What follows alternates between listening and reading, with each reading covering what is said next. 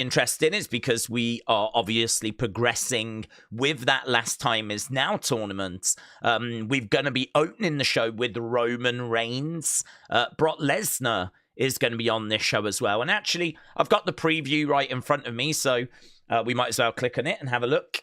So here is the official preview. Oh, hello. Do we have... You are not authorized to access this page. Oh my god, I've been blocked. I've been blocked by WWE. What the hell? Well, that's exciting, isn't it? That's a spanner in the works. You are not authorized. Oh my god, they've kicked me out. They've kicked me out like I'm Tony Khan. Like I'm some sort of AEW double agent. But that's okay, because we know what we've got tonight anyway. Down here, you can see we've got Penta taking on Solo Sikoa.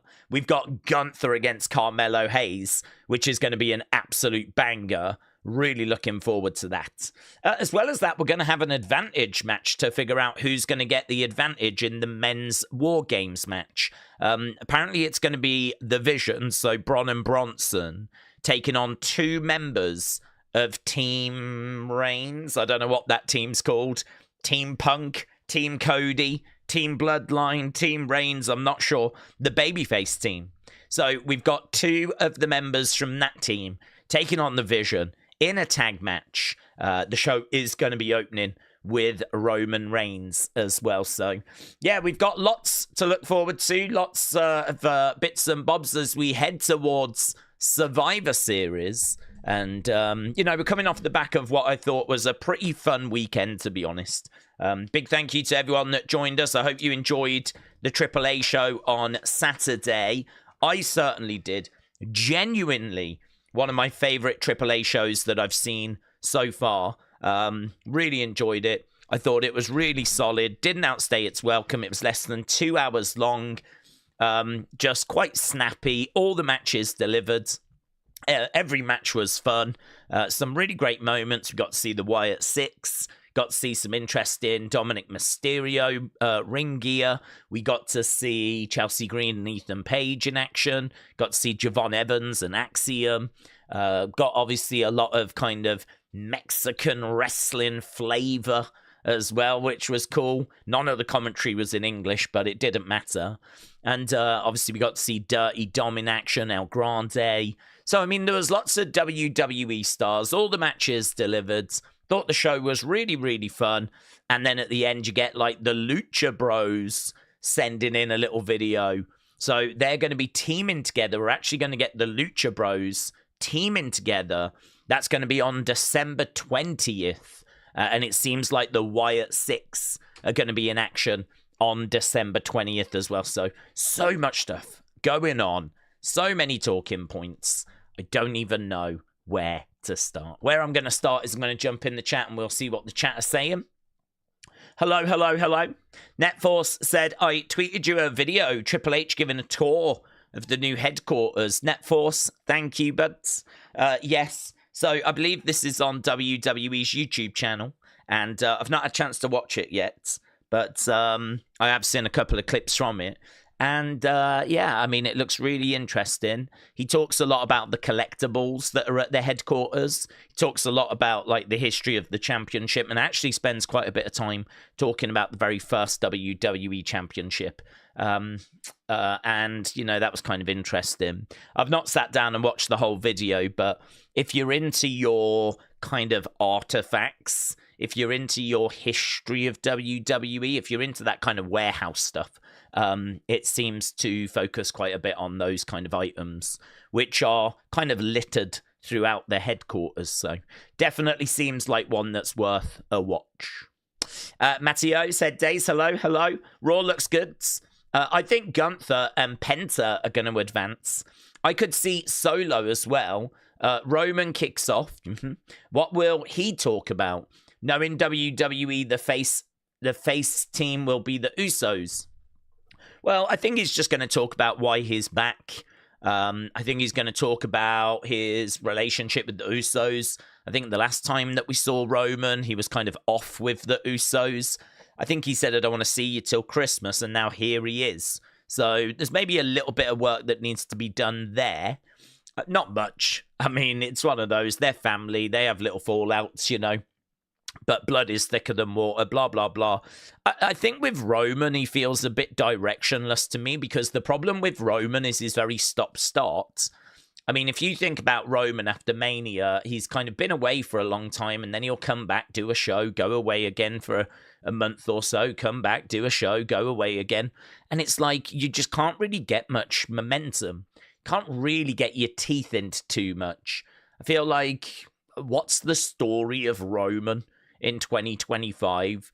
I mean, really, it feels to me like you build up to a big match at WrestleMania, the triple threat, get betrayed by Heyman, then that, which is April, right? Then after that, you go away for a long time, come back, you build towards the Vision, matches with the Vision. You do a match with Bronson as a singles match, do a tag match against the Vision at SummerSlam. You keep getting attacked by the Vision, all this, and now here we are at Survivor Series. The story for Roman has been very stop-start. It's such a shame that I don't really feel like we can get our teeth into much Roman goodness, right? I really don't feel like I get much from Roman after Mania. I feel like Mania and the road to Mania is really good for Roman Reigns, and that is like the best part of the year. And then after that, it's all really bitty, and it's all really like stop-start and lack of momentum, and, you know, getting injured so he can go away and explain his absence. And it's a bit frustrating, to be honest with you. So I suppose what I'm looking for from Roman is I'm looking for something quite cohesive. I'm looking for a nice explanation as to where we are, what we're doing, what we're trying to achieve. I mean, I'd imagine it's just, I want to sort this Vision problem once and for all. I'm always going to be there for my family. Blood is thicker than water. We got an advantage match tonight. We need that advantage because at Survivor Series, I'm looking to end the Vision once and for all. I think it's going to be one of those kind of things. You put a bow on everything, and then, you know, we can then move on to the next thing. Now, obviously, I don't think it's going to go that easy and that simple. The Vision, I don't think, are going away anywhere. WWE have invested a lot in Bronson, and I think that's only going to continue into 2026. Obviously, Seth, when he comes back, he's going to be going after them. So, but that's not going to be until next year.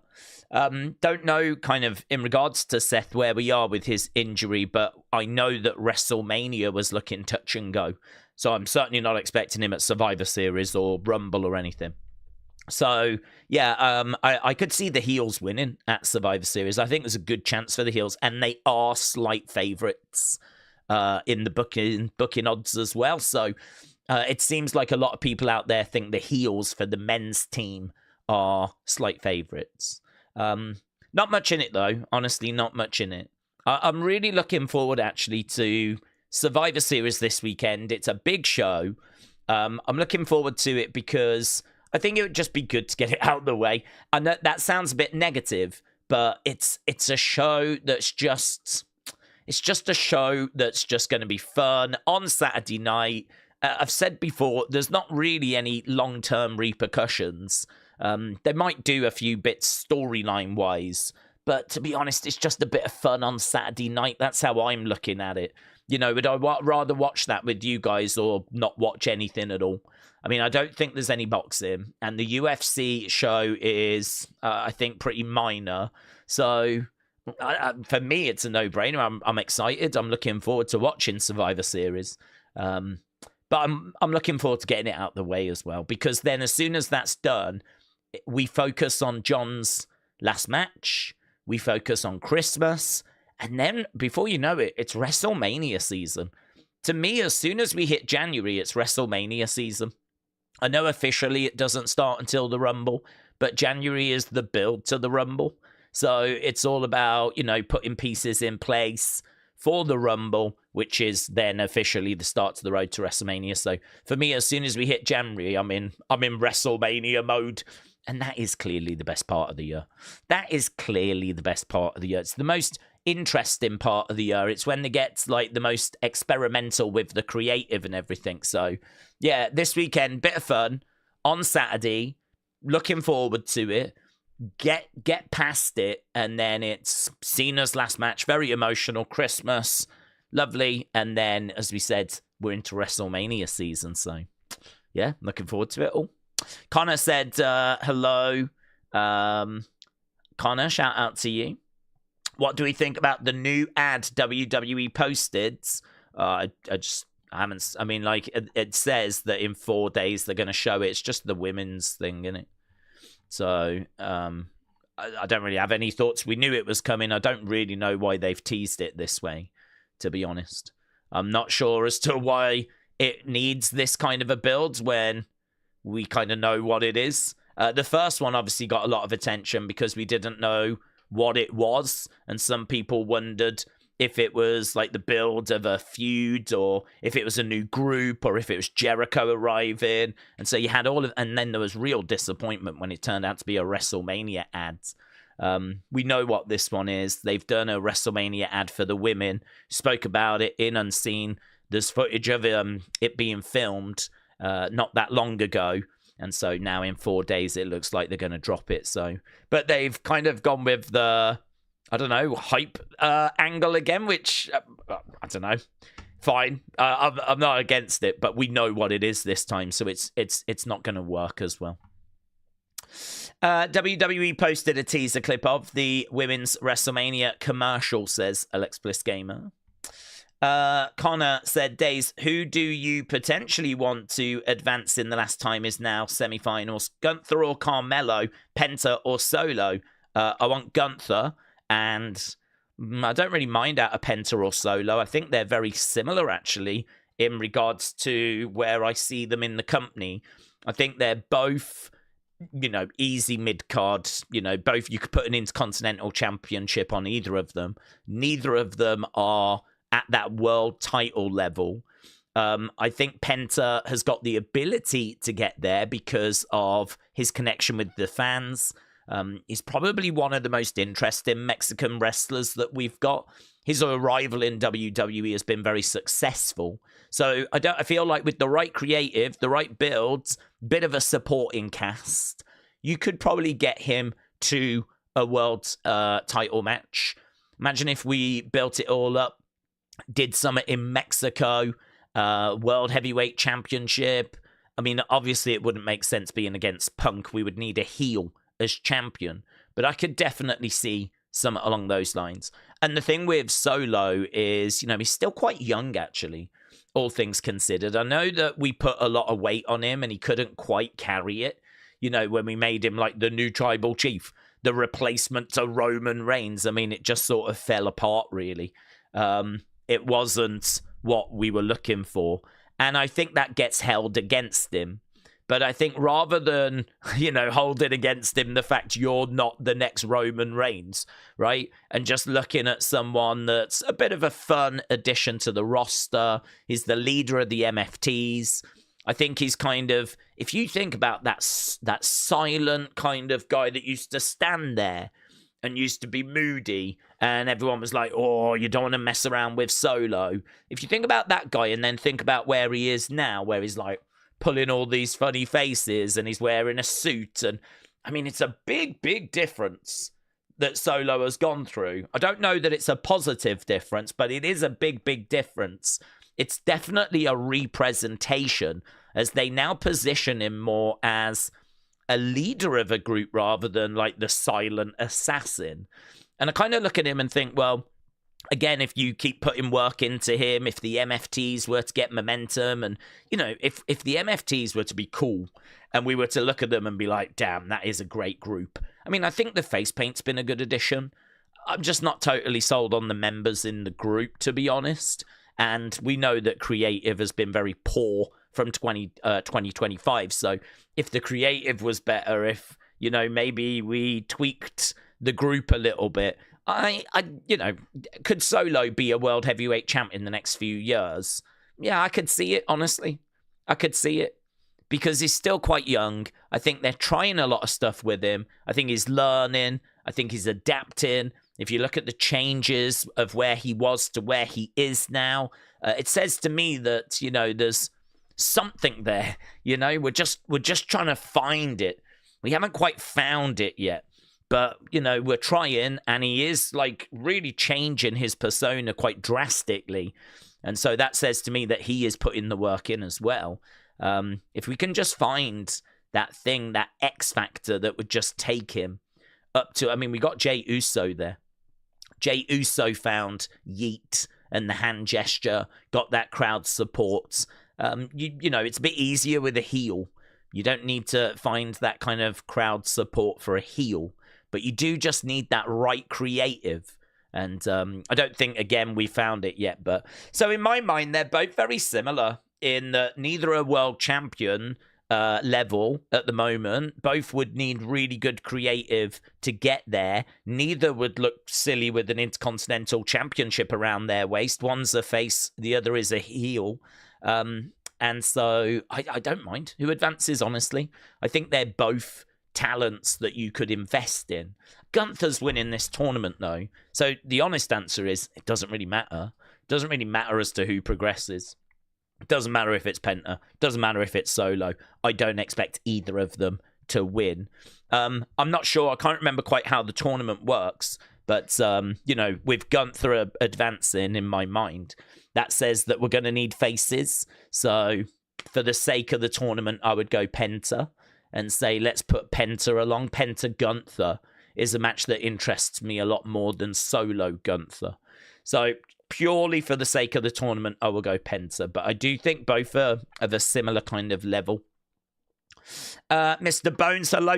Do we see the Triple H tour of the headquarters? I looked it up, but they don't offer public tours, which is a bummer.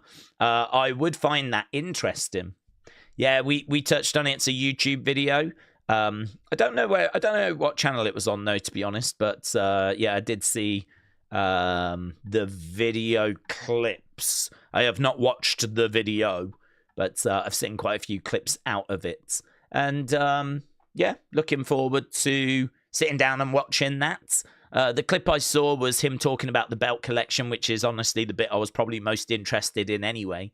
But yeah, you can understand them not doing a public tour at the moment because, I mean, they've been in now a couple of years. I think they've been getting settled. I don't know about if you could do a tour to avoid sensitive information. I suppose you could. You'd just have to make sure that everyone was aware that there was, like, you know, members of the public around. You'd have to make sure none of the screens could be spotted because, you know, people would be taking pictures and filming and listening out to conversations. I don't know if it's all built to kind of avoid prying guys and people filming and all that kind of stuff. And there's probably a lot, obviously, of sensitive information. So I don't know. I mean, they would have to really be very careful with all of that to make sure that nothing, you know, could leak or there'd be any issues. No computer screens could be seen or the reflection of a screen seen on a, you know, reflective surface or whatever it might be. So to be honest, it might just be more trouble than it's worth. So I don't believe they did it of the old venue. So probably won't do it of this one either. Do we have a female joining MFTs? Maybe Tamina or Nia. I don't personally have one joining. I think what WWE are going to do is they will have Nikki on the outsides, just being a bit of a problem. I don't know that we're going to look to actually engage her with another female. I think she might just be like kind of on the outside, offering support.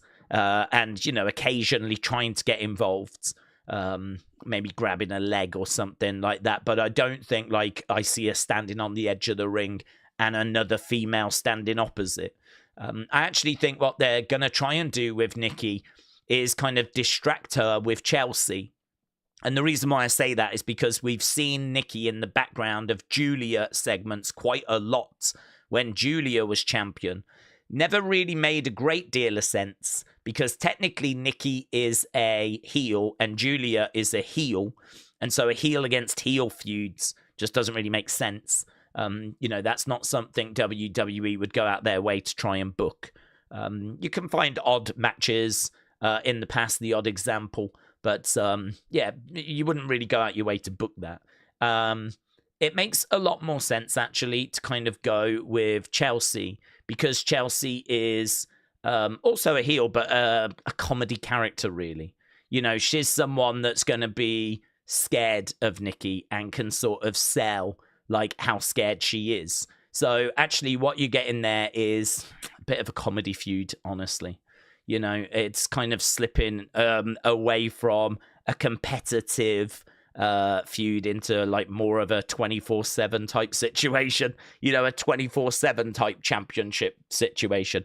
And sadly, we have heard news that they don't really care about the United States Championship. Word kind of came out that there was no plans for it. And I think, that frustrated a lot of Julia fans recently. I think we have probably put more stock into that championship than WWE have. So yeah, it's a bit of a nothing situation, but it'll give Nikki something to do. And with Nikki being in the background of like Julia segments, and then even scaring, we've already had a taste actually of where she scared Chelsea Green. Do you remember that the other week? Where Chelsea turned around, Nikki was there. She like jumped out her skin and ran away. Well, she's won the title after that. And I've got to think that Nikki being in the background has got some sort of payoff. So I'm thinking that that's probably where we're headed. And that feud makes a lot more sense to me because I don't know about you, but I don't want to see Julia jumping around terrified. I don't think that's the right visual for Julia.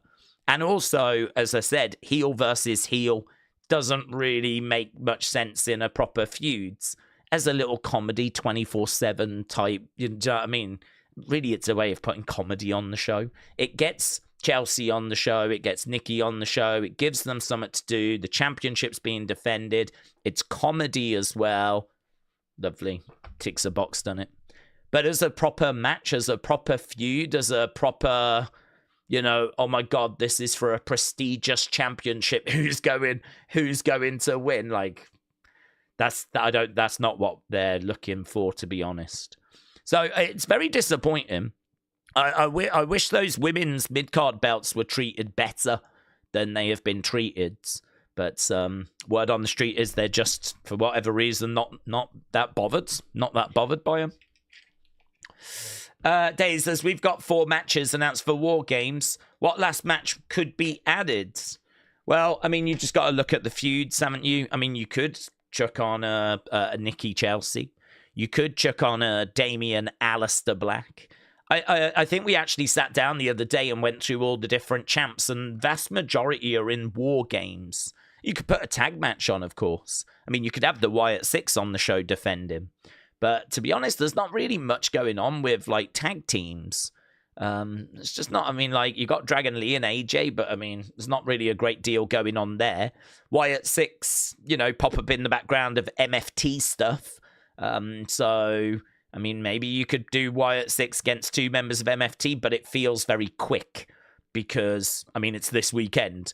And, Wyatt Six are going to have to attack on Friday, and then a match is going to have to be announced, and then we're going to have to do it like 24 hours late. That's a lot, isn't it? It makes me think that's probably not what they're going to be doing. So there's maybe a few feuds that you could, like we said, Alistair Damian, but I'm not aware of anything like massive that's missing. I'm certainly not sat here going, oh my God, they've got to find a way of getting such and such on the show. I think they've just absolutely stacked the 2 War Games matches. They've got Cena on the show, of course, and then Nikki against Stephanie. So, yeah, they could add a 5th. The past few years have had a 5th match, but I don't think it's anything massive. Higgy said, could Jimmy turn heel? He could, even though they were teasing Jay. Yeah, he could. I could see Jimmy turning because it seemed like Roman and Jay were pushing him aside so that they could be on top. Yep. There's a lot of thoughts in regards to, will it be Jay? Will it be Jimmy? Could it be LA Knight that turns? Will it be Austin Theory that joins up with the Vision? We did touch on this on our sort of Survivor Series predictions video. Big thank you for all the support with that. I know it's different. I know it's not a breakdown video or unseen or anything. It's a predictions video, and obviously we only do those like once a month. But I was pleased with how it turned out because there was only 4 matches. But we were talking on Saturday night about all the other things that we could talk about and predict. And I included a lot of the kind of comments that I'd written down in that video. And I kind of thought we covered a lot of bases. I thought we ticked a lot of boxes with that prediction video. And a lot of people talking about who could join the Vision, you know, who could turn, who could join. Will it be LA Knight? Could he come down? Could, because he's not in the match, but, you know, could he get frustrated with the lack of opportunity as a babyface and then join the Vision, which I'm not against, honestly. I think it'd be a really good spot for him. Getting in a group that's being, like, led by Paul Heyman, being alongside Bron Breakker, one of the hottest young stars in this industry. I mean, that's a good position. It'd be like when Sammy got in the Bloodline. It'd be a good position, that, for LA Knight. So I would not be against that. I'd not be against Austin Theory going in for the exact same reason. I mean, any time you've got an opportunity to get in a group like that, I mean, you take it because that is the place to be. They are one of the hottest things on Raw. The fans might not be crazy about it, but WWE are not going to abandon it. So if you can get in that group, that's, I think, great for your career. So Theory going in would be good. LA Knight going in would be good. Grayson Waller going in, you know, I mean, there's a few people that could find their way in that group. A few people have said about calling up Ethan Page. I think he's got enough on his plate at the moment, to be honest. But what if Jimmy turned and joined that group? What if Jay turns and joins that group? I mean, these are very interesting dynamics, which, you know, definitely add a little bit of extra spice to Saturday night, the potential for something like that. Because there's no good reason as to why you wouldn't do it. It's just, if you want to do it, I think it just comes down to that. Like, oh, I wouldn't put Jay in, he's not good enough. Or, oh, I wouldn't put Jimmy in, he hasn't got enough charisma, or whatever people might say. But, you know, you could do it. There's nothing stopping you from doing it. None of those names are going to be overshadowing Bron Breakker. Bron Breakker is still, you know, these people could come in and stand alongside him, just like in a way how Bronson Reed does. But none of them would come in and become the leader of that group. Bron Breakker ain't taking orders off anyone. So, you know, it would have to be a bit of a Shield standing shoulder to shoulder type dynamic. But yeah, those are all potential curveballs that could show up this weekend. Chris, hello. Says, Daze, keep doing what you're doing. Appreciate it, bud. Shout out to you. I don't know if Martin's around. I've not seen him yet, but Martin is our interim champ, and I couldn't find a picture yesterday. So if Martin's around, ping me a picture. I will get that made. But I couldn't find one. Daze, if LA Knight joins, I wouldn't mind. But I still think Theory would accomplish more as a babyface. While basically using him as a launching pad, says Calvin. Yeah, I agree. I mean, if for me, Austin Theory as a babyface is the long-term plan. So in the short term, what you could do is put him in the Vision, have him be in that Sami Zayn character, have him be that Daniel Bryan in the Wyatt family character, which is they're good people in a bad group, and the fans can see that, and they clamor for you to rebel. So think about Otis when he was kind of with Chad Gable, and you know, he was getting slapped around and everything. The fans really wanted Otis to stand up to Chad, and the fans really wanted Daniel Bryan to stand up to Bray, and you know, the fans really wanted Sammy to turn on Roman and stand up for Kevin, which he did eventually at the Royal Rumble. And I think that if you put Austin Theory in the group, you're going to need him in there for like 12 months or so. But so he'd have to be heel for 12 months, but it would be a bit more complicated than that. You know, he'd be getting asked to do things he doesn't want to do, and the fans would pick up on that. And hopefully the fans would be willing, for Theory, to kind of push against, you know, come on, stand up for yourself. Stop getting slapped around by Bron Breakker and, like, spoken down to by Heyman. Stand up for yourself. And then, of course, he does, turns face. And I agree with you. I think that's the long-term future. But there's a good way of getting there, which would be put him in the Vision for a little bit, have him be a heel for a little bit, and then use that as a way of kind of making him an even bigger babyface when he stands up to, like, Bron Breakker and stands up to Bronson Reed. And, you know, we get that big dramatic moment. Which has been played so many times, those kind of moments, but they always play out really, really well, to be honest. Taker 1990 said, here's another scenario. For the women's War Games, AJ Lee could get the pin on Becky. At some point, Becky gets the IC title back. AJ Lee gets her title shot, maybe at Mania. Thoughts? AJ Lee could get the pin on Becky. At the moment, I don't really know what that would achieve, because Becky doesn't have the belt. You know, if she had the Intercontinental Championship now, then I would say that makes sense, because a pin on Becky means that AJ should be able to demand an IC title match. What I would say, though, is she probably could do that anyway, because didn't she pin her at WrestlePalooza? So I kind of feel like we might already have a reason to do that match. But this would just be another way of kind of getting to it. I think with Becky not having the belt at the moment, I don't know that it really makes sense. I sort of feel like AJ Lee is kind of already there, in the sense of, if Becky was Intercontinental Champ, I think Becky hates AJ so much that she'd be willing to give her a match just so she could get her hands on her. So... yeah, it's a possibility. I don't know. It's one that I would go with personally, only because I don't know. I just feel like Becky losing to AJ Lee.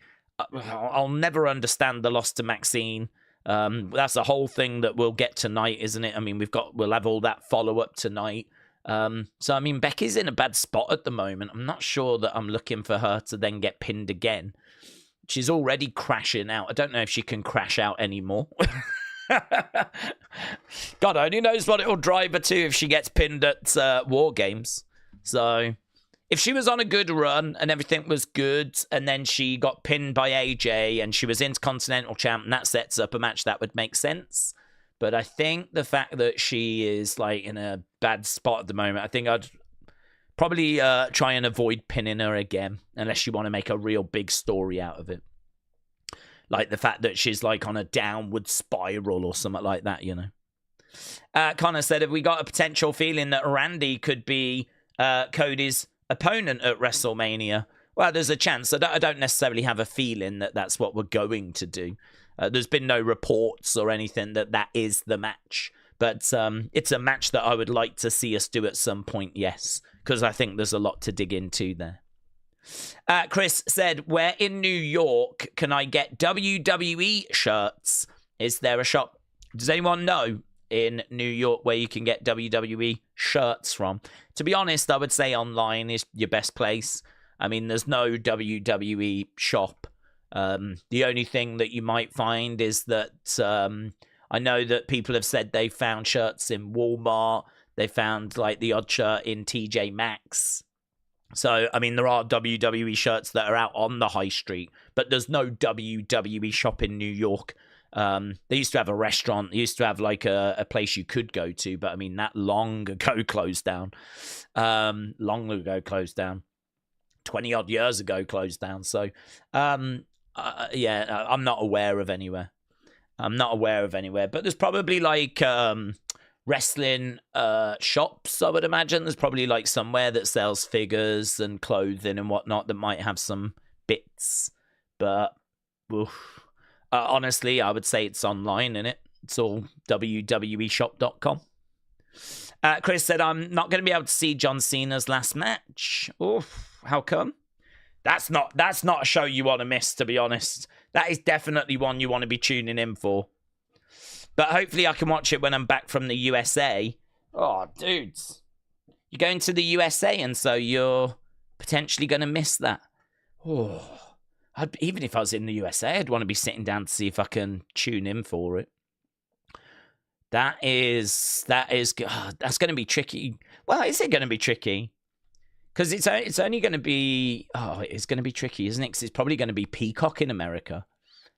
So it's not even Netflix, is it? Once you're in America, it's going to be Peacock. So you'd have to have a Peacock. Yeah, it's probably going to be trickier. Oh, that sucks. That's bad timing, that is.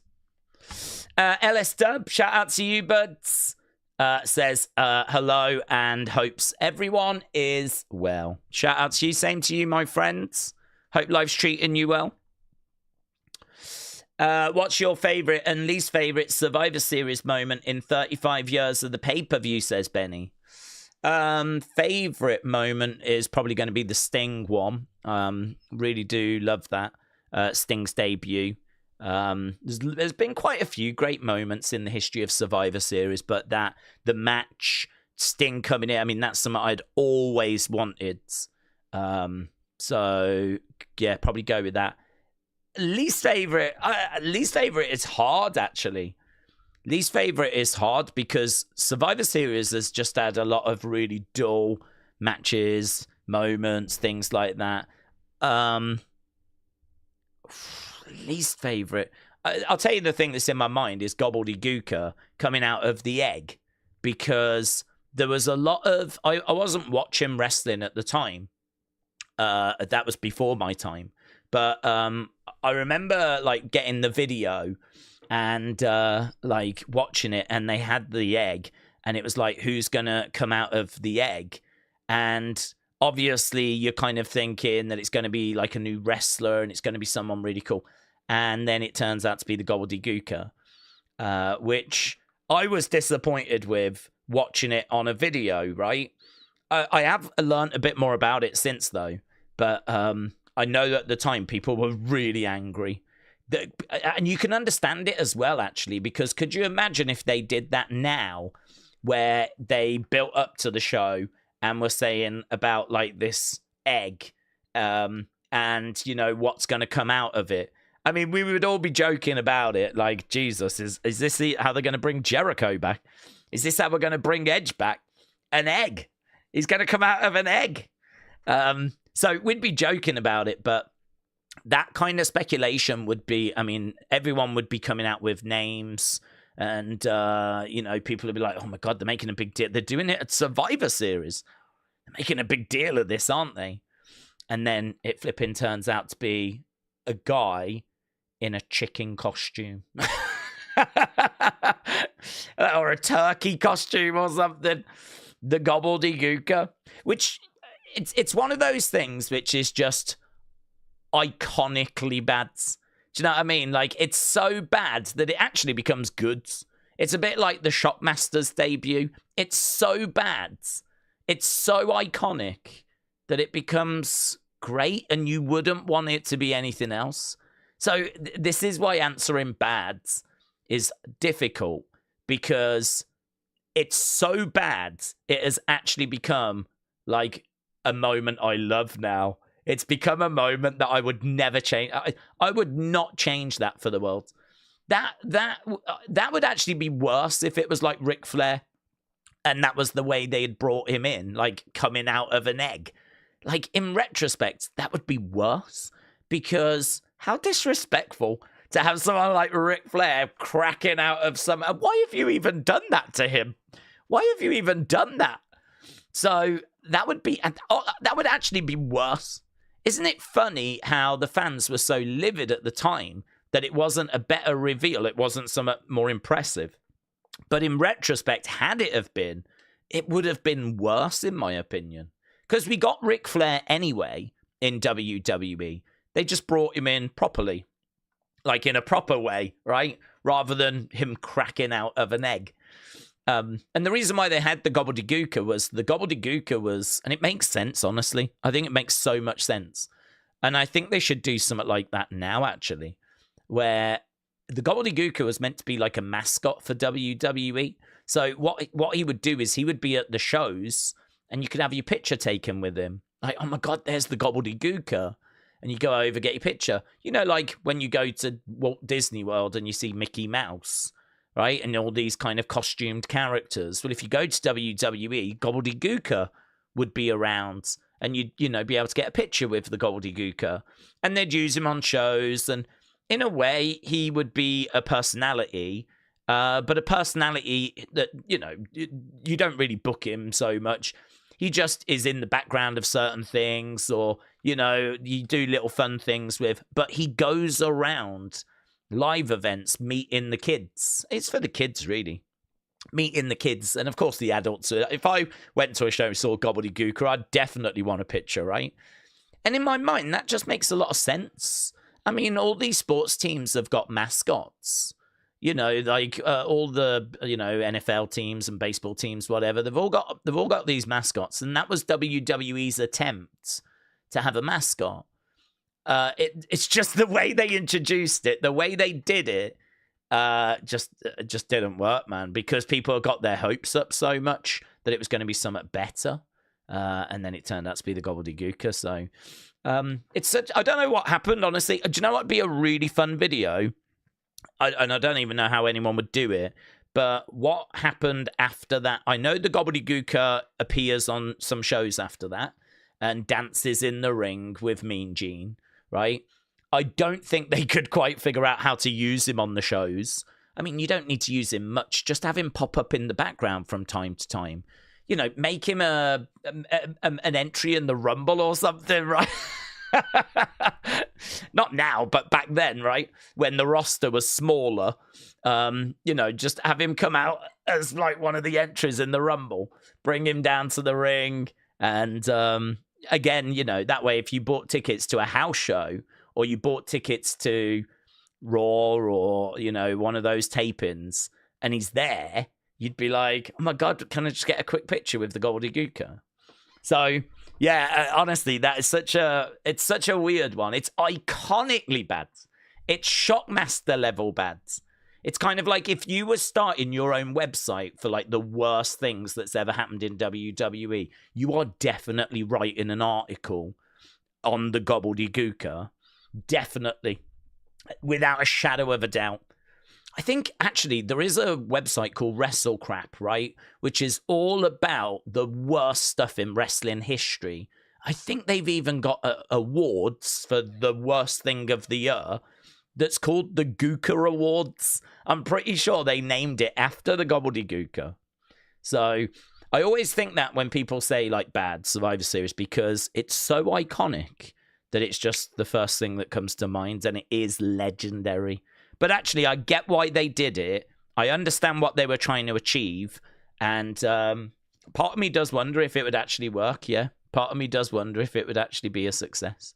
I know they tried to do a few things after Survivor Series 1990 with it, but that was it then. Like, didn't catch on, and they just abandoned it.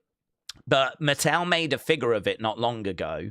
And when we had the 24/7 belt there, they actually brought him back. It was a slight change in costume, though. But they brought him back, and he actually was 24/7 champ very, very briefly. Gobbledygooker was 24/7 champ, so there we go. That's the extent of my... Oh, and one of the... Was it Hector Guerrero? Who was it? One of the Guerreros, I believe, was inside the costume that day in 1990. I don't think it was Chavo. I think it was like Hector or someone. But it wasn't Eddie. Definitely not Eddie. But yeah, that's probably the extent of my gobbledygooker knowledge. The Ring General said the mat is sacred. Thank you, Daze. Enjoy Raw. Thank you, buds. Appreciate it. Appreciate the support. And yeah, I'm looking forward to Raw. I think tonight's show is... I think tonight's show is live. Tomorrow's NXT is not. And we know that SmackDown isn't either. So we've got quite a bit of stuff coming up, which is taped, unfortunately. Right, Daze, who do we want to see win the Rumble this year, said Alexis. For me, it's between AJ, Randy, and Sammy. Sammy, for me. I'm really looking at... Benny says, yes, it was Hector. Great, thank you. Right. Alexis says, who do we want to win the Rumble? I want to go Sammy. You know I'm a Sammy stan. I think we've done a lot to try and build him. I think it's a real shame that he's not doing much at the moment because of... I don't know if he had a little injury, genuinely. I mean, maybe he had a little knock, and that's why we changed the belt to Ilya, and Ilya's carried on that open challenge. I wonder if that was meant to be Sammy that was going to keep going with the open challenge, because we haven't done anything with him since. And actually, they've said on the show about him not being medically cleared. Now, he's going to be in the match on Friday, so I only think it was a minor thing, if it was anything at all. I think it was only a minor thing. But, yeah, a bit of a shame, honestly. I thought we'd done really well after SummerSlam with Sammy. And that open challenge stuff was amazing. And then just, yeah, he's just faffed around with the MFTs, hasn't he? And it just feels like a bit of a step backwards, really. But if we can get him, you know, cutting some of those fiery promos, and if we can get it so that he goes into that as, you know, feeling like, yeah, he's got a chance here. He might not be the biggest name, but we're in Saudi Arabia. They love him over there. He's got a chance, you know. He's got a chance here. So I think someone, you know, a lot of the names are going to be fine. Like, you don't really need a big name to get it. A big name, like a Roman. I mean, Roman's going to be fine. He's going to have a big match at Mania. Same with CM Punk. If he's not champ or still, you know, he's going to be fine. I do like your AJ Styles shout, though. I do like your AJ Styles shout, because we know that he's going to be in his final year. But to be honest with you, I don't think they've got any plans for AJ to have a world title match at WrestleMania. So I would certainly not be against AJ winning. I would be totally fine with that. I think it's a very good shout. But yeah, if I'm riding with anyone, I'm going to be riding with Sami Zayn. Dean said they should have him eliminate someone in the Rumble. Have him eliminate someone in the Rumble, themselves get eliminated by an NXT star, have him eliminate Seth, then they get eliminated by a new guy. You've lost me. You've lost me, Dean. Trini said, when you get a chance, Complex has done a video about the headquarters. It's interesting. It shows some of the memorabilia that I think you would appreciate. Trini, thank you. Dark Clouds said, Daze, I've been missing streams due to life and babies. You know how it goes. But what's going on tonight? Well, Dark Clouds, shout out to you. Sounds like congratulations might be in order with babies being involved. But yeah, tonight it's a pretty straightforward show, to be honest with you. We've got a couple of last time is now tournament matches as we continue on the road towards finding out who's going to face John. And actually, I've got a bracket in front of me. So it does appear like the winner of Penta Solo will face the winner of Carmelo Gunther. They're both on the same side of the bracket. So that just cements my thoughts that Penta should win, so that the next round is Penta Gunther, because I'm pretty confident Gunther's winning. I wouldn't be surprised if The Miz gets involved to cost Carmelo, because I don't think that's a feud that's done, of course. But Gunther, Penta, semi-final, I could totally see that. And then on the other side, we've got the likes of Jay, we've got the likes of LA Knight, we've got a mystery person that's coming in to replace Sheamus. I don't know who the other person is, can't quite make them out. I've only got a little tiny. It's Rusev. I might as well show you. I've made it bigger now. So Jay, Rusev, winner goes on to face LA Knight and a mystery person. Now, SmackDown's been taped, so that's out there, right? I do know who it is. Unfortunately, I did see it the other day, so I do know who it is. But I'm not going to reveal it or say anything. So I don't know who wins the match, though, right? I don't know who wins the match. But because I know who that is, I'm not going to predict that side, because it might give some stuff away. But on this side, as we said, we got these matches tonight. So I think Penta goes through. I think Gunther goes through. That makes sense. Heel versus face. Lovely. Obviously, the winner of this tournament goes on to face John in his final match. So we got that, and then the rest of it is just going to be Survivor Series. Final touches, little bits that we need just to put those finishing touches in place for the show that is this weekend. So Survivor Series on Saturday, that's our major focus.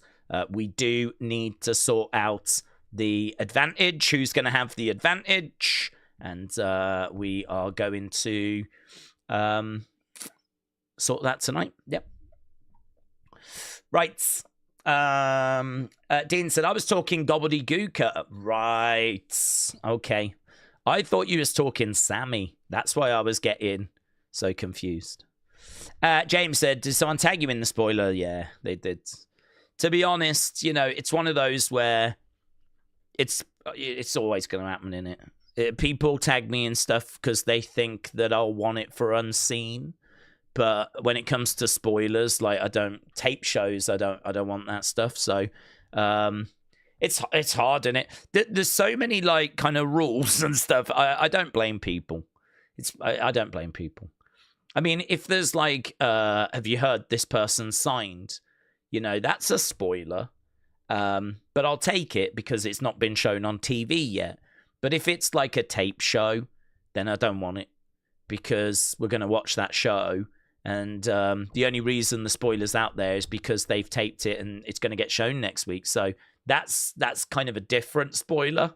But how can you get that message out to everybody? You can't. And yeah, so as a result, I did get tagged in it. But, you know, whatevs.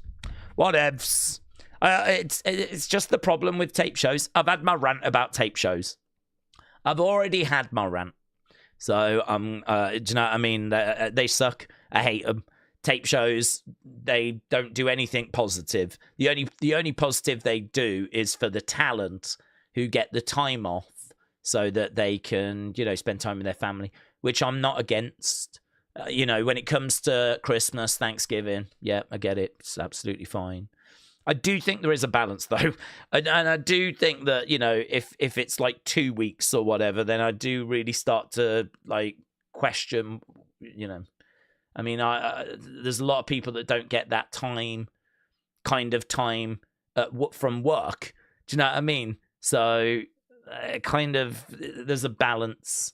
There's a balance. I really would like to avoid tape shows wherever possible because they're just not great for the viewer, are they? And trying to avoid spoilers is a flipping nightmare. Right, Jordan said, could Finn Balor be separated from the Judgment Day? Could he bring the Demon back? He does great in singles matches. With tag team, he doesn't seem to work. Well, he could. There's no word that we're doing that. The only thing we've heard on Finn Balor is that this year was meant to be a big year for him. And it was not, right? So I don't know what happened there. I don't know if that was bad info or if plans changed. But I don't think you could say this was a big year for Finn Balor. I mean, honestly, he has fallen into a crack, hasn't he? He's fallen into a safe space, a comfortable space. And it's very hard to know whose fault it is. I think it's probably a bit of both. And I don't really blame Finn for it, right? Because again, I always like to try and put myself in people's shoes. And if I was Finn Balor and I watch people losing their jobs and I'm earning really good money and I've been on the main roster for quite a long time, I'm not essential, to be honest. I'm not someone that's going to be main event in WrestleMania and SummerSlam, winning Rumbles, winning world titles. Certainly not where he is at the moment, right? I mean, he's getting tag titles. He's in a faction, winning tag belts. And he's, you know, age-wise, he's older than probably the average age, right? Let's put it this way. He's closer to the end of his career than the beginning. I want to say he's around the 40 age. He is, Jesus Christ, older than I thought. I think that surprised me before, actually. He's 44. So the thing is, Finn Balor, I don't blame him. I think you could look around at people losing their jobs. You could look around at all of that, like budget cuts and everything. And you could probably just be thinking to yourself, how do I keep this job? How do I keep this job? How do I keep this job that's paying so well, that's raising my profile? I'm being seen all over the world. They're making figures of me, shirts of me. I'm in Judgment Day. That's not a bad thing, right? I mean, it was great at first. It's just gone on and on and on and on. So I sort of feel like, how much is he pushing to get out of Judgment Day? How much is he going up to Triple H going, look, I've got this idea, I've got that idea, we could bring the demon back, I'm thinking new face paint, I'm thinking new body paint, I could go and get like this made as part of my entrance. I really think I could work with the Wyatt Six and like do something. We could find a way of connecting the demon story with the Fiend. And don't forget, I was the first person that had a match with the Fiend. You know, I've got a history there with Bray. I could help the Wyatt Six. How much is he coming up with ideas? How much is he knocking on Triple H's door? How much is he asking for opportunity? Or is it turn up, do what you're asked, go home? If that's what he does, turn up, do what I'm asked, go home, cash the check, lovely, thank you, I get it. No criticism. Honestly, it might sound like criticism, but I'm not criticizing. Get it. 44 years old. He's been in WWE a long time now. I want to say like 10, 11 years. Maybe even longer than that. I'm not sure when he came in. I want to say 2013, 2014. So 11 years, around that kind of ballpark with NXT. And obviously he won the first Universal Champion. He won that in 2016 at SummerSlam. And I think that, I don't know why they moved away from the demon so aggressively. I understand that he wasn't necessarily over. The demon was over.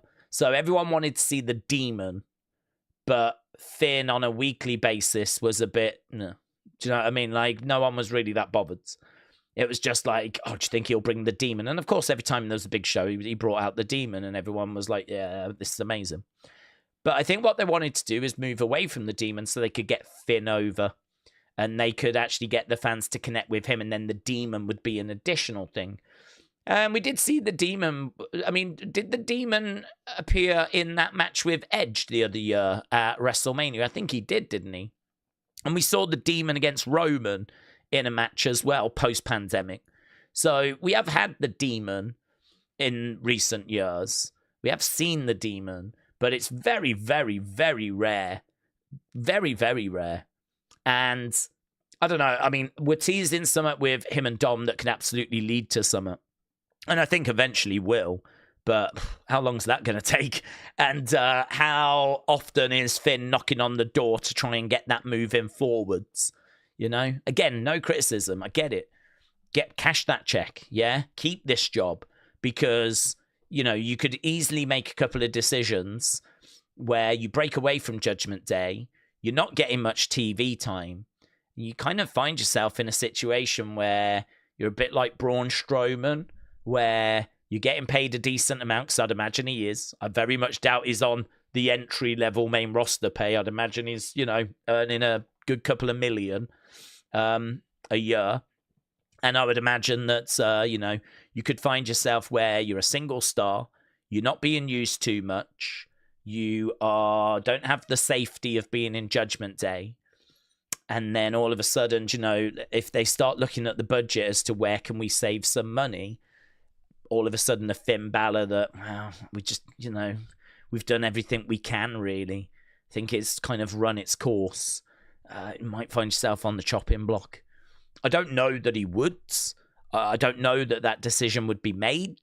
But I think, you know, you can understand him staying in Judgment Day and staying comfortable.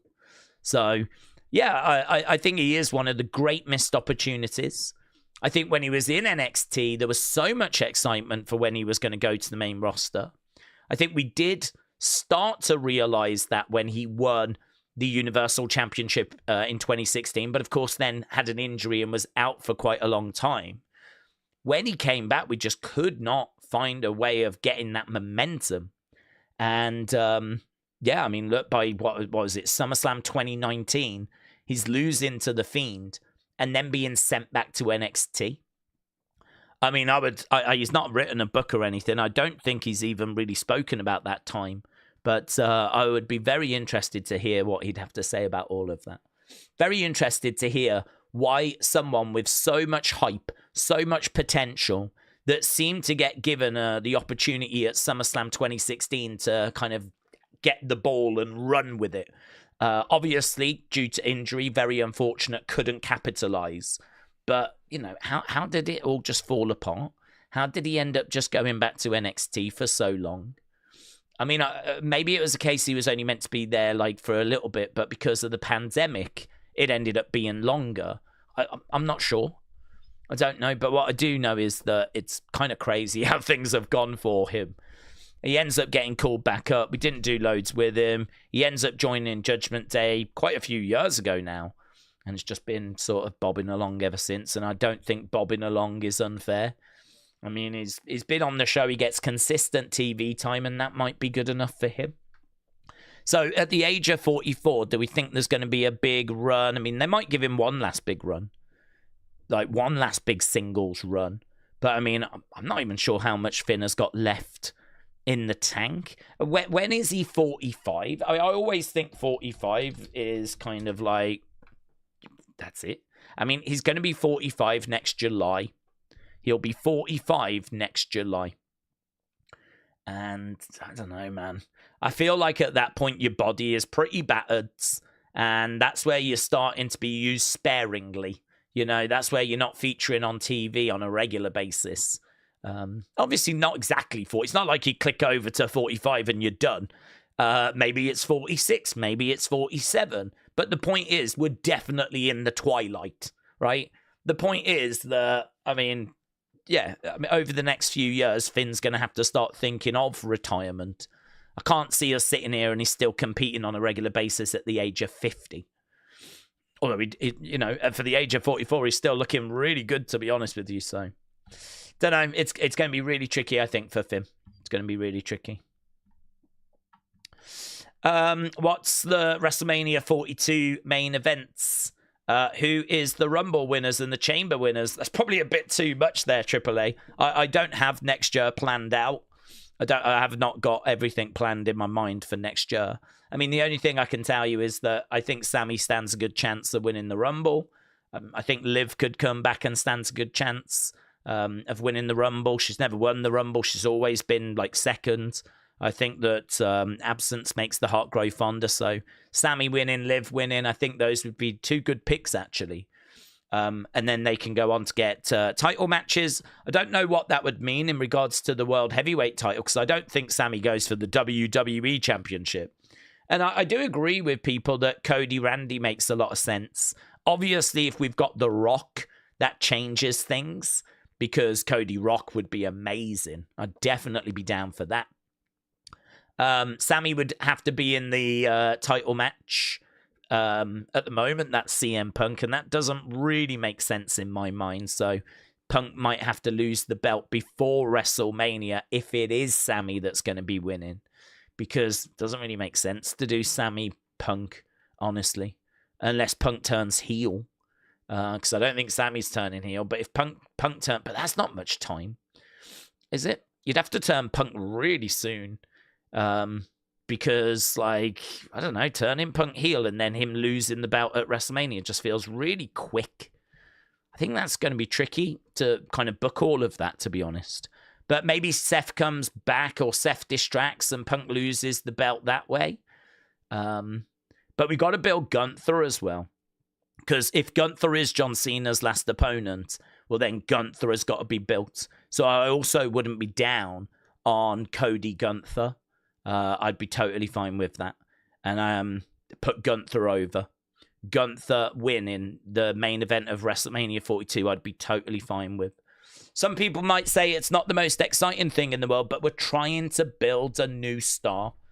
Like, past few years has been obviously dominated with Cody and more so Roman.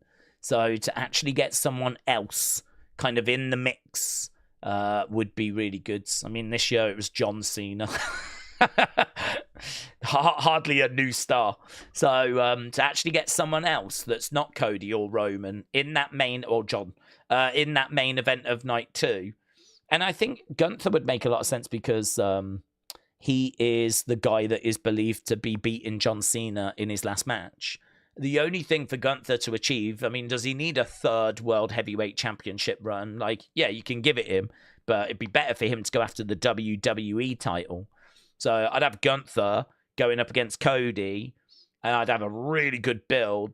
And, this is a Gunther that I would sort of try and make a bit like when Brock beat the Streak. I would try and make Gunther like that, like hype him up, big him up, monster, unstoppable, keep winning, give him an undefeated run at the start of the year, just murking everyone, looking badass. And he's going to go up against Cody Rhodes. Cody Rhodes, Gunther, main event of WrestleMania. The guy that beat John Cena in Cena's last match is taking on the WWE champion. Book it. I'd have that. I'd also have Cody Randy, heel Randy. You can book that. I would also have Cody Rock in a heartbeat. You could absolutely book that. As the Sammy one is the strange one, to be honest. But it does make sense, him being in the running, because the Rumble's in Saudi Arabia. And I do feel like we've been trying to build him up. He's been talking about trying to be a world champion a lot since SummerSlam. So, it's not the craziest suggestion in the world that Sammy could win the Rumble. But I don't know, perhaps we do go a different direction. Perhaps the stars just aren't going to quite align. And so maybe he doesn't get his hands on a title this side of WrestleMania. Perhaps we're going to have to wait for SummerSlam or something like that. And so perhaps Sammy doesn't quite get that Rumble win. Honest opinion, do we think Drew is going to get the title from Cody? I think Drew Sammy would be cool. Drew Sammy would be cool, but I wouldn't have Sammy going after the WWE Championship. It's too big for him. I think Drew has a chance, but I think he's got a chance. I think he's got a chance of getting his hands on it. But to be perfectly honest with you, if he was to beat Cody, I could see Cody facing Drew and winning it back before WrestleMania. I don't know that Drew would keep it very long. Drew might get his hands on it as a bit of a thank you, because over the past few years, he has been exceptional. His feud with CM Punk was very, very well received. And then, since then, he's kind of done everything that's been asked of him. He's won like Social Star of the Year Slammy because he's been excellent online. He is someone that's Mr. Reliable. And there's a lot of people out there that are kind of clamoring for him to get his hands on a championship, a top championship. I just don't know that WWE is ready, honestly, to put that belt on him and then invest in him. I don't know that WWE are ready to do that. I don't know that WWE genuinely see Drew as a face of the company. I think what Drew is a top name amongst a lot of top names. I mean, if we was to talk about the main event picture, we're talking Roman, Punk, Seth, Cody, Drew, Gunther, Jey Uso. You're talking all of those names. There's probably going to be other names that I'm forgetting as well. Brock Lesnar, of course, now that he's back. Bron Breakker is not going to be too far away from being in that pot. So when we say face of the company, you can make an argument he already is a face of the company. But I think if you've got that WWE Championship, you are like the face of the company. You are like number one, number two. You're like right up there. S tier, yeah? I just don't know. I just don't know that WWE, given all the options they've got right now, really see that for Drew. I think they see him as one of the names. It's a bit like back in the Attitude Era. Drew, for me, is in that sort of Mick Foley position. He is undeniably a big star, and he is going to win like top titles. But do the company want him to be the guy, or do they want Stone Cold and The Rock? You know, right now, I think they want Roman, Cody, Punk, and I think Drew is a level below. I'm not saying he's a level below in regards to wrestling. I'm not saying he's a level below in regards to promos. I'm just saying I think in their eyes, maybe because of the numbers from merch, video views, Google searches, whatever it might be, all the indicators probably position him at a level below Cody, Roman, Punk, right? The IWC, I think, want him up there. I'm just not convinced that WWE do. I could see him getting the belt as a thank you, but I don't know how long the run would be. And I certainly am struggling to see Drew have like a run like Roman Reigns did. I don't see it. I just don't see it. I don't see it. I don't see them giving him that level of investment. I don't see it. I think that he's someone that can win world titles, can be in the conversation, but I just don't see that bloodline run for Drew. I could be completely wrong, but I don't see it. And the best way I can word it is he's Kane. He's Mankind. He is a top name, but there are others ahead. You know, back in the Attitude Era, Stone Cold, Rock were the top two, but you still had Mankind. You still had Kane. You know, you still had those guys that were around that were big stars. You still had Jericho, who was a big star. They were around, and they were around world titles, but they weren't Stone Cold and they weren't The Rock. And I think that's kind of where we are with Drew. That's how it feels, and that's how it's felt for a number of years. I mean, when we did invest in him was during the pandemic, and he was great. I mean, he was really great, but there was no crowds. So there was no crowd reactions to go off. And obviously we didn't have Cody at that time. And obviously at that time, Roman was away as well. I mean, don't forget, Roman misses WrestleMania 36. So, you know, we were a little depleted at that time. We didn't have as many options, and we didn't have a live crowd. And so he wins that title, and he does really well with it. But it's such a weird, unique time. And really, ever since then, they've used him, but I think they've not used him in the way that a lot of fans would have liked to have seen, or certainly a lot of the IWC fans.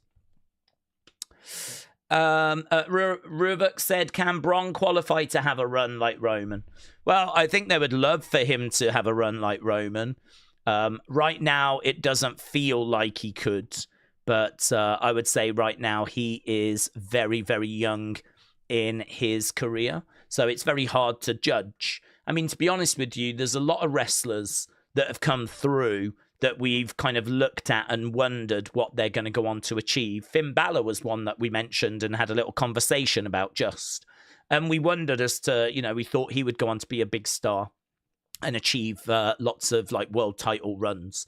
And of course, he's had one world title run for 24 hours and had to relinquish due to injury. I mean, if you said to anyone that was watching NXT in 2015, Finn Balor will have a top title, but only for 24 hours. By the time we get to 2026, that's all he will have had. Everything else will just be mid-card, tag titles. You would have been like, no, there's no way. He'll be a multiple-time world champ. And he's not. He's not. The truth is that it's hard. It's really, really hard to connect to the audience, to build someone, to get them to that level. When WWE say that someone is the next guy, when Heyman says this is the next guy, there is truth to that, right? There is truth to that. He is the one they've selected. And so they do believe that they can do something with him. But equally, they are saying it not because they're predicting it and they're going to show that they're correct in the future, but because they want you to believe it. There is a lot of propaganda in WWE. There is a lot of WWE, and it happens all the time. And it's always happens. It's nothing new. It's always happens. I'm sure you know it's happening, right? But there is a lot of them trying to manipulate you and to make you believe certain things and reframing, right? It happens all the time, right? And I think with Bron Breakker's someone you can look at and go, he's athletic, he's big, he's strong, he's a good talent. I think the truth about Bron Breakker is he's good. You can definitely use him on the roster. I see him as a mid-card champ. I see him as a good person to have in a faction. I see him as someone that could go on to win a world title. Yeah, I don't think it's crazy to see him with the World Heavyweight Championship, right? But do I see him as being like the face of the company? Do I see him as the next John Cena? I mean, I would say he doesn't seem to have enough charisma to be that. And I would say that his match quality is okay, but it's not really strong enough. I'd say his promos are not strong enough. I'd say that there are definite weaknesses that you can see with your own eyes, you can hear with your own ears, that his promos are not as engaging as Roman's or Cody's or Punk's, right? They're just not. And he stumbles on his words occasionally and he gets frustrated sometimes, right? Because he gets a little bit like lost. And his matches, I mean, if you watch his matches, they're fine, they're good. But how many times do we watch a Bron Breakker singles match and it gets a great rating? So you can look at the promos, I'd say not good enough for that level. I'd look at the matches, I'd say not good enough for that level. I even think size-wise, I mean, size is interesting because it's not a factor in the sense of, you know, Ray was a world champion, right? But I do think that if someone bigger comes along, if you have a Bron Breakker athletic guy that comes along that's a bit bigger, that's going to be a problem for Bron Breakker. I think that that's not a box that he's quite got the tick in. You know, you do wish he was just that bit bigger so that, you know, he could be a bit more Brock-esque. You know, he could be a little bit more where he's just got that little bit. I just feel like I just wish he was like 15% bigger than he is, like taller and just a bit more. I mean, that you could say that about everyone, but I just feel like it's just enough where you can mention it. Like, you know, when he's standing face to face with someone, like even when he's backstage with Nick Aldis is way bigger than Bron Breakker. Nick Aldis stands over Bron Breakker, and it's noticeable. So, again, if you want to present him as this, like, wrecking ball, this powerhouse, it's hard to do. Taz had the same issue. Taz was also someone that you just wish was that little bit bigger.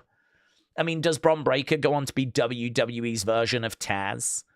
Which is no bad thing, but I don't think anyone would say Taz was, you know, the next John Cena.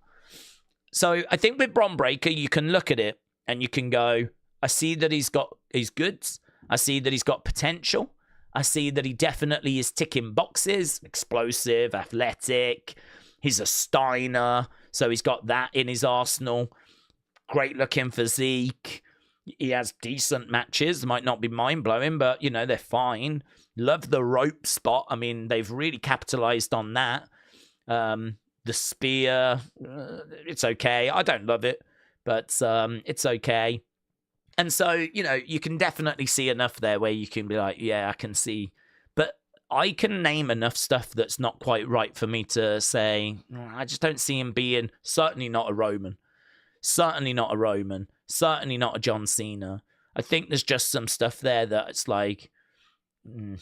So when WWE go, this is the next guy, they're not just saying it because they're telling you, but they're also saying it because they want you to believe it. They want you to look at him and go, is he? And they want us to have this conversation because all the time we're talking about, is Braun the next John Cena? You are contemplating it. You're connecting the two of them in your heads. Mentally, you're associating him with John Cena. And that's all good stuff for them. That's exactly the company that they want you to associate him with. So it's serving a few purposes when they say that. The first one is, yes, they do see real potential and they are going to get behind him. The other one, though, is they want you to believe it because they can't make him the next John Cena unless you believe it. Unless you believe it, unless you buy into it, they can't do it. Because they, if the Google searches aren't there, if the merch sales aren't there, if the video views aren't there, if the hype and the aura isn't there, it ain't going to work. They can't do it on their own. So you have to buy in. And so by them saying that, they can try and hope that that's what you'll do. I'm not against it. I get why they do it. It makes sense. It makes sense. But not even they know that it's going to work at this point. I mean, it's just like when Vince came out and said that Drew McIntyre was the chosen one and he was going to be the next big star. And eventually he ends up getting released. He ends up leaving WWE. I mean, there's a prime example of WWE going, this is the guy. He's going to be the guy. And then, fast forward and he ends up losing his job. Clearly, at that point, he was not the guy. And, it was out of WWE's control then. Granted, he goes away, he works hard, he comes back. But that's him. That's on him. That's not on WWE. So that's an example of WWE going, that's the guy. You need to believe us. This is the guy. And then it didn't work. And, you can find other examples like Lex Luger, where they're like, this is the guy. He comes out, the Lex Express. And we spoke about this the other day. WWE have quite a few times gone, this is the guy, this is the guy. And then it turns out that ain't the guy. So just because they're doing it now with Bron Breakker, it does not mean that he is going to be the next big star, right? It just means that this is the one they're excited about right now. And this is the one they believe in, and they want you to believe in it. And if you do, and if everyone does, and the numbers are right, they can then move forwards. And they can get to where they're hoping to get to. So it's so hard to sit here right now and say, is he going to be the guy? Because there's so much stuff that's got to go in a certain direction. The honest answer is, even WWE doesn't quite know at this stage if the cards are going to fall the way they want them to fall, if the stars are going to align the way they want them to align. But they will have their plans in the short term. Wouldn't shock me if they've got an idea to put a world title on him next year. But putting a world title on someone, you're a long way away from being the next John or Roman. We put a world title on Jinder Mahal, So they'll have some ideas as to what they want to do next year, but there's just so much road left to be travelled. So we're gonna have to wait. And see. What do we think of WWE turning the Rumble into World War III? No, thank you. Rumble is you don't touch it. You don't touch the Rumble. The Rumble is perfect. There is no need to tweak or change the Royal Rumble. I don't mind them bringing World War III in, but you don't touch the Rumble. Fans would be in uproar if you did that. Days when John Cena was getting booed, did we want CM Punk or Daniel Bryan, or was you okay with Cena back in the day, says Aaron. I was okay with Cena. I think I understood Cena. I kind of understood that he was being booed, but he was also being cheered. I mean, it was Let's Go Cena, Cena sucks. And the truth is, there was enough Let's Go Cena for him to be in that position. So, the Cena sucks was the IWC. It was the guys that were hoping the Attitude Era was going to be coming back. It was John Cena really represented the PG era, and you had a load of people in the crowd that were still left over from the Attitude Era. That was not the person they wanted. Didn't want Super Cena. They didn't want this guy. This was like someone that was wearing brightly coloured shirts, and I think he was quite popular when he had the Thugonomics stuff. But, once we're starting getting into the brightly coloured shirts and everything, it just gets more and more divisive as time went by. Initially, he had the fans, though, I mean, if you go back and look at when he wins his first world title, it's universal love for John. I mean, he was the guy. I mean, everyone loved him at the very beginning. And then as time goes by, he starts to become more divisive. And of course, we start getting to the PG era, and as we said, he kind of is the face of that. And I think, the fact he kept winning, Super Cena, shoved down people's throats, blah, blah, blah, blah, blah. But the thing is, the kids loved him. And so you had a lot of casuals that love Cena, a lot of kids that love Cena. It's kind of like the Jey Uso effect now, honestly. Just like Jey now. So, I mean, the only thing I would say is if Jey was like an amazing promo and could have like really good matches, like matches that were, kind of gripping and engaging, not like where he's like struggling, but like, is kind of, they're good. I mean, I never thought that Cena had like terrible matches. I thought his matches were fine, were good. They were normally the main event. They were normally well produced. I know he didn't have the most varied moveset in the world. You always heard that he had the 5 moves of doom type thing. But, I mean, it worked for him. I mean, it absolutely worked because we're talking about what a lot of people regard as one of the greatest of all time. And even now, there's like universal love for him. It's weird, isn't it? How, I mean, you're not getting boos for John this year. And there's people coming out wanting to say thank you and everything because of what he meant to them back in the day. It's just crazy how back in the day there was loads of people booing him. But now all you're getting is this universal love. So I think that I always understood that he was the guy. I always understood that he was, do you know what I mean? Just like a god, an Adonis. You could totally understand if you ran WWE, that would be the guy that you would want as the face of your company, right?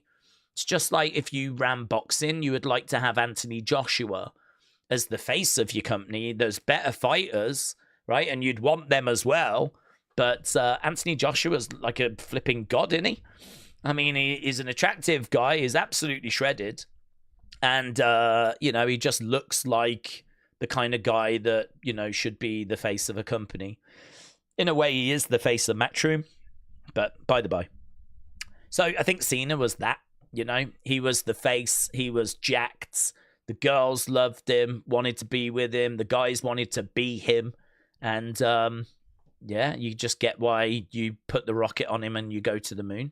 And so when a Daniel Bryan comes along that's like the internet darling, you could understand Vince being like, no, thank you.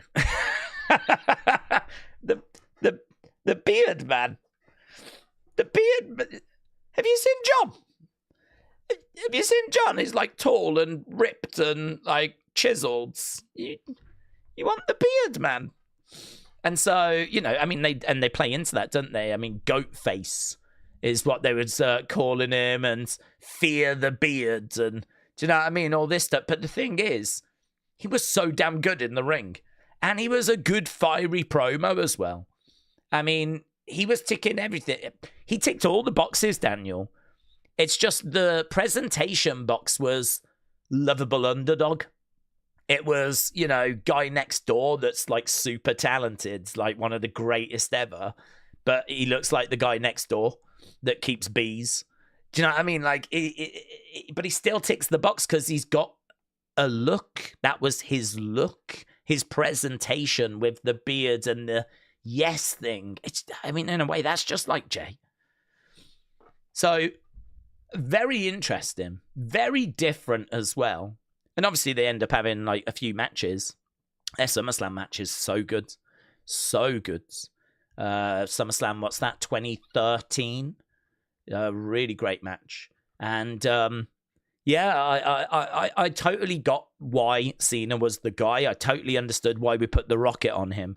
But I wanted Daniel to have his run as well. I wanted Daniel to. So I suppose in a way I never was booing Cena, and actually at points I was like really behind him. But when it came to like 2012, 2013, I was part of the Daniel Bryan movement. I wanted Bryan to have his moment. I wanted Bryan to have his run. And honestly, it wouldn't have bothered me if Cena had come back and been part of the mix after that. I kind of felt like you could share the spotlight at that point. Cena had his time, you know? So, Daniel has his run now. See how it goes. We can always bring Cena back. You had a few people around at that point. But it was kind of like, it doesn't always have to be that one guy, So that was kind of how I was back in like 2012, 2013, 2014. But I was really thrilled when Daniel won at WrestleMania 30. Took a little bit of the sting out of what had gone down with the end of the streak. Yes movement was somewhat special, says Jay. Oh, it really was. Yeah, it really, really was. It really was somewhat special. We haven't. I'm trying to think if we've seen anything really since. I think the We Want Cody movement was a glimpse, but that was a weekend. I mean, for one weekend, everyone was behind Cody, and they didn't want The Rock to take that away from him.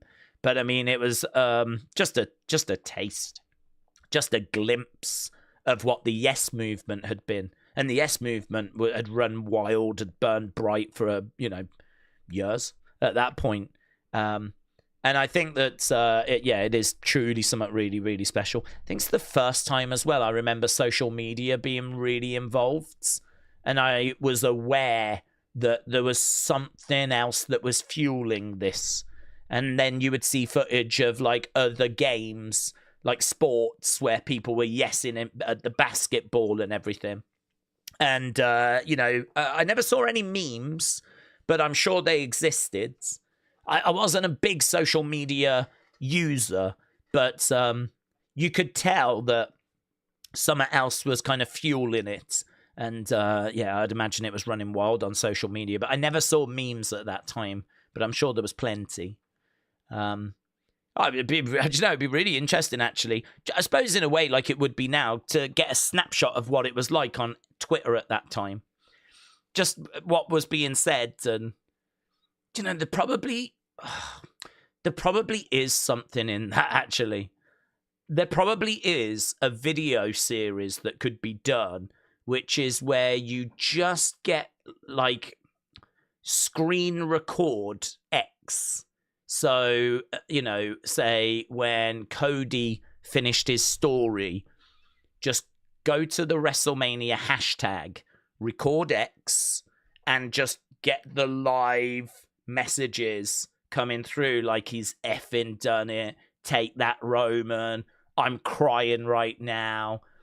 And then, do the same for when Jay beats Gunther, and you get like, why did they have him tap? Yes, Jay's done it. Do you know what I mean? Like, there probably is something in that where you can get that live X reaction, record it, put a comp together of like, because who wouldn't want that for WrestleMania 30? Because I'd love that. Imagine seeing the tweets live coming through on X as Undertaker's streak was broken. Or the tweets coming through when Daniel Bryan finally wins his championship.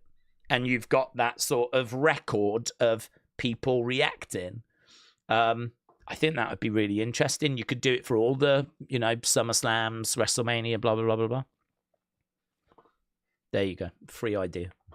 I'd genuinely, I'd love to have seen the online reaction to that back at WrestleMania 30. I think that would be very, very interesting. And a good thing to actually capture as well, because I don't know how far back it would go. I don't know when X first started, but So I don't know if you could go back to 29 and 20. I think you could. When did Twitter begin? I mean, you could go back before that to like Facebook, of course. When did Twitter begin? It's probably going to be like 08 or something. 06. But when did it become popular? Major moments: 2011 Arab Spring and Barack Obama in 2012. So they're saying 2011, 2012. So WrestleMania 30 was... So it starts 2007, but isn't really popular until 2010, 2011. That's when it's like it takes 3 years to be adopted by people. 2010, 2011, what are we looking at there? We're looking at what, WrestleMania 27? About that? Yeah. About that. So you might be able to, you probably couldn't do it now, but at the time you probably could have captured that reaction all the way since WrestleMania 27. Be some great ones as well, wouldn't there? Like with CM Punk's return and Edge at the Royal Rumble. There'd be some really good ones. Jesse says, I'm a big Seth fan. If only he could connect with fans better. One hell of a superstar. He truly deserves more credit. Well, I think he's just a bit unfortunate, honestly, because I think that he is a top star. I think he has good promos. Obviously, he has tried to be as flamboyant as he can with his clothing recently.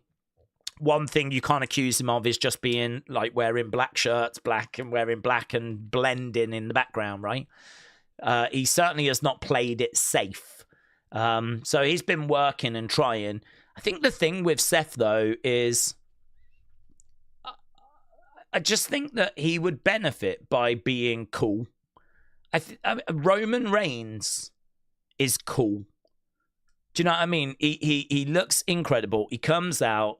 He says to everyone, acknowledge me. He looks like a flipping, again, like what we said, an absolute god. I mean, you look at the roster, Roman Reigns is your guy. Done. End of the conversation. That's it. It's over. Right? That's your guy. Put them all in a line and you go, yeah, that one there. Or maybe you point at Brock, right?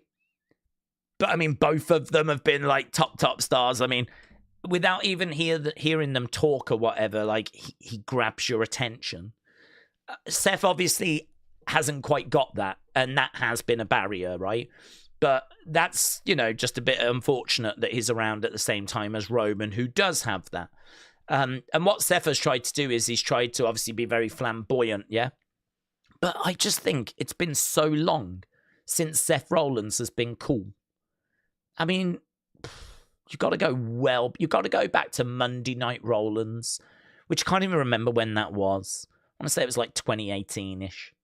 I mean, we were doing Messiah during the pandemic, and I want to say that he sacrifices himself at Survivor Series 2019, sort of like puts his arms out and gets sacrificed. I want to say that, like, yeah, before that is kind of like Monday night, so 2018, maybe into 2019. I mean, it's been a while now. That was the last time he was cool. I did not find Monday Night Messiah cool. Him having disciples and all this stuff. I didn't find that interesting. And this visionary thing, I mean, the clothing that he wears, people roll their eyes at it. They kind of look at what he's wearing, and it's very flamboyant, grabs attention. But people laugh at it, and they're like, what the hell has he got on now? He's a character, he's flamboyant, but why can't you be cool? I mean, why can't you wear flamboyant clothes, loud clothes, but look sharp? Do you know what I mean? Look good. Damn, that is a nice fit. I mean, when do you say that about Seth Rollins? Very rare, if ever, these days. And I think, like, stuff like that is... I sort of get what he's trying to do. He's trying to be flamboyant. He's trying to stand out. He definitely does not want to blend in. But why can't it still be cool? why can't it still be like something that people, perhaps part of it is that because, you know, he's been a heel recently, you don't want to be cool. That's fine. But he has been a face as well. And like when he's been a face, like why is it that he's still been wearing these clothes? I think there is something, there's another tweak that's needed with Seth. There's definitely, you know, perhaps we just need a complete reinvention again. I mean, he's done this many times, hasn't he? He's been in the Shield, he's been the Architects, Monday Night Rollins, the Messiah, Monday Night Messiah, the Visionary. I mean, he does do these grand changes. I mean, perhaps we need another grand change. But I think if you're going to keep doing this version, I would say change the music, because this is done now, right? We don't need this music anymore. You can find some other music that people are going to enjoy, right? Change the music. And I would say just make your ring gear cooler. Like, it's great that you want to be flamboyant. It's a bit Macho Man-esque, and that's never a bad thing.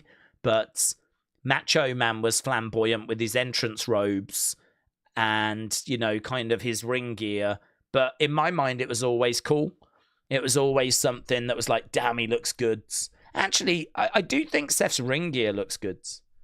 I do think that's something, you know, it's not often we look at what he's wearing in the ring and kind of roll our eyes. Ring gear, he seems to do really well. He's had some great looks. You know what I mean? There's been some really, I'm sure you're all picturing different ring gears that Seth's had over the years. I think he does great with his ring gear. But, yeah, his kind of promo, I'm not wrestling, this is me in my casual clothes attire, that is a bit cringe. And I'm not sure that's quite right. I think we could tighten that. Seth, like Becky, play excellent opposing roles to each other. There's no denying that, says Trini. James said, did you see the United result? I did. A good point, said Jesse. Jesse, shout out to you. Yeah, I did see the result. I can't believe we couldn't beat 10 men. What the flip? Chicken nugs.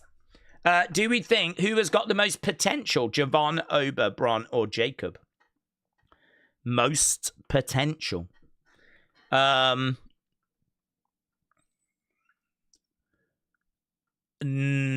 of them are ticking every box, is the truth.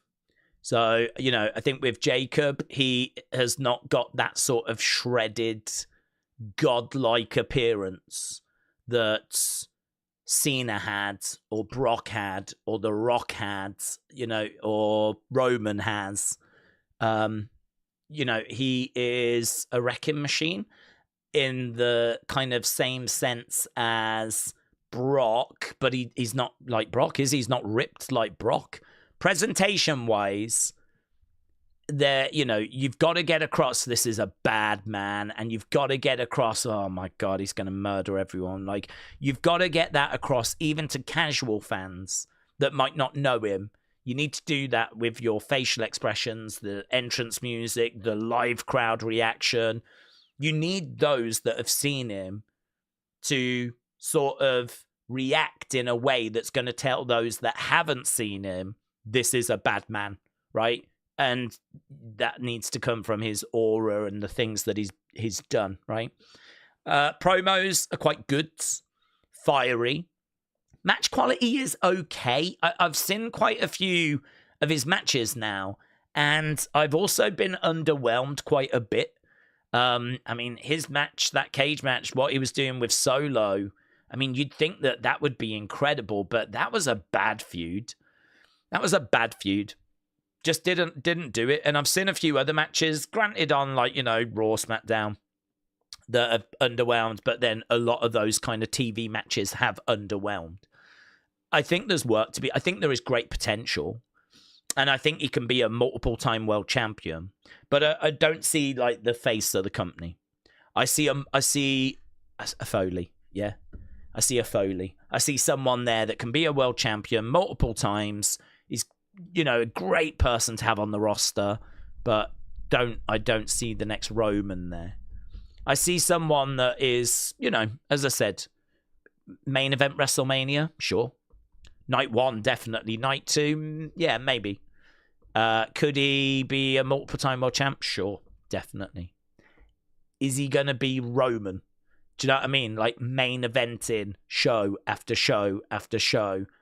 People buying tickets just to see Jacob. Hard to see that at the moment. There's a lot of work that needs to be done. Javon is interesting. Javon is still young. And I mean, like, you only have to watch one of his matches and it's like, damn, have you seen this guy? He's still young though, isn't he?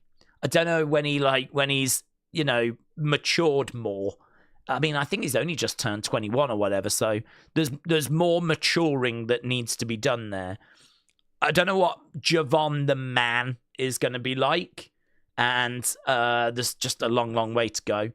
I mean, what I would say is I think he's got great potential. Is a bit thin, but he might need to be for the kind of stuff that he does. I mean, I don't think if you're the size of Roman or whatever that you could be doing that kind of stuff. To be honest with you, I'm really excited by Trick Williams. And the reason why I say that is because he's got that size, he's tall, he's jacked, he looks amazing. He kind of looks like a bit Anthony Joshua-ish. And I think that his promos are great. So he's ticking the looks box. He's ticking the promo box, in my opinion. And it's match quality, isn't it? I think, though, that against the right opponents, put him in there with good talent, he'll be absolutely fine. But put him in there with someone average, he has an average match. Putting him there with someone learning, and he always seems to sink to their level. Rather than raise them, he goes down to their level. I hope that's something they can fix. I hope that's something that with time can improve. I just sort of feel like you get the creative right for him. I am genuinely excited about Trick Williams. And I've said that many times on NXT. Because you look at his look and you listen to his promos and you listen to the reaction. Like when he was a babyface, great reactions. Then they started to mess around and try and turn him heel. And he's done all right as heel, honestly. He's done all right as heel. So I got to say, I got Trick in that conversation. Javon, I do worry just a little bit about the size. He's still very young. I don't know what he's going to be like when he's older. Who else was there? Oba. Yeah, Oba's got a great size. Oba, I would say, probably looks better than Jacob. When Oba comes out, he's got more of that. Oh my God, look at this guy. I think he's got that way more than Jacob does. But can you get the crowd to react to Oba the way they react to Jacob? As I said, crowd reaction does a lot of heavy lifting if you're a casual fan. Because you tune in, you watch the show. If Jacob comes out and the whole crowd are like, dude, oh my God. Like, you know what I mean? They cut to the crowd and people are like, it just tells you, I need to pay attention to this guy. Jacob does have that, depending on, obviously, what he's been doing. Can they get over that? If they can, along with his look, and his promos are very good. I mean, did you see that promo last week? So good. What was it like? The destroyer of worlds is back. Daddy is home, he said to Ricky Saints. So good. That promo. It's only like 4 lines long. I mean, it's a bit longer, but the final punch at the end, the closing part of it is like 4 lines, ending with Dad is home. And the live crowd are like, you kind of look at that and go, okay, he can definitely deliver those kind of promos. He's got an amazing look. Match quality is really good as well. His match quality is good. Like, you can watch his matches and really enjoy them. He plays the big man really well. He's another one, honestly, that I would probably get quite excited by. So, out of all of those names, of Javon, Oba, Jacob, we've already spoke about Braun. I'm looking at Trick, who didn't get mentioned. I'm looking at Oba. And I think, though, what a lot of them are just going to be like what we have now, where you'll have maybe one or two that's at the very top, and then not far underneath, quite a collection of other main roster, main event talent. I mean, right now, I would say you got Drew, you got Cody, you got Roman, you got Brock, you got Seth, you got Punk, you got Gunther, Jey Uso. You've got all, like, you know, we're probably looking at a good, if we sat here and went through it, 10 names. Should we say 10 names of genuine main event talent, right? That could be fighting for a world title, that could main event night 1 and night 2 of Mania, right? Probably about roughly 10 names, guys I'm talking, yeah? And I think a lot of what you're talking about there are some of the names that are going to make up the 10 in the future. And the hard thing is, like, who's going to be the one that breaks out? Who's going to be the guy? Who's going to be the one that gets the majority of the main events? Who's going to be that Cena? Who's going to be the Roman? Who's going to have that run? That's obviously really hard to say who it's going to be. I am looking at Trick Williams, honestly. I really do like everything he brings to the table. I do like everything he brings. The only thing is, I think his match quality just drops when he goes against lesser opponent. But if he can be working on that all the time, trying to improve, trying to, you know, what would he not have? If he could improve his match quality so he didn't drop to the level of his opponent, what would he be missing? I mean, he loves words and doing diss tracks and everything. So, I mean, he loves all of that stuff. So, you know, promo-wise, we've seen some great promos out of him. And he loves coming up with, like, killer lines and things. He does his, you know, as he said, his diss tracks. And look-wise, I don't think anyone can fault him. Aura-wise, I mean, that might be the most important thing. When his music hits, he gets a pop out of the crowd. Big reaction. Certainly when he was a babyface, so yeah, I really like him. I think, do you know, I'm going to show you this. It's, can I show you it? Yeah, I can. ESPN actually did a list, right, of the top wrestlers under the age of 30. And we'll just put a bow on this conversation. So ESPN ranks the top 30 best pro wrestlers under 30 in the world today. In at number 1 was Dominic Mysterio, a name that we've not mentioned. But Dominic Mysterio in at number 1. Rhea Ripley, hard to believe she's still under 30. She's been around for so long. You would have thought she was like 30, 31 now. But she came in at number 3. MJF still under 30. Tiffany Stratton, I think, is quite high, but clearly they like her. I think there's a lot of work to be done there, personally. I think there's more work to be done on Tiffany than Brom. But Blake Monroe, very high for her at 7. Oba coming into the top 10 at 8. Roxanne Perez at 9. Leon Slater, just one place above Javon. I'm sure Leon has tweeted that to Javon and been like, better look next year, bro. And if he hasn't, he absolutely should have. Right? He absolutely should have. So those two side by side there. Vikingo, who we were singing the praises of the other day.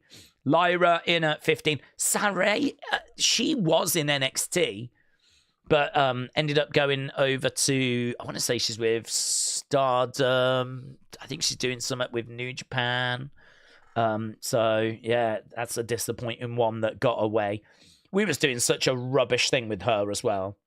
If I'm right, if that's the same girl that was in WWE, she had this sort of magic necklace thing where she would be wearing normal clothes and then she would be seen backstage. She would walk through the smoke, and when she would emerge in front of the crowd, she'd be in her ring gear. She had this magic medallion that meant she didn't need to worry about getting changed. What a power.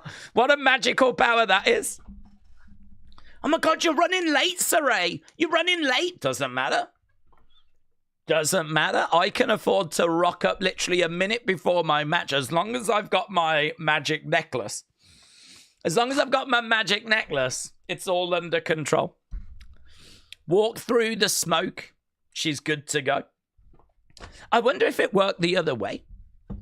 To be honest, to me, it's more useful if you could go back through the smoke and you are showered, you're clean, you're back in your clothes, and you're ready to go. That's more useful to me. Because I'd imagine after you've had a match, you just want to get back to the hotel, or you just want to get a flight, or you need to get on the road, or you want to beat the traffic, you know?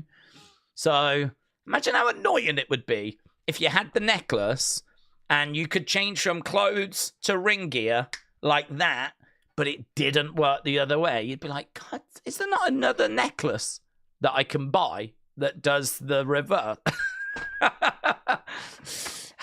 Oh, man. That was stupid. It was really stupid, and I don't know why we did that to her. She was a talent, and we just could not find a way of presenting her, and then she's ended up going back to Japan, and she's like one of the best women's wrestlers in the world now.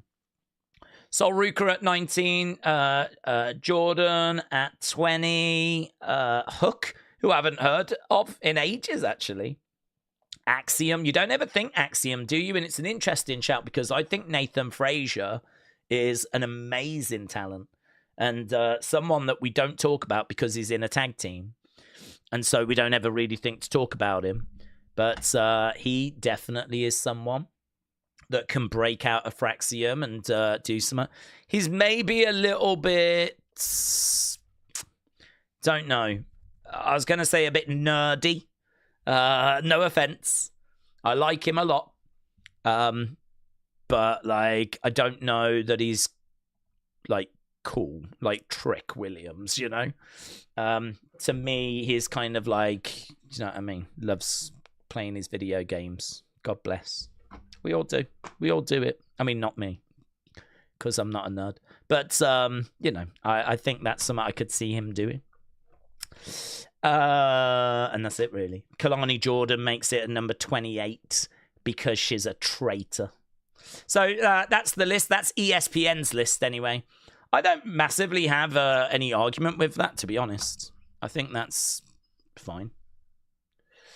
It's a perfectly acceptable list. Right. We're seeing inside Elimination Chamber. It's all being set up at the moment as we are going over to Raw. Let's go, says Liam. Okay, we just got the video package on last week.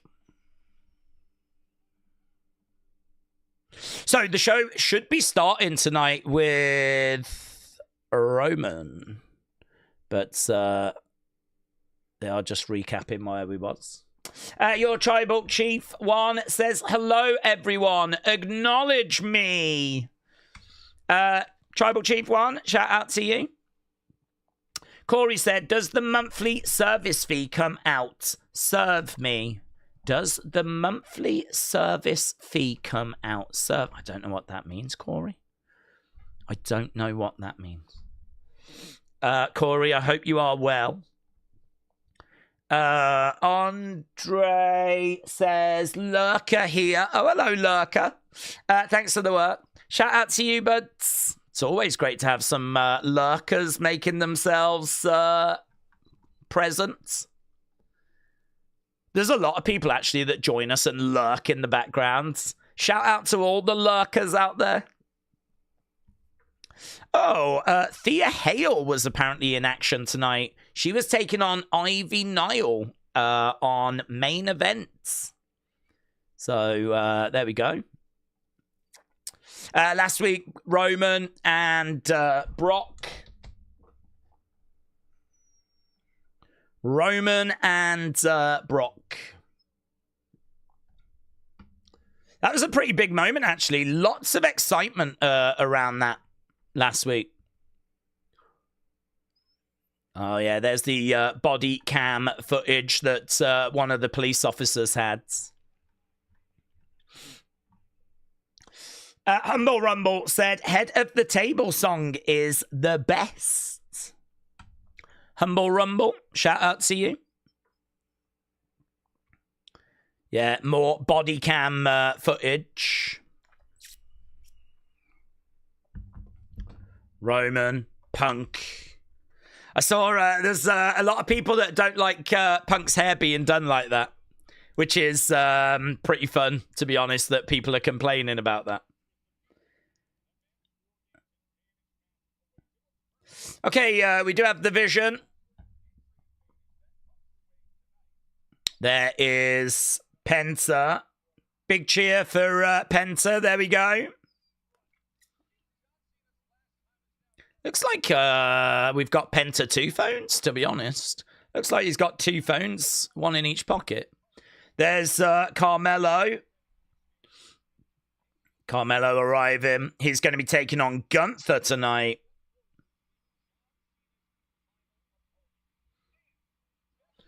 There's Becky. Still livid. I'd imagine she is looking for Adam Pearce. Yeah, she wants an investigation. You can understand that. Becky is on the phone. Okay, we'll be going over to Roman very soon. Lots of signs. Got a Joe Hendry sign. Raw is war sign. Jimmy J said, hope we're all doing well tonight. Shout out to you, buds. OTC chants. OTC chants. TC. OTC. Here it is. Big cheer as the OTC is about to make his way out.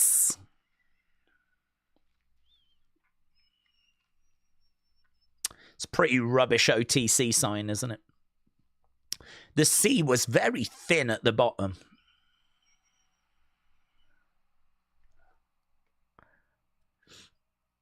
It always makes me smile when I see some of those hand-drawn signs and people have like really gone big with the first letter and then run out of room for the other ones. The sign there had the O quite chunky, looked really quite good, like you would imagine. Then the rest was like quite thin to fit in it. O T C.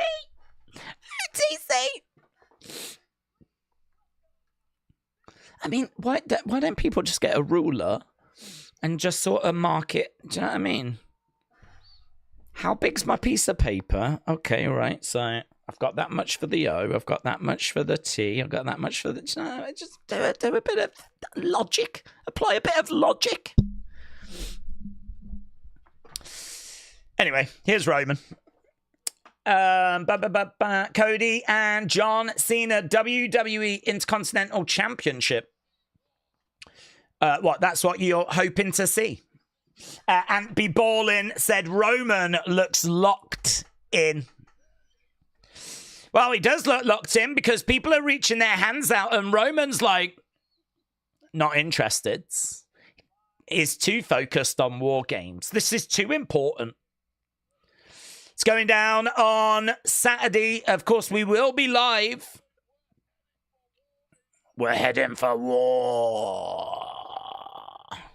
I wonder if they're going to do anything on... Friday. Because, you know, normally they do a kickoff show on the Friday before SmackDown. I haven't seen anything announced.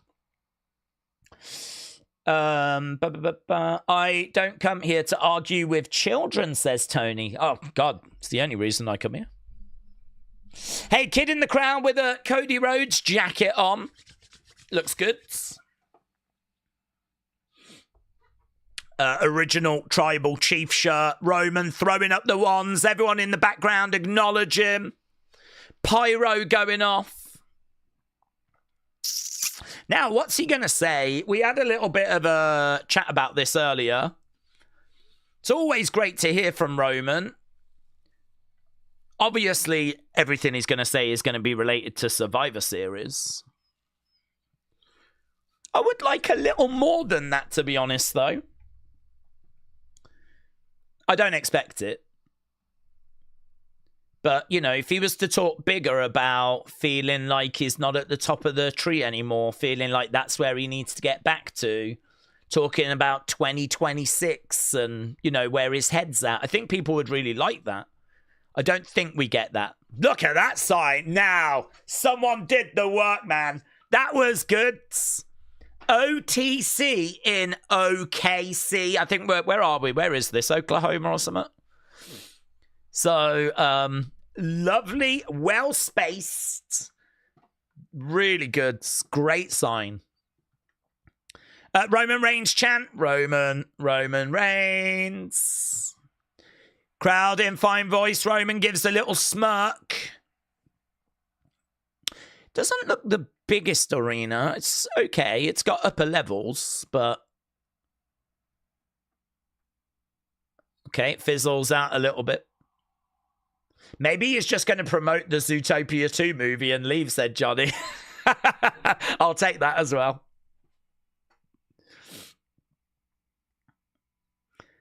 OTC chants. Sometimes people argue back when they don't need to, said Glockness. I can't wait for War Games, said Dagin Duria. Bella Army sign. KC.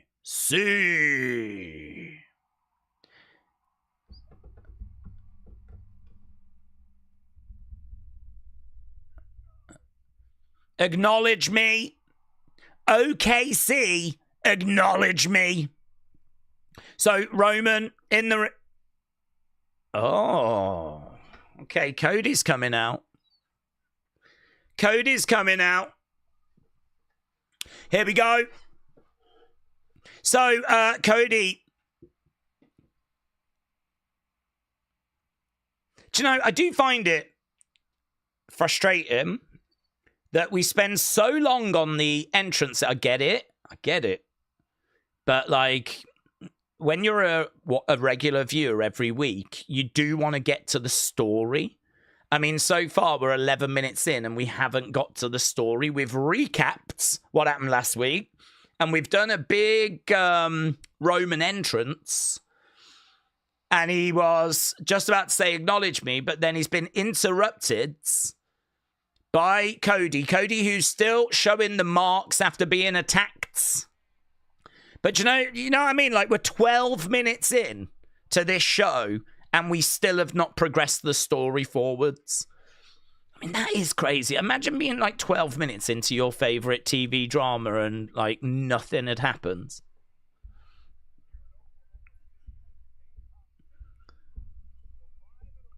But WWE, they really put a lot in the entrances. It builds up the aura. It lets you know that a major star is here. So I do get it. Although, actually, do you know what? I'm not the only one grumbling. Here's creative humor. That settles it. We'll just make the whole show nothing but entrances. I mean, it is going that way. That is the future. Right. Cody has interrupted.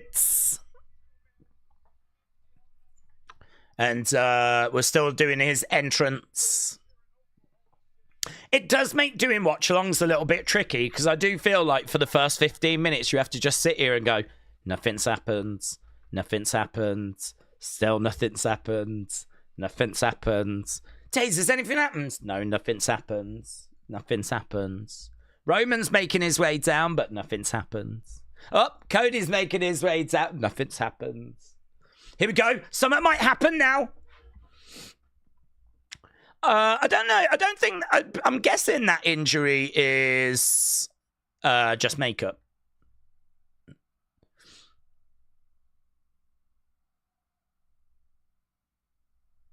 I'm guessing it's just makeup. Crowd are chanting for Cody.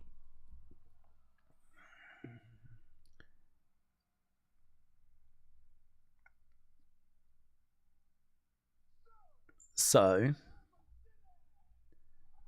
it looks good as a injury. What do you want to talk about?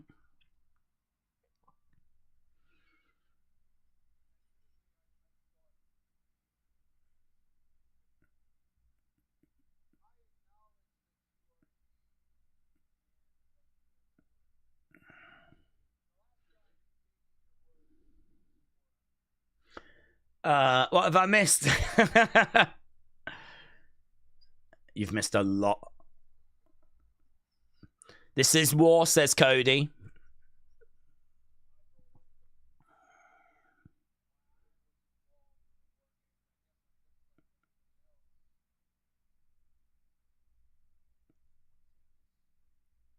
What's in this for you, says Cody.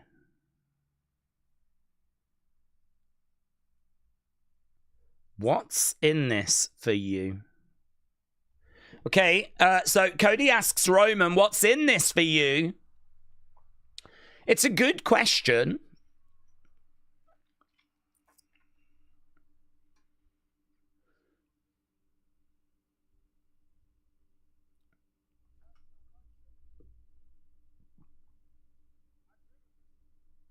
Last time I checked, I've been in this war. But you're just joining.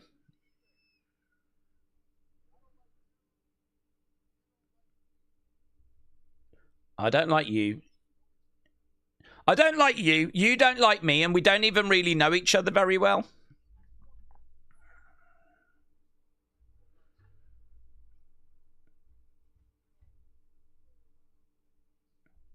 We don't play around when it comes to our family.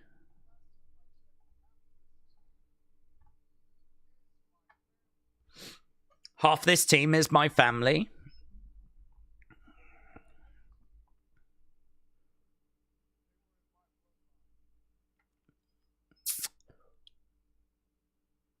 I remember, says Cody.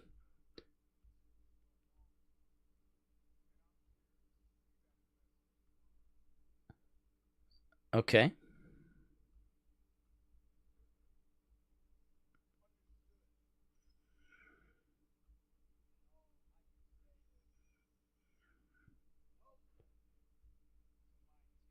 Oh, Cody says, oh. Cody says, welcome to my team. Welcome to, and now CM Punk's coming down. Welcome to my team is a very interesting line from Cody, isn't it? Welcome to my team. Welcome to my team. It's a very interesting line for a babyface to say.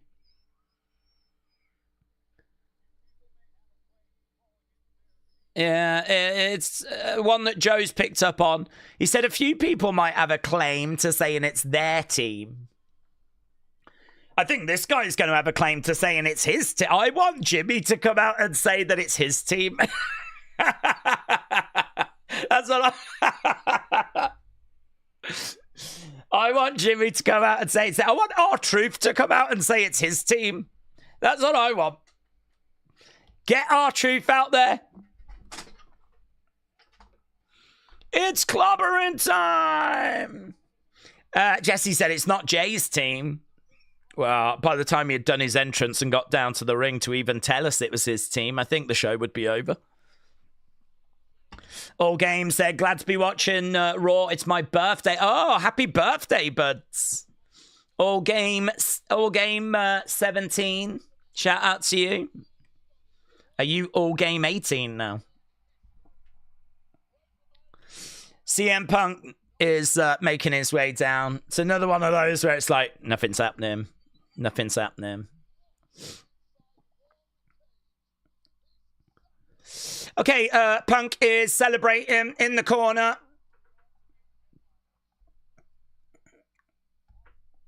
Tell you what, it's really cool, though, to see these three in the ring at the same time.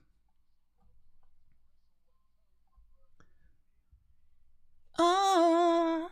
A sign in the crowd said I would rather be at Nitro.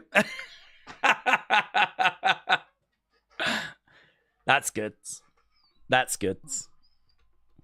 I'd rather be at night. Yeah, I just saw that, James. Okay.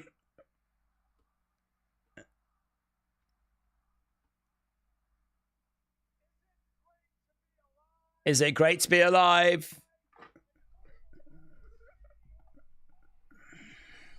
Okay, so we got Punk. We've got Cody. We've got Roman.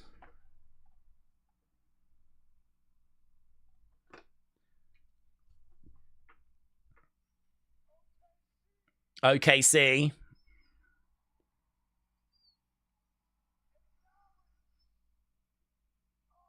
Acknowledge us.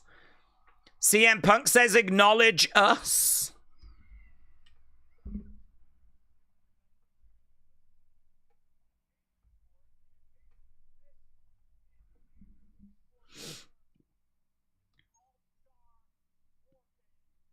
It is. I mean, look at those three in the ring right now.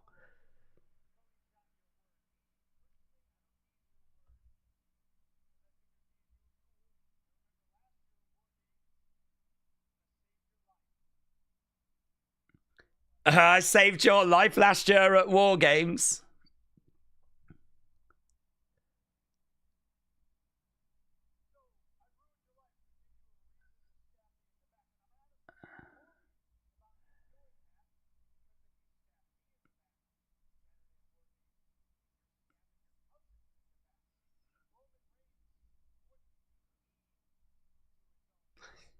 Roman wouldn't be mean to his own family.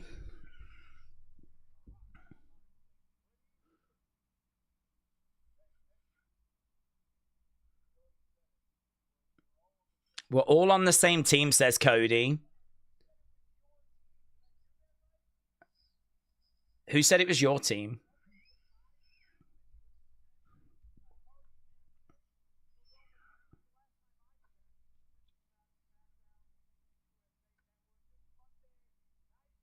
So CM Punk said, this isn't SmackDown.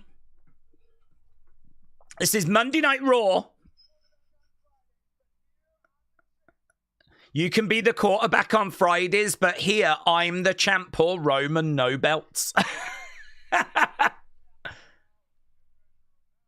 Why don't you pull them out and measure them now, says Roman. I don't need to see that.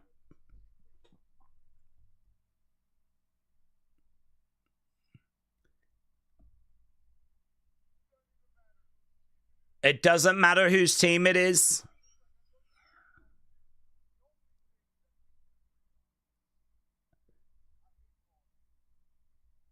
It's a little off the road, this, isn't it? I hate Heyman and I hate the Vision.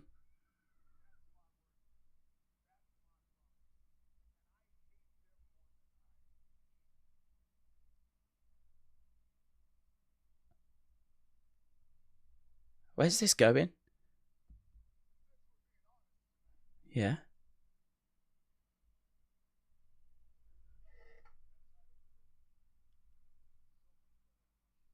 That title would look so much better on my shoulder.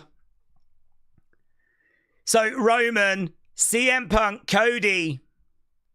Oh, hang on. Punk's not letting that slide. Yeah, who is he talking to, actually? That's for you to figure out. That title would look so much better on my shoulder. But we don't actually know who he was talking to. He was talking to both of them. The OTC will have every title he can get his hands on. So there we go. Roman causing a bit of chaos. A little bit of chaos. But in a cheeky way. In a way that's... Oh, hello.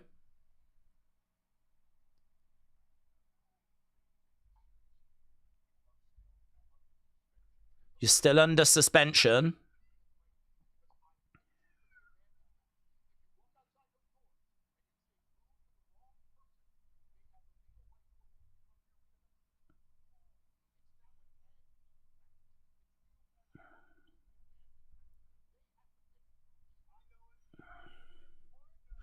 Here's Logan.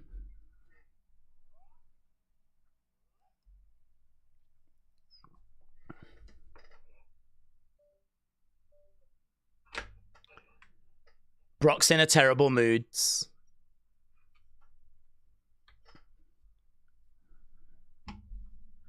You shouldn't have Brock's name coming out of your mouth.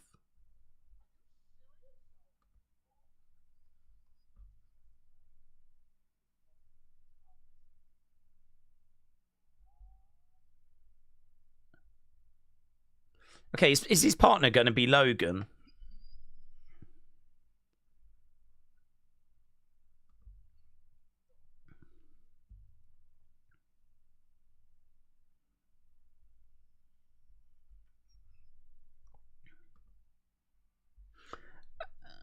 Okay, but they haven't explained why it's Logan.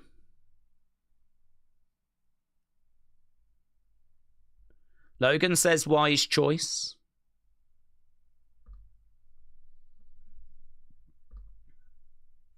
Okay. Oh my God, Gunther's coming out. Gunther's coming out. Okay, so a bit of a nothing open. I mean, obviously, little cheeky line.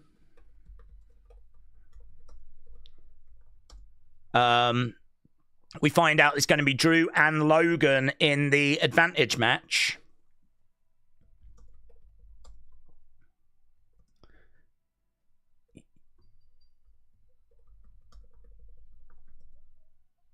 Okay, this is different. The music's gone back to it was in NXT.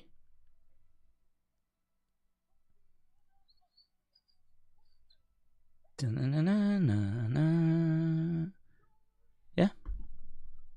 That's the same music as NXT now. Last week it was they changed it back to this music, but it was at a different part of the track.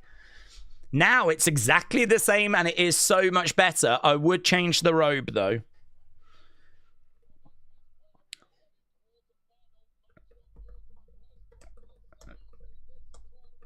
Oh. Dum, dum, dum. Starting to play around a little bit. Okay, Gunther against Carmelo.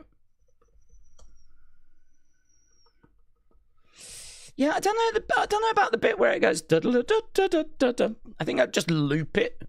I'm sure they used to loop it down in NXT with the dun dun dun dun, because it goes off into this quite flowery. Well,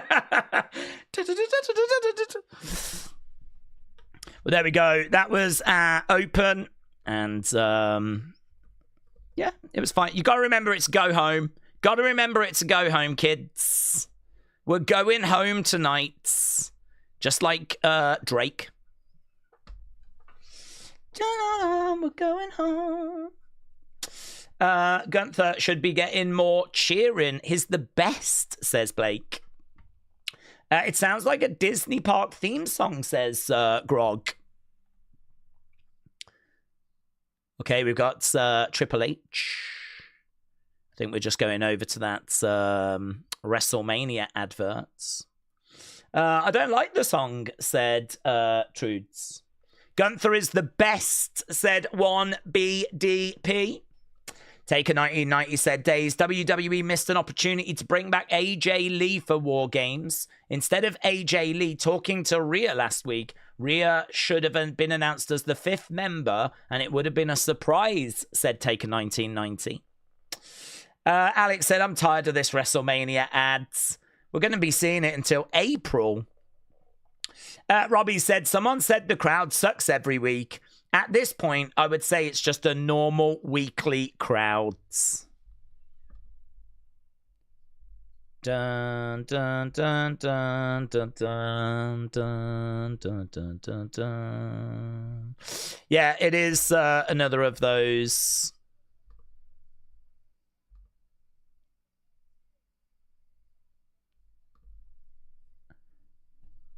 WrestleMania adverts.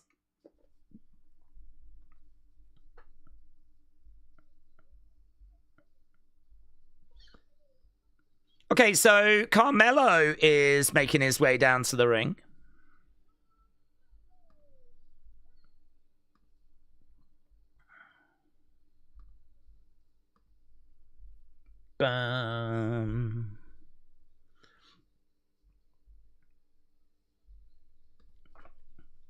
Okay. Should have the match Logan Brock with the winner being a part of the vision, says Chris.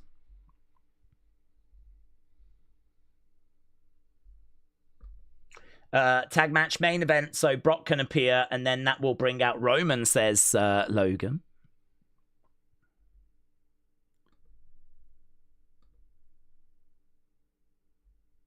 Okay, we was at commercial break. We're coming back from commercial break right now.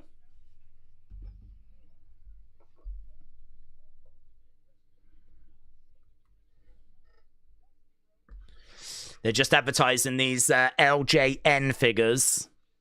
They're really into those, aren't they? Those LJN figures.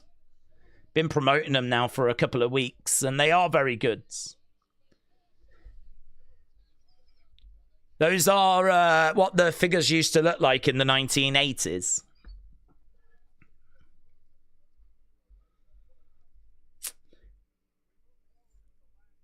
Okay, so Gunther Carmelo is going to be our first match. I love the fact they're giving this time.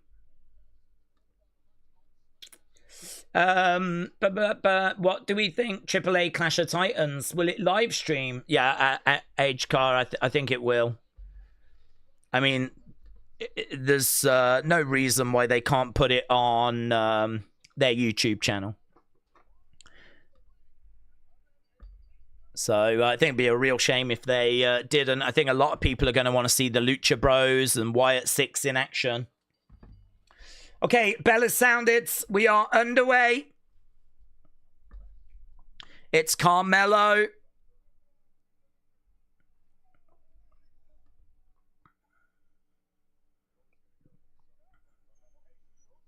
Shots coming in.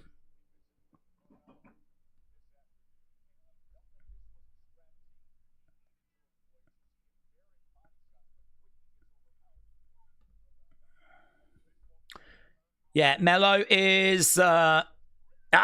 big chop coming in.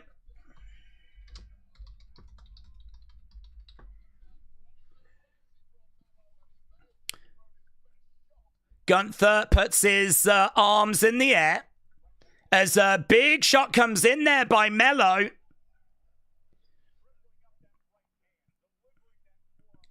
He's got a, over the other side against the ropes. Bang! Down goes Carmelo. Gunther goes over to the corner, gets up. Is like, is this really the guy that you think can beat me? Carmelo, though, grabs him, plants him, drives him down. Big knee coming in there by Carmelo. Over against the ropes, off that rope. Bang! Down goes Gunther. 1, 2. No joy. Dark Holiday said, imagine Brock goes primal. Oh, hang on. Give me a sec. Give me a second. Okay, hopefully it's back now. We've just gone to commercial break, so there is just a little bit of a crash there momentarily. But we're at commercial break and we're not really missing much. Gunther is in control. But the tournament will do a lot to rehabilitate Gunther's aura, said Robbie, especially with that OG theme. It might have been a solar flare. Oh, I don't know. Just froze momentarily. So, don't know. It's easy to reset. Just need to reset, that's all. We are at commercial break, as we said. Shot coming in there by Carmelo. Carmelo goes down. Gunther, again, in control. He's been throwing in a couple of big shots. Gunther standing over Carmelo. Just kind of been going through the early stages on this one. The crowd aren't really losing their mind at the moment. Gunther trying to turn Carmelo over. He's got a single leg. Oh, sits down with it. Look at that. Single leg Boston crab. I mean, it looks really painful. Carmelo is... Chris said, have WWE got plans to bring WrestleMania to the UK? No, nothing announced. Right now, bang, down goes Melo. Quick slam there by Gunther. We're 35 minutes into the show already. I think I need to upgrade my Netflix. I'm so tired of these ads. Yeah, they can be really annoying. Right now, Gunther has got a boot right in the face of Carmelo. Big time, hello. We've been spoiled with NXT, says Big time. Well, yeah, maybe. We'll have to see how Raw goes tonight. Dropkick, you see DoorDash in the ring. Chop block there by Carmelo. Gunther goes down. Working on the arm. Big chop coming in.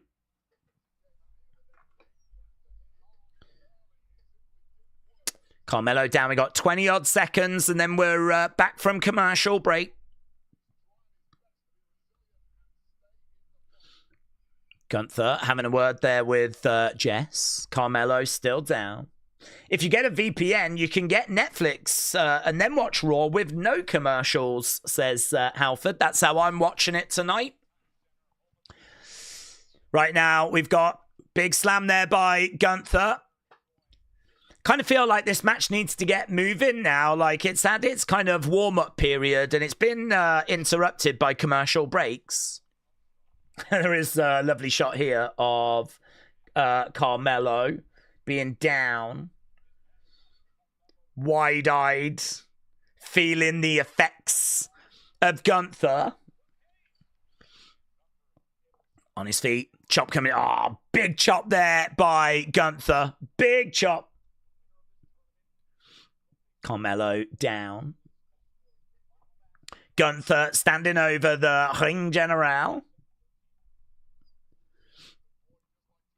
Carmelo Hayes from Boston. Gets picked up. Carmelo lands on his feet. Jumps on the back there of Gunther. Sleeper hold is applied. Gunther goes down to one knee. So Gunther goes down. He's back up on his feet. He reverses it. Gets the sleeper hold on. Carmelo manages to get Gunther down. And headlock applied there by Carmelo.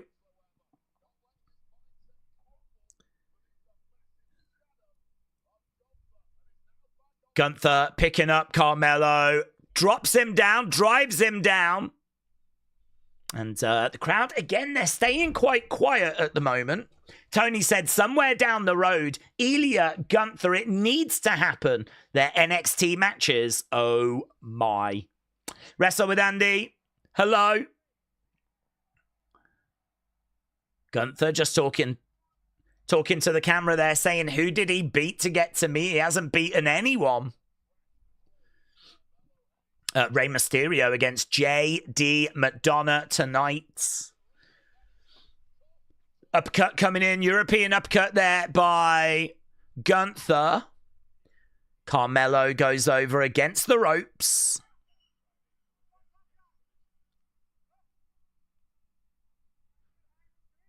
You think you can big chop coming in there by Carmelo. Uppercut coming in there by Gunther. Carmelo goes back against the ropes. Gunther coming over. James said, what's the excitement level for Survivor Series? Don't know, to be honest. It's quite high. I really want something to go down that's going to have big repercussions, you know? So if we could have like a big heel turn or, you know, a betrayal or something, not just like, you know, not a little thing, not like Kyrie and Asuka. I'm talking Jimmy turns on his team, Jay turn, like give me something really juicy. I don't know that we're going to get that, but, oh, mate. Carmelo planted, so I'm going to say 8. I'm going to say 8. It could be 7.75, but I'm going to be optimistic and say 8. And it's really just that's missing. I think the match card looks fine. I mean, you know, hard to be down. Every match has got Summer. Stephanie, be great to see her in action. John Cena, great. Yeah. Against Dom, lovely. Not against that. 2 War Games matches. Should be fun. They're normally fun. But yeah, I hope there's something really meaningful. Carmelo goes down after a big chop. My excitement level's good, said Jennifer, but that's because I'm off work, so I won't miss anything. Victoria said before these advertisements were only on during PLEs. Right now we've got Gunther driving Carmelo in the corner. Big boot coming in there by Carmelo. Oh, off that bar, mate, huge. Goes to pick him up. And, reverse there by Carmelo. Turned into a DDT. Drives Gunther down. Yeah, that was lovely, actually. Look at that. In slow-mo, it looks so impressive. Goes over, flips over, grabs the head, drives it down. You can see Gunther saying a few words to Carmelo. These two just working out where they want to go next. I wish the War Games match had a reward for the winner, said Brony. That's something that I think would get you even more invested in the outcome. I agree. Carmelo going to the outsides. We are at commercial break at the moment. Carmelo gets shoved to the outsides. I wish the winners of War Games would get random but high spots in the Royal Rumble, said Alex. Doc said, did my super chats come over? I think did we touch on it? No, it's snuck past. Right now, Carmelo on the outsides. Doc said, imagine if Brock goes primal at War Games and starts effing everyone up for Heyman. Also, the 5th match could be a handicap War Games match. 5 brands of peanut butter versus me, said Doc Holliday. Doc Holliday, thank you. Carmelo down. Jennifer said, best part is I get holiday pay this week. So my company pays for an extra 8 hours. Jennifer, sounds lovely. Gunther talking quite a bit to Carmelo Hayes here and keeping him grounded. Carmelo trying to roll up Gunther, looking for the cover, but Gunther kicks out. Carmelo comes up, drop kick. Gunther goes over against the ropes. Carmelo comes back up, another drop kick. This drop kick's working for him, so he's been spamming it. That boot's been working for Gunther, so he's been spamming that. Drop kick versus big boot is kind of what we're dealing with right now. Carmelo down. He was grabbing a hold of the leg of Gunther. Gunther on his feet. Going over to Carmelo. Gunther stomps on Carmelo at the moment. And we're 20-odd seconds away from coming back from the commercial break. I wonder if Triple H is constantly traveling and not in Gorilla right in the show each week. Well, I think he's in Gorilla. I don't know if he's in Gorilla for this one. I don't think he misses that many shows. I haven't heard if he's there this week. We're coming back from commercial break. Suzanne, hello. Trini, I'd say the sole survivor of War Games should be number 30 in the Rumble. Gives them an edge to outlast their teammates, says Trini. Right now, Hayes is trying to get Gunther down. He couldn't quite do it. We're 44 minutes into this show. Oh, Carmelo, double knees. Oh, Gunther a little bit wobbly here. Over against the ropes. Carmelo looking for another double knees. No joy. Gets dumped on the outside, but he holds on to that rope. Right now, we got Gunther on his feet, charging over. Big boots. Carmelo moves out the way. Kick coming in there by Carmelo. Carmelo going over to the corner. Looking to climb up. Chop coming in there by Gunther. As Carmelo flops down. I mean, what I will say is it's quite a hard-hitting match, and there's been lots of reversals. Carmelo on the outside. Gunther. Chop coming in.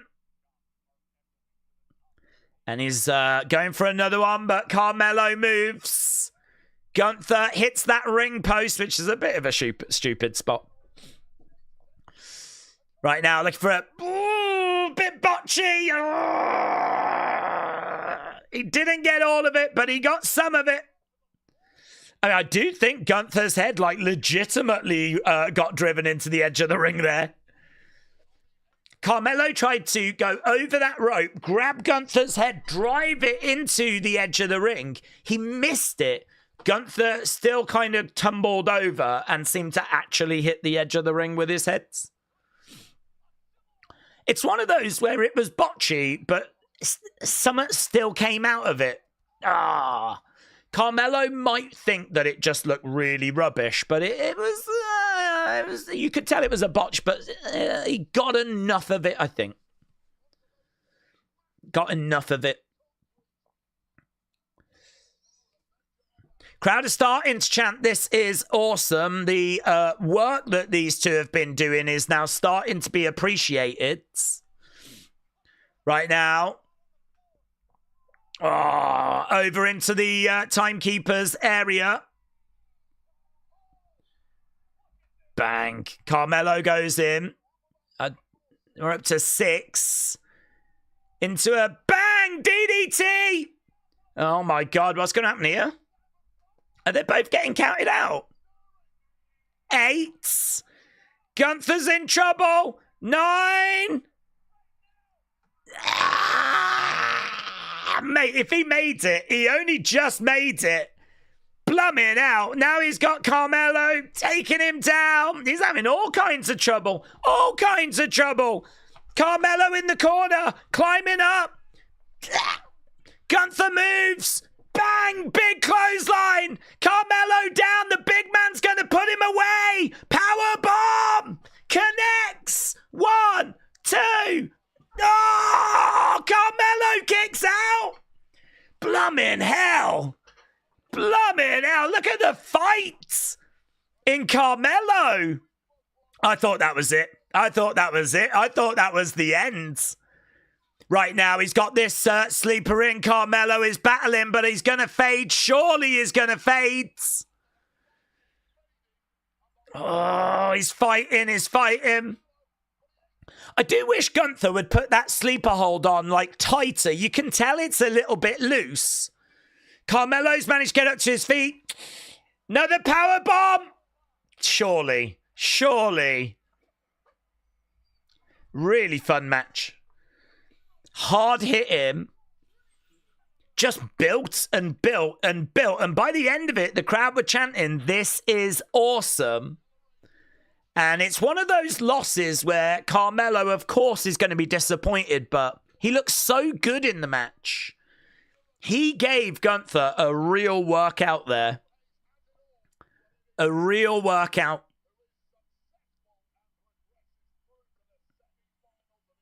Big win for the Ring General. Predictable. Predictable. I mean, this whole tournament's predictable, but really good.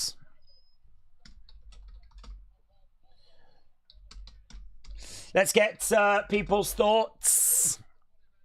Did it do it for you guys? Carmelo's going to be a bit disappointed there. He's going to be a bit disappointed, but head held high. Okay, so Gunther progresses, and surely Penta progresses, so that we've got heel face in that semi-final. Penta solo coming up later.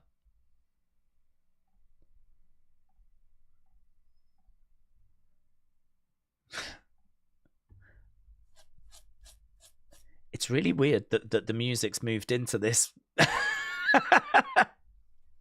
Okay, we're backstage with Cody, Punk, and Roman. Here's Jay and Jimmy.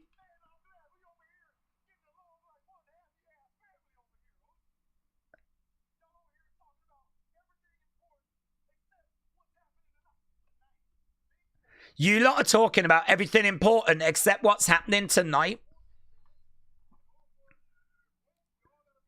We've all got to be on the same page.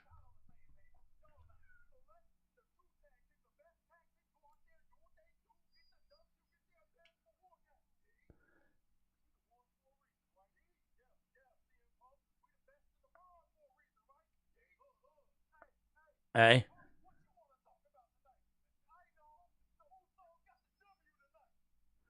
Okay, Jay bringing some fire in this promo. It's a good promo from Jay. Just a shame he can't do it after doing his entrance.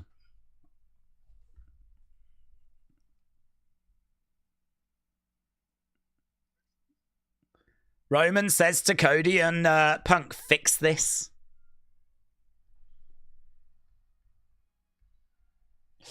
Okay, Gunther, Carmelo, get your thoughts in.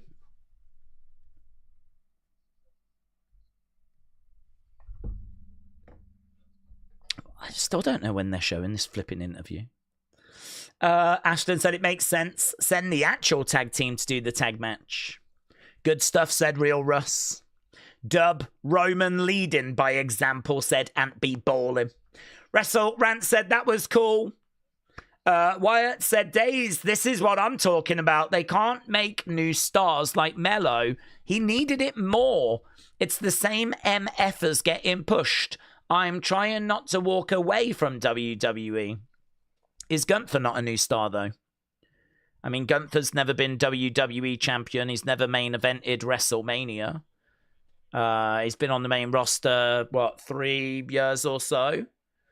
So, I mean, surely he falls into new star category.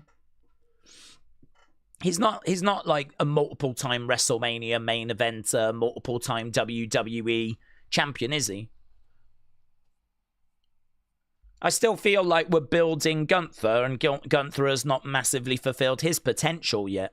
There's still so much more for him to achieve.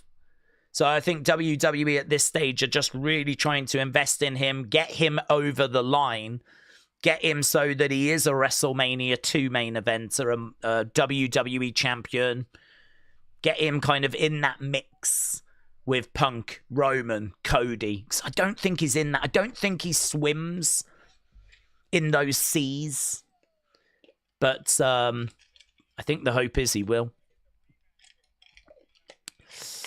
Connor, do we think that the MFTs might come out and interfere and cost Penta?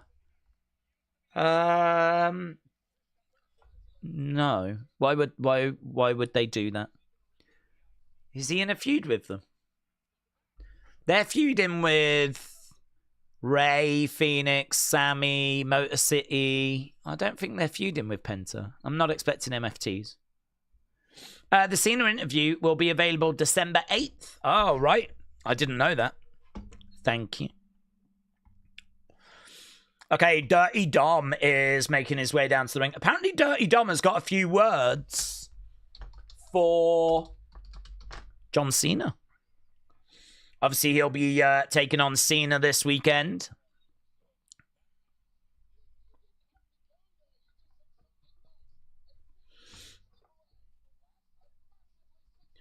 How does Gunther win in the tournament and beating Cena build up an up-and-comer, says Kiwi Rob. Because Gunther's an up-and-comer. Gunther, you can't say that Gunther isn't an up-and-comer. He's never got to a WWE championship. He's not in the same league as Cody Rhodes, CM Punk, Roman Reigns. Like, he still needs building to get to that level. He's not a WrestleMania 2 main eventer. He's not a multiple-time WWE champion. There feels like there's still work to do to get him to that level. So Gunther, you know, if we invest in him and have him beat John, then he can take that final step next year and become a WWE champion. I'm totally down for doing Gunther Cody at WrestleMania or getting the WWE championship onto him at SummerSlam. I've no problem with that. I think that Gunther has not had a great year this year because obviously he lost to Jay and tapped out at WrestleMania. Then at SummerSlam, he was in the main event, which is obviously brilliant, working Punk brilliant, but he lost. And then he went away for a while. And obviously now he's come back. So I sort of feel like his two big matches he had this year is lost. He feels like the crowd were chanting, "You tapped out" to him. Feels like his aura has taken a bit of a knock. Feels like we're having to do a bit of a rebuild. I think part of that rebuild is giving him his old music back. Part of that rebuild is him looking good in this tournament. And part of that rebuild is going to be him beating John so that next year he can take that final step where he then goes on to become WWE champion. So to me, we are investing in an up-and-comer. We're investing in someone that's making that kind of final step to the very, very top. If he was someone that had been a multiple-time WWE champion, had main evented WrestleMania, had already been kind of in big feuds with Cody and Punk and all of that. I mean, who's he been feuding with? He's been feuding with Jay. And he had a match with Punk, a one-off match at SummerSlam. But, I mean, it's not like he swims in those seas. So, for me, we are investing in an up-and-comer. There is still a final step that he can take and should take. I think I'm excited to see what they do with him next year, honestly. I'm loving Gunther. Proves that he's doing his job. Yeah, well, people saying great score on that match. Dominic is going to be facing John. Should have MFTs against Wyatt 6 inside a steel cage with no interference at Survivor Series, says Chris.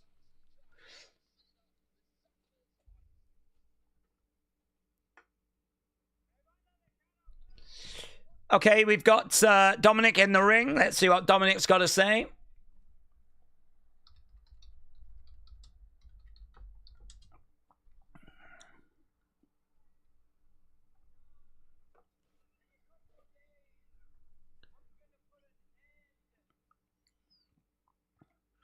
Okay, boos for Dirty Dom. I'm going to put an end to this retirement tour.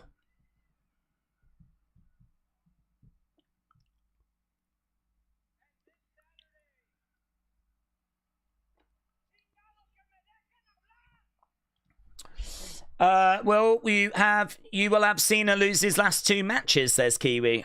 Listen, I didn't book Cena to face Dominic, did I? I do think Cena should lose his last match, but I'm not sure I would have done the Dominic one at Survivor Series.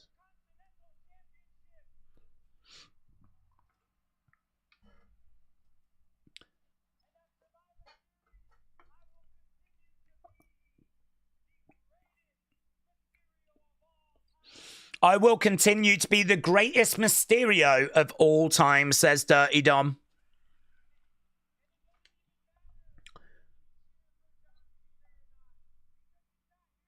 He's not here tonight, and I don't blame him. I don't blame him for not wanting to come to this dump.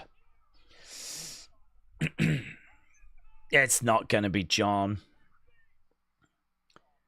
Who's coming out? Is it going to be El Grande? There's no way this crowd can be falling for this. No way they can be falling for this. I'm thinking El Grande comes out, if anyone at all. Oh, no, it's better than that, actually. It's better than that. Oh, my God. Oh, my God, it is better than that. Oh, Look at the little stew. Oh, my God. Segment of the year. Segment of the year. This is amazing. Oh, my God. How far away is John Cena, says Wayne.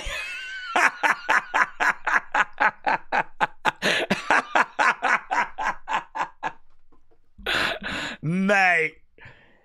Segment of the... Listen, I don't want to hear any criticism of WWE Creative. I don't want to hear any criticism of WWE Creative. Real Stu, the cameraman, doesn't seem very happy.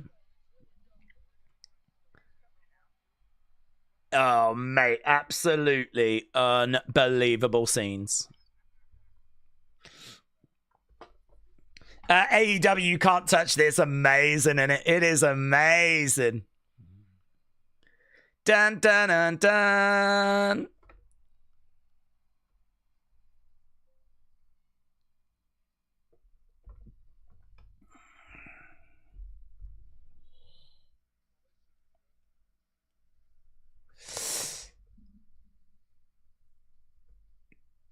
Look at the stew on a box as well.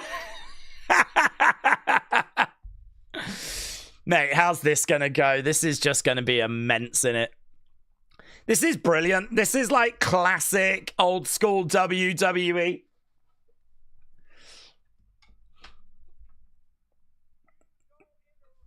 You don't interrupt me. I wonder if they even told John they were going to be doing this. I should drop you where you stand.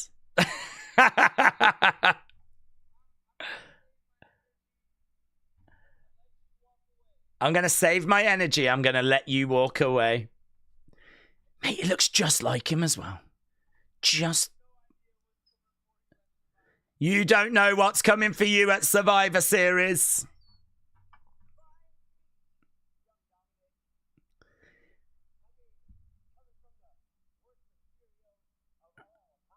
Coming from the worst Mysterio of all time. Hang on, this guy's got... That's not in the plan. Dominic's like, hang on, that's not in the plan.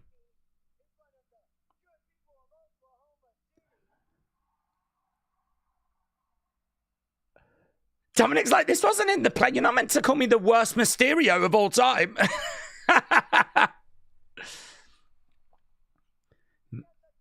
The champ. Mate, Dominic might have to put this guy down. Yeah, boom, he does! You deserve it. You deserve it. Yeah, he's going to murk him now. He's going to murk him. Well, he went off script, didn't he? He was very disrespectful. Bang! 5-knuckle shuffle by Dirty Dom. 5-knuckle shuffle by Dirty Dom.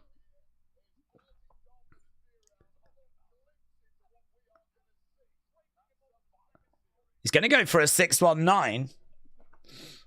This is like Full Night is DX, said Hawks fan. It's brilliant, isn't it? Bang! 619. He's going to go for a frog splash.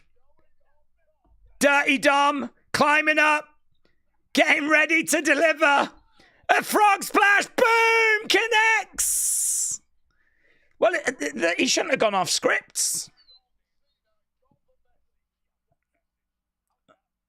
How's that a message? I think it's the greatest message ever. It's definitely a message sent. Oh, what, now Ray comes out? What, now that this guy got murked? Blimmin' hell. Couldn't have come out like 5 minutes ago. Ray is coming out.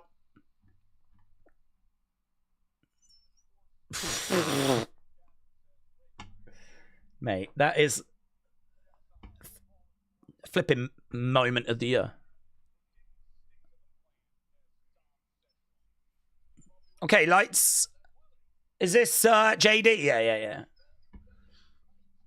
Okay, JD's coming out. We're just going straight from this segment into the next match. What a moment.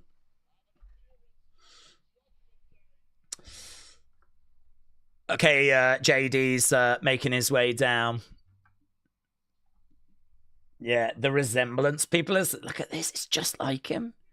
He looks just like him. It's like the spitting image of John Cena. So good. This should be a banger, says Ant Be Ballin'. Ray was a little bit late. He was really late. He was really late. Okay, so Rey Mysterio against JD. That match is going to be coming up next.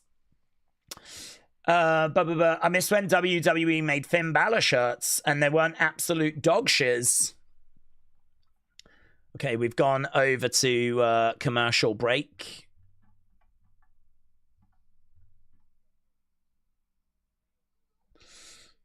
I think Dom hurt the Cena lookalike. What, you think he actually hurt him? It's good. It was a fun segment. I don't know if the crowd were that crazy about it. They were reacting and whatever, but I don't know, man. They weren't that vocal. They weren't like, you know, bursting out into chants or anything. Don't know. They are a little bit subdued tonight, to be honest. The crowds. Okay, looks like the match is just going to get underway. Ray versus JD McDonough during the commercial break.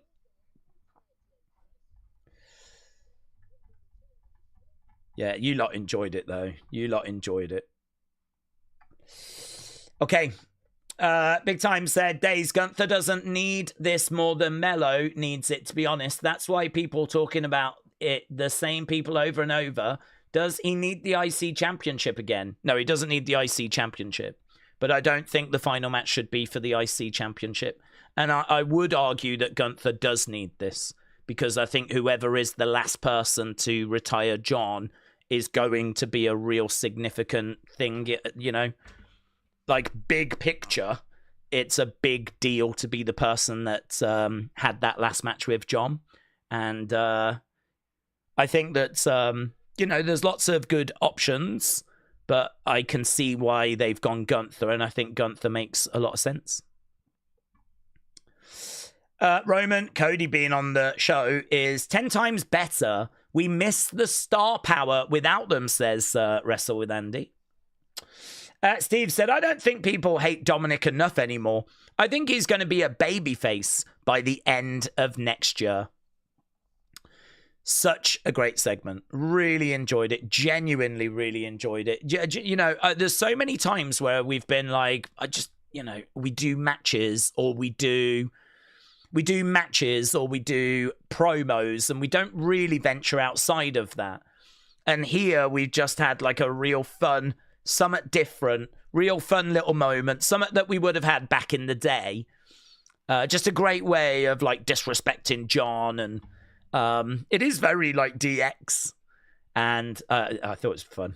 I really enjoyed it.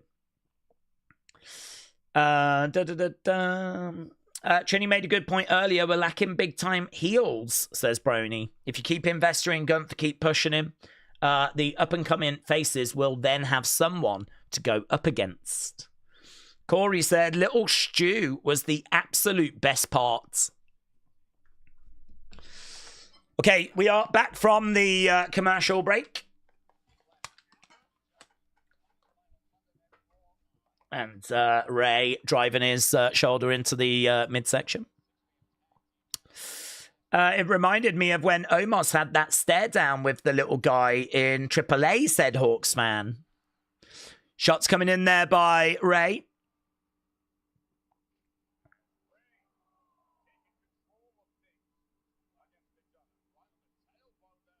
Another big shot coming in.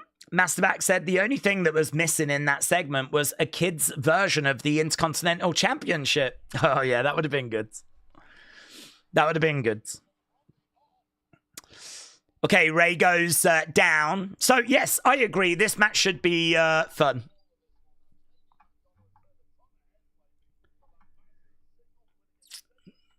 Ray going against the ropes. Bang! Backbreaker. I think people forget that 80% of Gunther's time he's been a champion, says Robbie.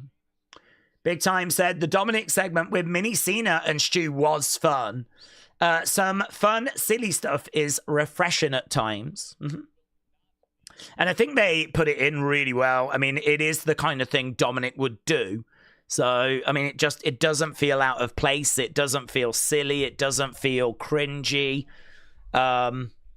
It works for me because that is the kind of thing I could see Dominic Mysterio doing. It's funny that Ray is actually not that much taller than the little Cena, says Nico. Adam, hello. Shout out to you. Ray is down at the moment. JD is working on Ray driving an elbow in. Gunther doesn't need to retire Cena. He should retire Brock, says Wyatt. Shouldn't they put Shinsuke in place of Sheamus? Yeah, I do think they should, yes. That I do agree. I don't really understand. I mean, I don't want to talk too much about it because obviously I don't want to reveal who it is. But yeah, it should be someone in my mind that was kind of in the first rounds rather than being someone that just wasn't in the tournament at all. But as I said, we can't really get into it because it's not aired yet. And, you know, technically we're not meant to know who it is. So I can't really talk about it. I don't have Netflix. What did they do with Dom?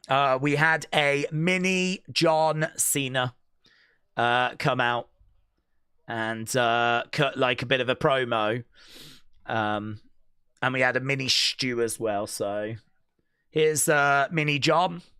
There's mini Stu. And it was just like a disrespect.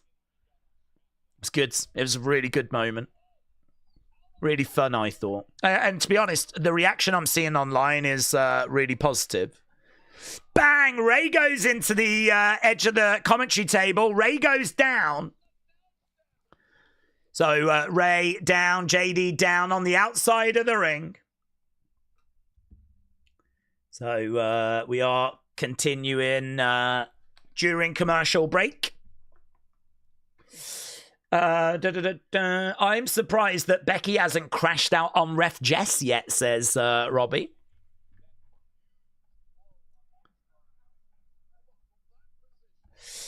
Is this an AI picture? It's been designed.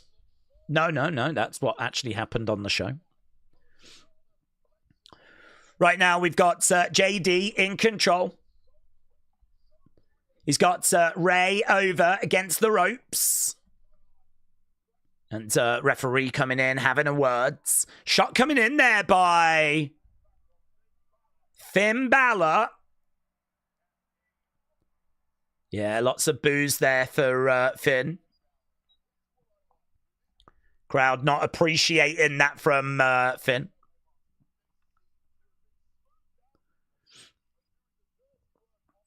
Okay, JD is still in control. Ooh, that's nice. So he picks up Ray, has him on his shoulder, drops down onto his knees. So Ray gets driven into his shoulder. It's nice. Nice backbreaker there. Crowd's applauding away. Ray is trying to get back up to his feet. Some shots coming into the midsection. Goes over against the ropes. Gets murked. Gets absolutely murked. Big Time said the women's storyline on the main roster has been pretty bad. Look at how they've put together Stephanie and Nikki feud and Charlotte's Rhea fake tension. William said, I'm hoping that wrestling becomes more relevant. Right now, Ray against the ropes. JD going over. And he's looking for a bit of a stretch. He's got a stretch applied to Ray. Jennifer said, I'm just trying to avoid spoilers. Fishnake said, we're over an hour and it feels like a lot has happened. Even with that 25-minute open. Finn Balor again helping to cheat. He's grabbing the arm there of JD, pulling on that. JD really has got a stretch on Rey Mysterio. And again going back, look, pulling on the arm. I would like Rey to be selling that because as Finn pulls on the arm, I would like for Rey to really be selling it. I don't know that Rey knows it's even happening, to be honest. And to be honest, it's happening during commercial breaks, so it's not that big of a deal. Trini said, I disagree. The women this year have saved WWE many times, like Rhea, Liv, Jade, Naomi, Bianca, Becky, Lyra. Y'all just say things with no backup. I think the comment was more about Survivor Series builds more than the year itself. I mean, I do agree that the Charlotte stuff with Rhea has not interested me. It's just felt like waste of time, really. Kind of knew they would be on the same page eventually. I agree with you, though. The women have absolutely shone in 2025 overall. Could they have done some a little better for the builds for... Even AJ Lee's edition was a bit flat because we saw Rhea go up to her and have a word, and then next week she just comes down. So I do agree that, like, we haven't been very creative on the road to Survivor Series, but equally Trini is correct that this year has been an excellent year for the women, and many occasions they have stolen the show. Who knows? They might steal the show at Survivor Series. Every chance. Rey is up top, perched, seated senton. Down goes JD. Over the other side, JD against the ropes, over the top. Rey goes through. Boom! Big kick. Going for the pin. 2. Shoulder up. Shoulder up. JD was close. The Survivor Series build has been the same with men and women, both kind of lacking builds. It's kind of trying. It's an odd place to be, says Trini. It doesn't hit the same now they're older. Are there any women's matches tonight, said Gamer Ryan. Don't know, to be honest. Are there any women's matches tonight? We've got the advantage match. What are we doing with the women's advantage? I'm guessing that'll be Friday. Oh, Spanish fly!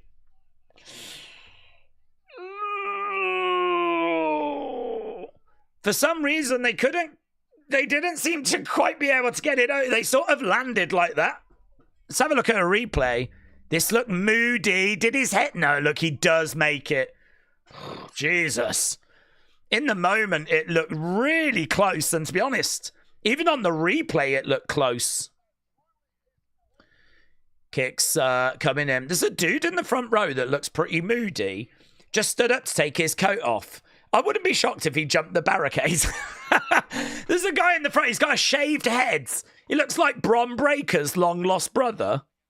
He's just got up to take his jacket off. He's got like a gold chain on. He looks like a flipping fighter.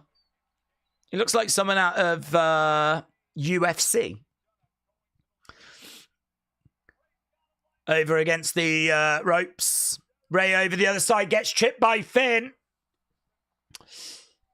Yeah, Finn. Celebrate him. Rey pushes Finn's head. JD comes over. Oh, JD goes into Balor. Rey against the ropes. 619. Springboard. Boom. Connects. 1, 2, 3. Oh. Love that finishing sequence. Really good. Match was fine. Outside interference. Some fun little moments. But that finishing sequence was so smooth. Even the way the ref kind of slid over to do the count. It was all like well-oiled. Right now, we got Finn Balor chasing after Rey. He then goes falling out the ring. Oh, they're livid. Finn Balor's livid.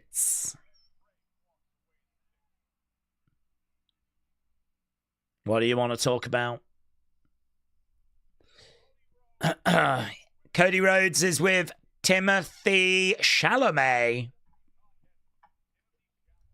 Yeah, AJ is on What's Your Story?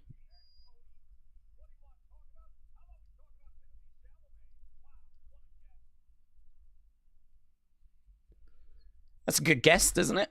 Okay, here's Raquel. She's backstage with Adam Pearce.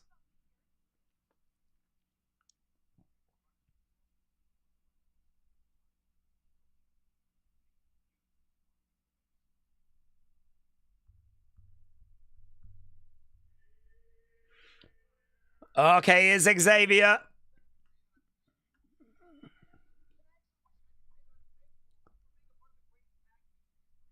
New Day and Grayson are here.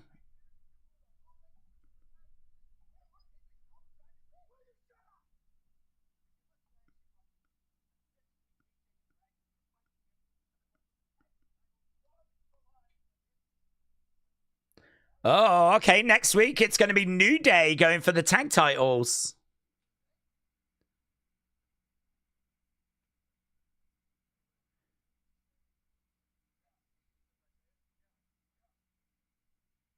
Next week. It's official. Boom. It's official.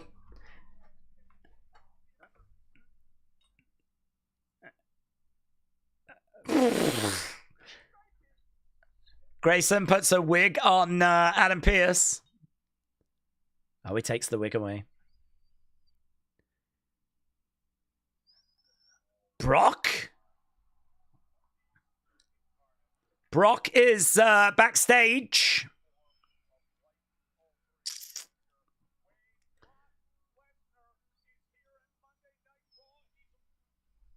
Brock is backstage.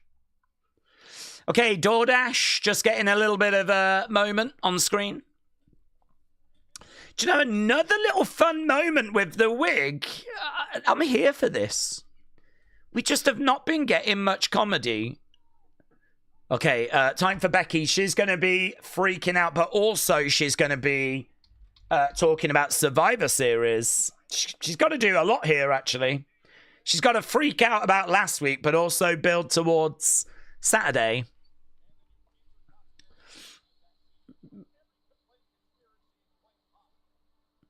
Big time, Bex. Give me the final boss, said Jesse. Free Fox said the man has come around.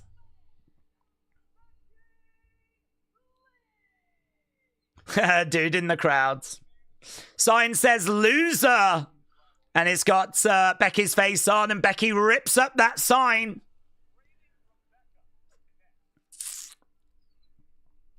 This should be good. This should be good. Individual event tickets on sale. Black Friday? The tickets are part of Black Friday. They're not selling very well.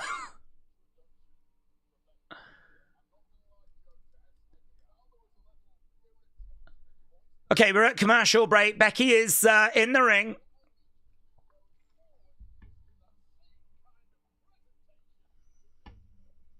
It's great, isn't it?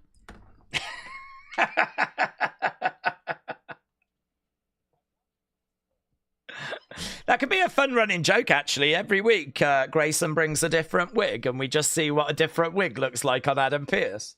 We could try, like, different colours. Dreadlocks, mohawk. We could do loads of different things.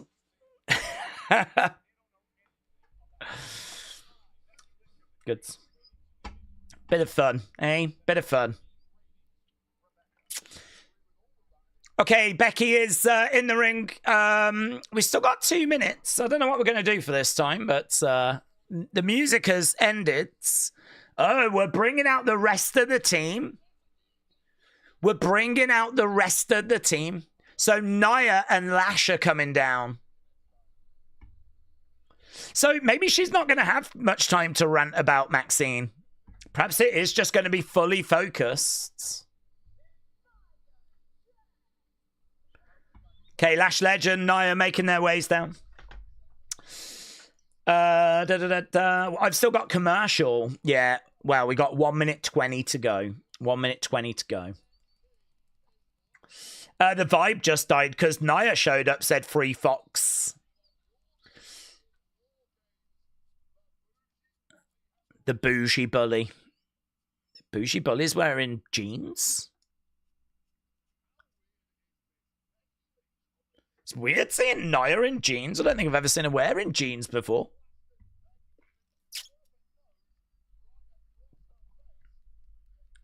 Becky in there, looking over at Lash, looking over at Nia. Look at the size of those two compared to Becky.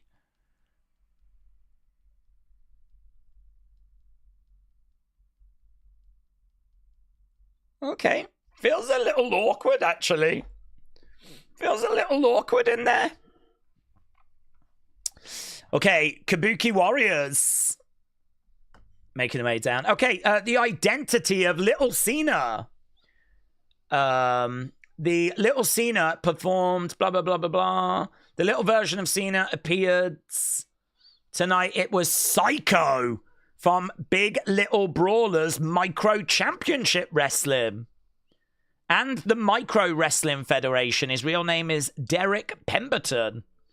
But he goes by the ring name of Psycho. We had Psycho appear on WWE Raw. Psycho, Psycho, Psycho, Psycho. Guys, I'm a Psycho stan.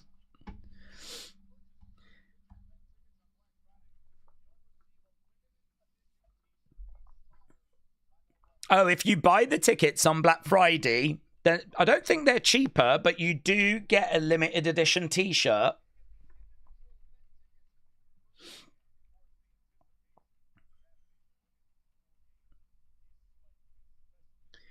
You get a limited edition t-shirt. It says, get these hands. It's limited edition. Okay, we've got Asuka and Kyrie dancing away in the entranceway.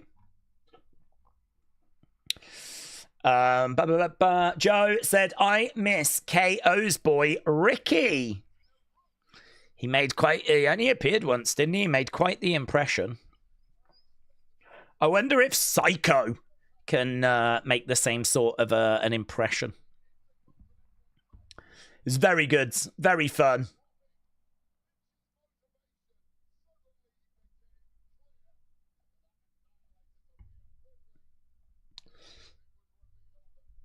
Okay, let's get these scores. So that last match, you lot said was good 95.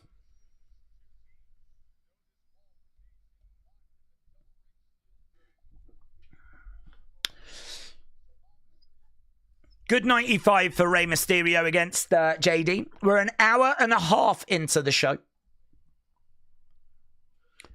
Dun, dun, dun, dun, dun, dun, dun, dun.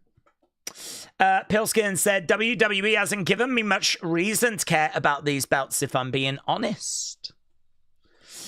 Leyland said, do you listen to some of the podcasts like the Dead Man's one or Cody? Depends who's on, to be honest. I don't listen every week. I did listen to the Heyman one with Stephanie, and I do want to listen to the AJ one, but I probably won't listen to the Timothy Chalamet one because I'm not really interested. It's a big star and people will like it, but not for me. Okay, Becky is in the ring.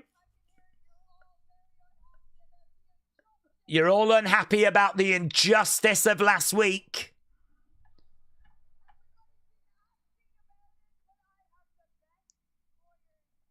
She's got the best lawyers.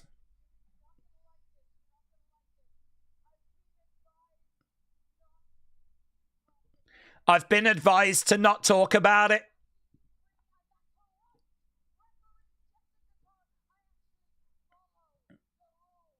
I follow the rules.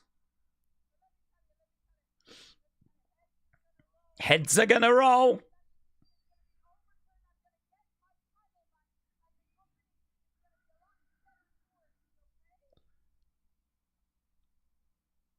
Booze.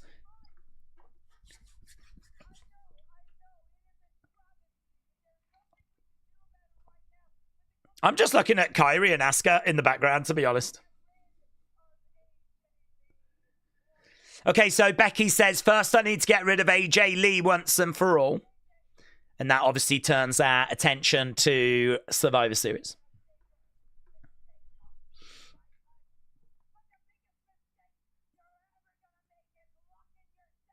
The biggest mistake you're ever going to make is locking yourself in a cage with me.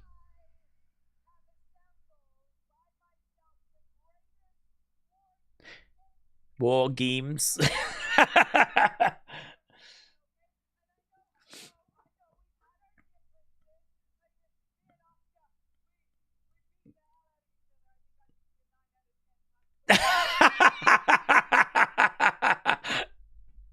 Me and Asuka have beaten the hell out of each other.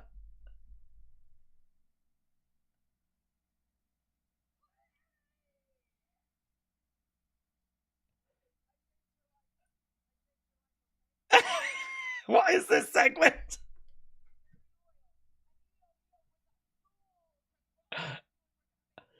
I don't think Kyrie knows what the hell is going on here, and I don't think Asuka does either. Becky went over and went, I've beaten you 9 out of 10 times. Do the thing, do the thing. Asuka goes, Kyrie! Kyrie jumps.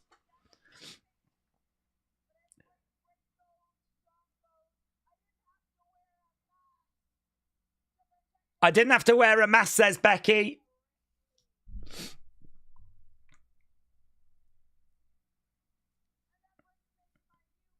My new friends.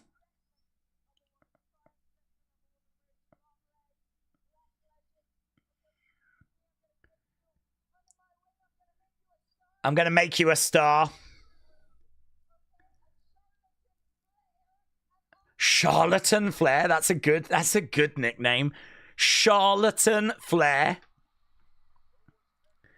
Charlatan Flair. Okay, Rhea Ripley is coming out. Becky is meant to be annoying. How hard is that to grasp, says Trini. That was a bad segment, said Jeremy.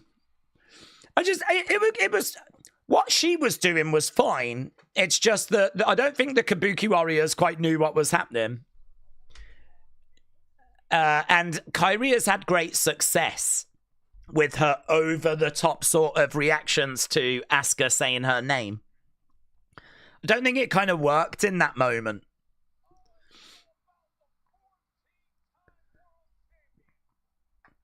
Okay, we're bringing everyone out. All the baby faces. Here's Charlotte. She's wearing wacky attire these days, isn't she? Look at that. She's wearing pants that have got, like, picture frames on. She's like a walking gallery. Here's Alexa. And surely we're going to have member number 5.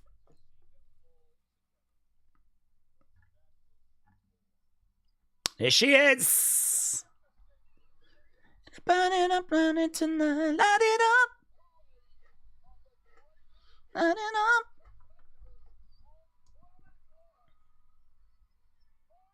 Still so weird seeing AJ Lee. You know?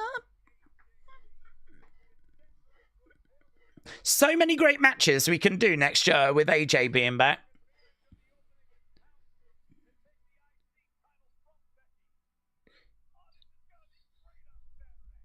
Okay, they're making their way down.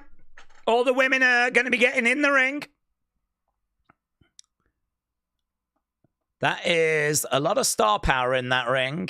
Io, Rhea, AJ, Alexa, Charlotte, Becky, Asuka. Flipping out.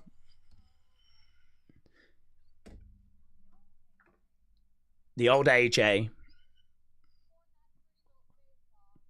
would have been out here and torn that face off.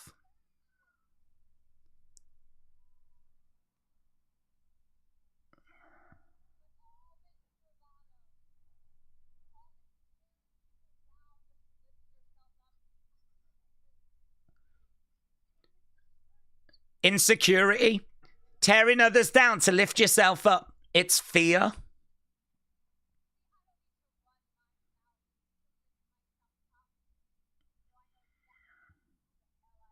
I know who I am.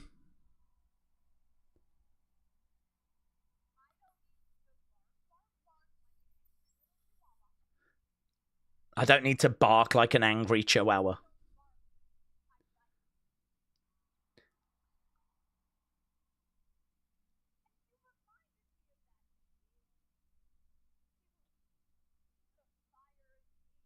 You lit a fire in me?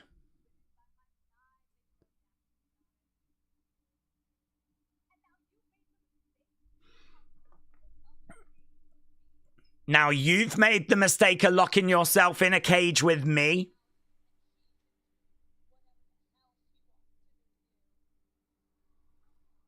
Okay, it's pretty good from AJ.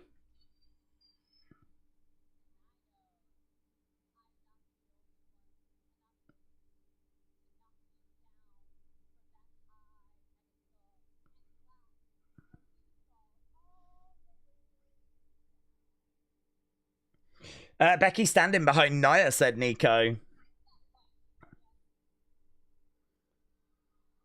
Okay, the microphone is passed over. Oh, okay. I love that. I'm here for that. No need for anything else to be said.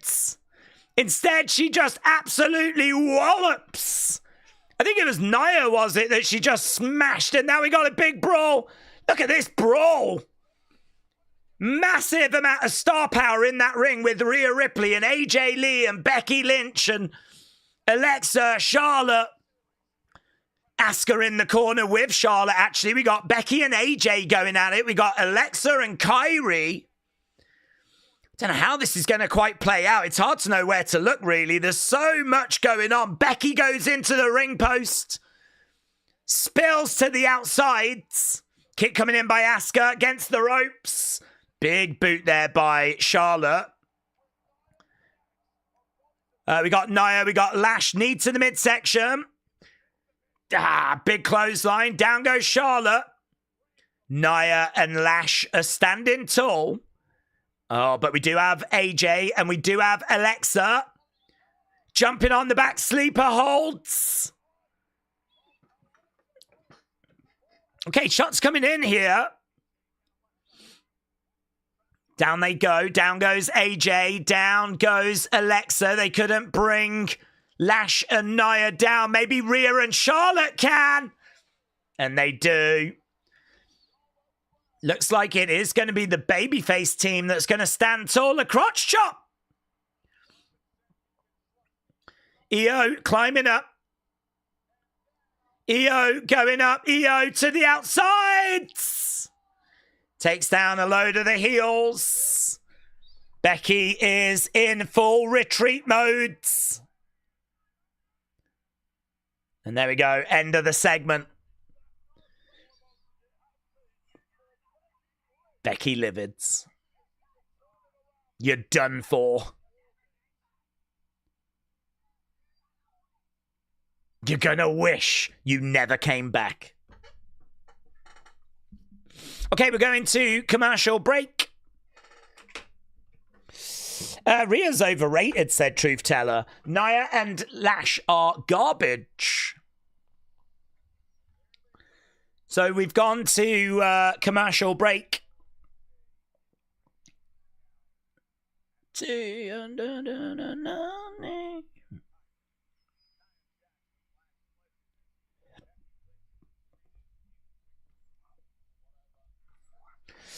I hope WWE get creative with these stars after War Games, said Nico.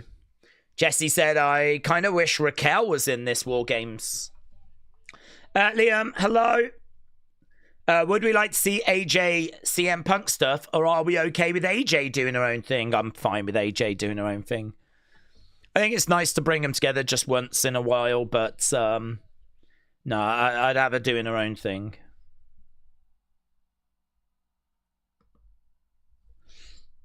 Okay, we've got the baby faces in the ring.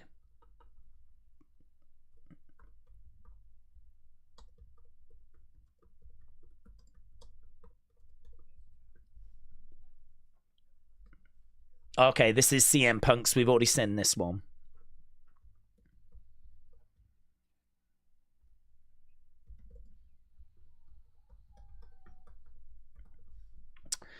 Okay.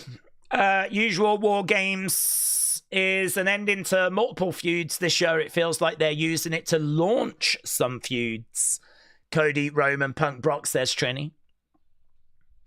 Bianca, Liv return at the Royal Rumble, and I think one will win, says Tony. Okay. We go back to the arena. Bum, bum, bum, bum, bum, bum.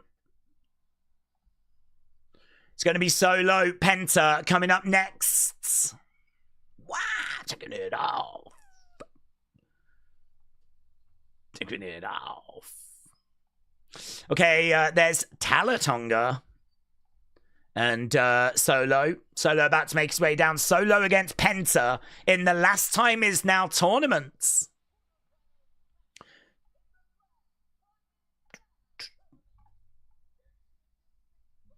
Solo making his way down.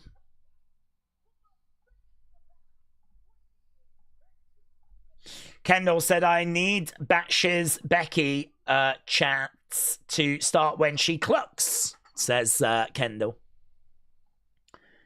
Batsh's Becky.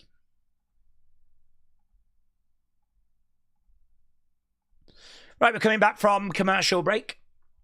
Penta, Ray, we're on the AAA event, says Tony.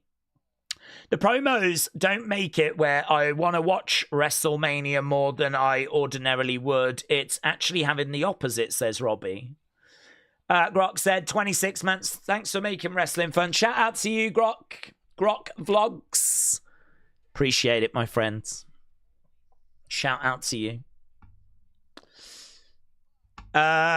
Chris was asking about what if Gunther loses the tournament. Well, then we'll be going down some roads we're not expecting, to be honest. Not expecting him to lose the tournament. Just showing a replay of that big brawl. Obviously, it would depend who he loses. I mean, if he loses to the final, then that means the person he lost to will be facing John. But it is John that we are expecting. It is Gunther we're expecting to face John. Okay, Solo making his way down, and we should be back from commercial break now.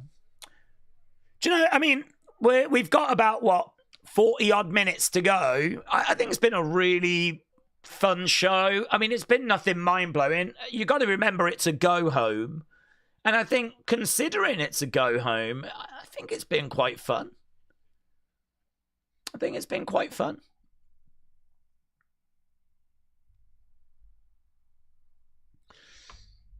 Okay, here's Penta.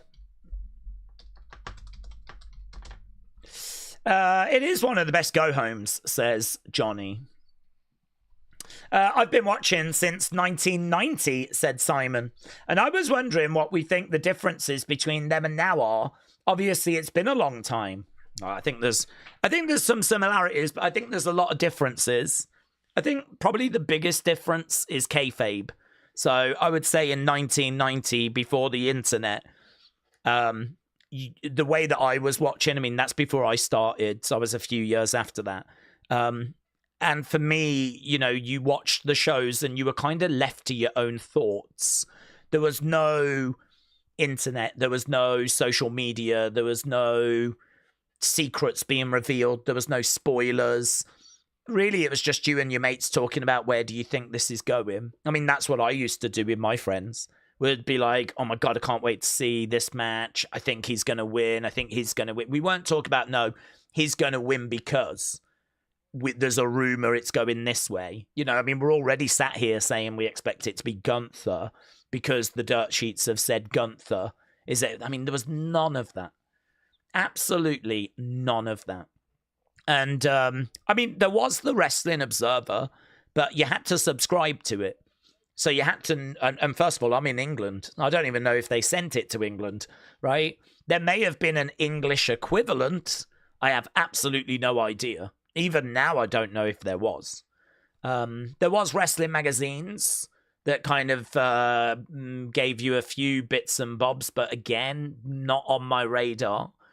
If I got a magazine, I got the official WWE magazine, and they certainly weren't revealing anything in that. So, you'd have to be really a bit older. You'd have to be kind of going down the rabbit hole to kind of find spoilers. Other than that, it's just you watching at home and being left to your own thoughts. And I think that's a massive difference compared to where we are now. Absolutely massive. I mean, now, because we know where we're going a lot of the time, the match quality, the promo quality, it carries more importance. Because if you know where you're going, how you get there carries more importance. Back in the day, we just were trying to figure out where we were going. And could British Bulldog be champ? Could the Warrior ever come back? What's going on with Hogan? Those were the kind of conversations. But when you know what the plans for Mania are, or who's going to win the Rumble, or who's going to face John in his last match, or whatever it might be, then all of a sudden how you get to it carries a lot more importance. Match quality, promo quality, all of that stuff. So I think that changes a lot. I'd almost say everything. Because how you watch wrestling, how you talk about wrestling completely changes. So I think there are similarities. Heels, faces still exist. Matches, promos. It's not like we've seen we've introduced weight classes or, anything like that's changed. I mean, back then we had Hogan, now we've got Roman, Back then we had Macho Man, now we got, I don't know, Seth. So, it's kind of, there are some similarities with the setup. We've still got a WWE champ, we've still got an Intercontinental champ, there's still mid-card titles, there's still tag team champs. There's still, a lot of similarities, but I think the way we watch it has completely changed. Certainly the way I watch wrestling has completely changed. Right now we got Penta jumping off the barricades, taking over Solo. Wrestling Void said, I don't know why, but I feel like Raw is going really slow today. Oh, really? There's not long left. There's only 40 odd minutes. So, it's not long. You'll be at the end of it soon. So, Solo, Penta, underway.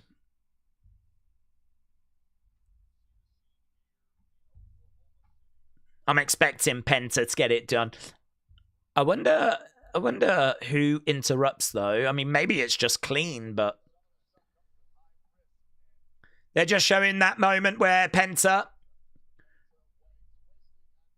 jumping off that barricade, taking Solo down. Solo going into Tala. Tala kind of stumbling back a little bit. Is there a Penta injury? Well, we do have someone over just checking on him. Are we at commercial break, though? I mean, they can take their time if we are, or... Yeah, we are at commercial. Let's have a look at the landing.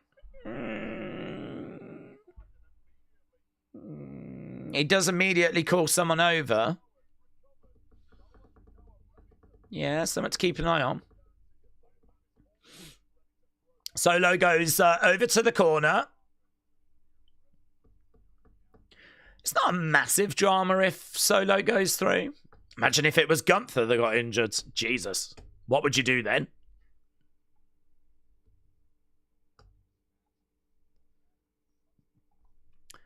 The camera's not over on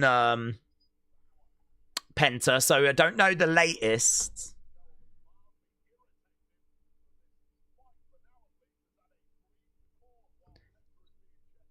Penta being checked out, says Wades. Okay.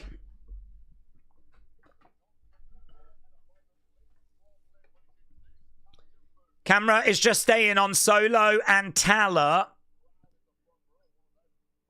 Wade's doing a good job of just keeping talking and keeping the conversation going. No update at the moment, but the fact the camera's not over there, obviously. There is a cheer, though. That would suggest that Penta's getting up to his feet. Cheer from the crowds. Okay, we're coming back. Are they going to show us Penta now? Are we going to get any sort of update? Penta was just being led away. Referee is calling it. There's Penta. The bell has sounded.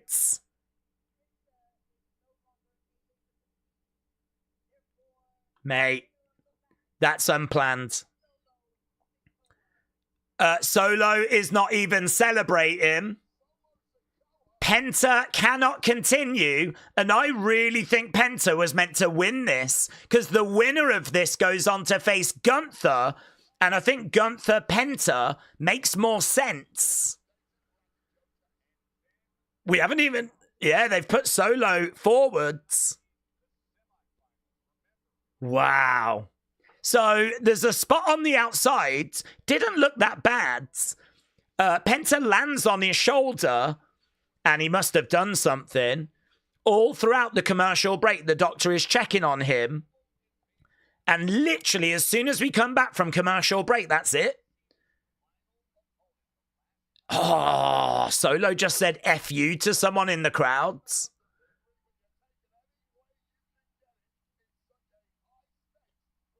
Oh, I wonder what's going through his head right now. It wasn't his fault. It's just one of those things. So it wasn't his fault. Damn, wow. Don't even know what that injury is going to be, because right now I'm thinking we're meant to be getting the Lucha Bros on the 20th of December. I mean, hopefully there's no serious damage, because, you know, if we don't get the Lucha Bros in AAA, that would be really disappointing. That was kind of a big reveal this weekend. I don't think Penta was meant to win this tournament, but I could understand him being frustrated at not going on to face Gunther. But I think, you know, that Lucha Bros reunion, that probably means a lot to him to reunite with Rey Fenix. So that's probably one that's kind of in his mind. I don't know, man. That's rough. That's really rough.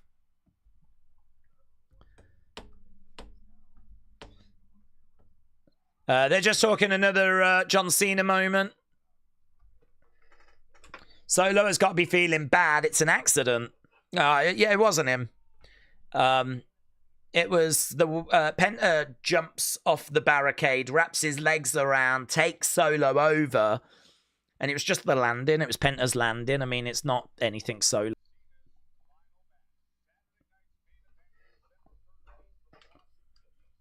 If I'm Solo, I'm backstage with Gunther right now going, hey, you know when we do our match, do you want to give that move a go?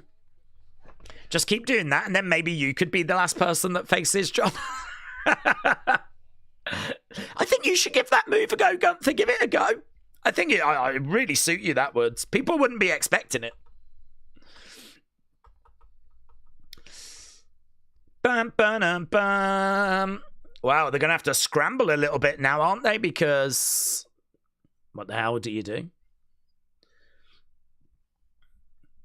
There is the little tease.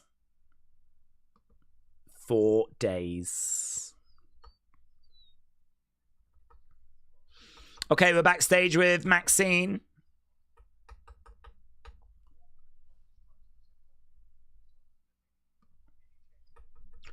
More women have called me about taking this off you than maybe ever.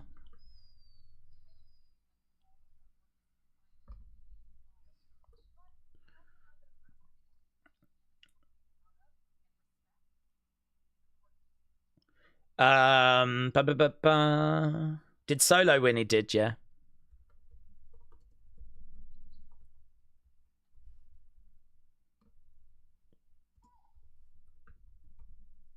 Ivy? That's going to be the next feuds.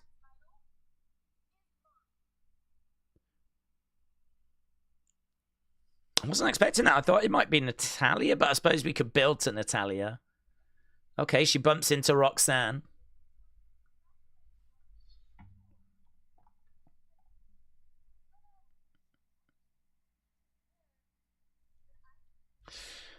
Okay, the sharks are swimming around.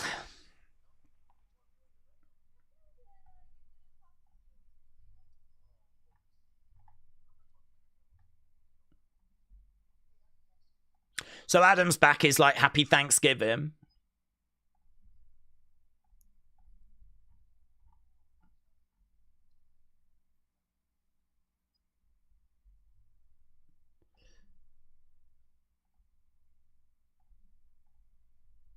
Okay, here's that main event then. Usos.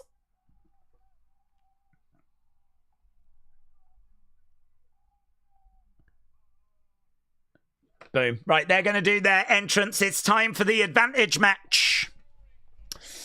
It's going to be a dislocated shoulder, said AZ God Mike. I think we know the heels are going to have the advantage, says Penny. Knock him down like this. Okay. Let's go. Main event. Drew and Logan versus the Usos.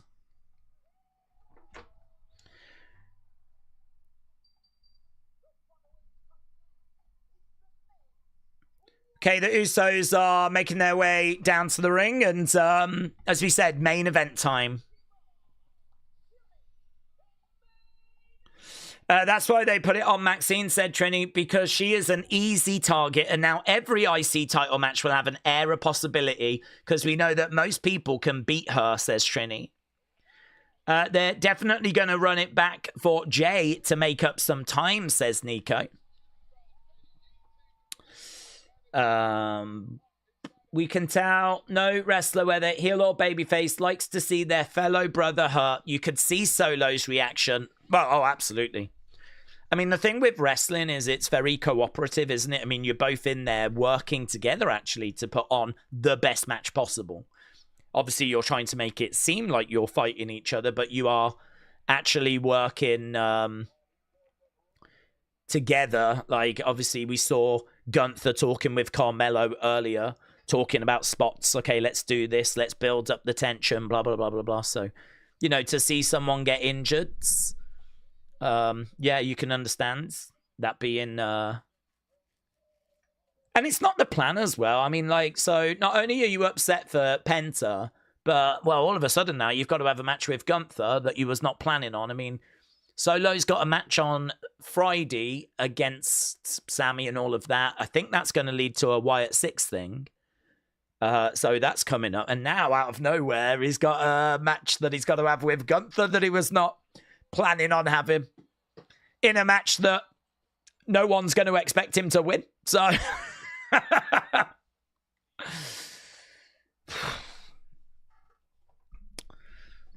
damn it, man, I was gonna have a weekend off.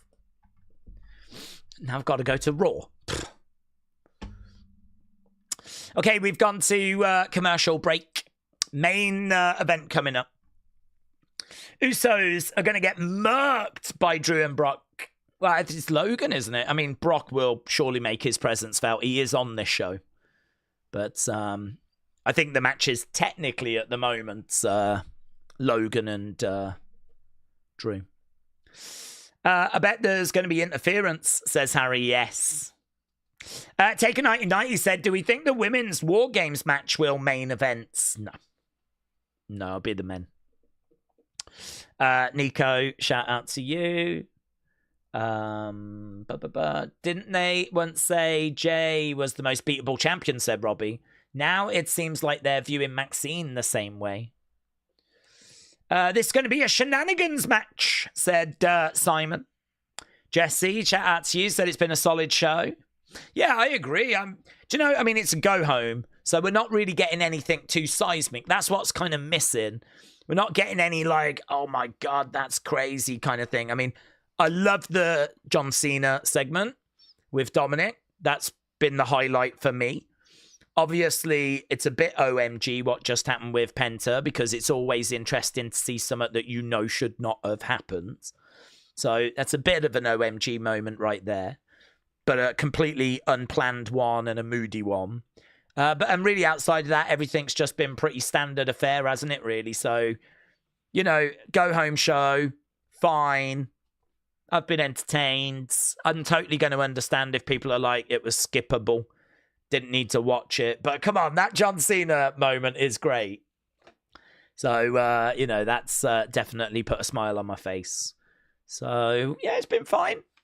Just, I think, hopefully we're going to get some moments that are going to be, do you know what I mean, really exciting at Survivor Series. So, fingers crossed for Saturday that we're going to be treated to some OMG moments. Jordan said, I bet Joe Hendry or LA Knight or a returning superstar. What, tonight or Survivor Series? Dutch Luch Lala said, I've enjoyed this show. It's been an easy watch and it hasn't been boring. Becky is so good, said AB WWE fan. Say what you want, but her promos are entertaining and funny. I still think about the jab to Nikki Bella about Cena. Nico said, I just hope we keep all the stars in both War Games matches. Continues to be stories that I hate. What they've been doing, Roman back and forth, we don't ever get a nice little chunk. Yeah, but that's part of Roman's contract, isn't it? You know, he's got that kind of part-time deal. So I agree with you. It would be brilliant if we could just invest in him, but sadly not to be. You know, he's around a bit before Mania, of course, which is the best part of the year for him. And then he's around maybe a little bit before SummerSlam, but not much. And then he might pop back and do another PLE bit before Survivor Series. I agree, it's very bitty with Roman. Kind of worked well, though, when he was in the Bloodline, because the thing is, the Bloodline would be talking about him all the time. So even when he's not around, he's being mentioned and they're on the phone or pretending to be on the phone to him. Or Heyman will be like, call Roman, call the tribal chief or whatever, you know? And it's like, even though he's not around, he's being met like Roman's back in 2 weeks. We got to get this done. And he's being mentioned and you don't miss him as much. But like now that we don't have any of that and he's not really spoken about anymore, like you feel his absence a lot more. I feel his absence a lot more. Right now we got a little promo here from Stephanie.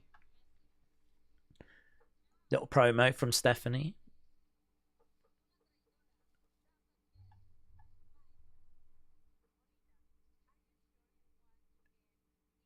Are you sure you want to get in the ring with me? See you at Survivor Series. I kind of liked her tribute to Bray Wyatt. Did you see that red jumper she had on? That was her. That must have been her tribute to Funhouse Bray. Love that.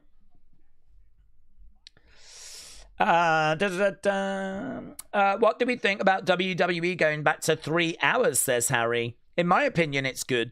It can be stacked and entertaining. Well, that's the glass half full, isn't it, approach, which is the approach I've taken as well. Glass half full, 3 hours. Let's have fun. Do you know what I mean? Yes. I mean, we've seen with Raw that they can book 2.5. So I think they've got a good template for 2.5. There is concern about 3, though, because SmackDown has been 3 in the past and it struggled. A lot of people wanted it to go down to 2.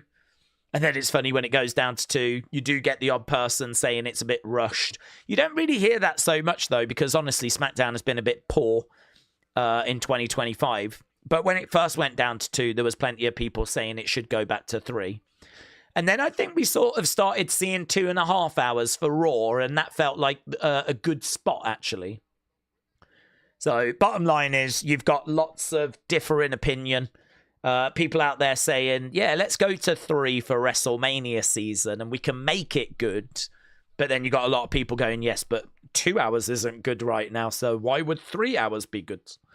So there's lots of, it's a very divisive one, that one. Lots of different opinions on it. I mean, what I would say is we're doing it. It's happening. So rather than worrying that it's going to be rubbish, let's just see how it goes. Have I got concerns about it? Sure. Yeah, of course you would. We know that Raw and SmackDown has not been great in 2025. So another hour, you know, I mean, probably it probably makes sense that you put another hour in. It's probably not going to be good. But I don't know. I'd rather be optimistic that they're going to make it good. I'd rather be optimistic that they've got some plans for it, you know.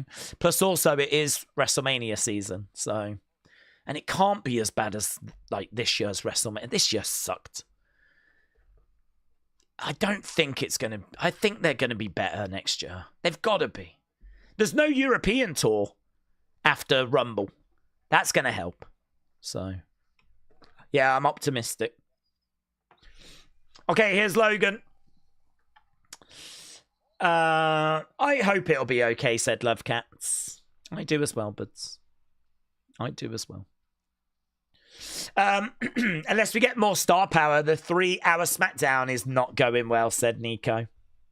Free Fox said SmackDown 3 hours next year. Yeah, it was this year at the start of the year. It is expected just for Mania season. They'll do April and May, actually, so just after Mania as well. But once we're hitting June, then it's expected to go back to 2 hours. So it's you know, I think it makes sense to increase it during the most interesting time of the year, Mania season.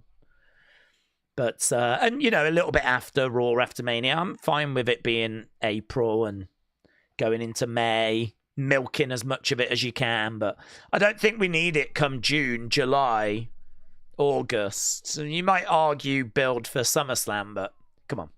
We don't really have SummerSlam season, do we? It's not a thing. So, yeah, for me, yeah, it's going to happen. It's happening. It's already going to, it's been a, I don't know that they have actually officially announced it, but we know it's happening. And it happened this year. Drew making his way down. Logan is down. Let's go. Don't forget, we are doing our little stream after. It's only short, but it's where we talk about the show, break the show down. Bum, bum, bum. Drew coming down. Okay. Whoever wins this will lose come Saturday, said Denley. Daze, Triple H needs to buck his ideas up and be more creative next year, not just the same old bleep, because it'll be boring, said Jordan. I hear you.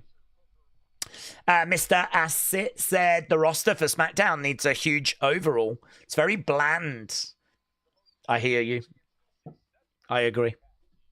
We do need a draft.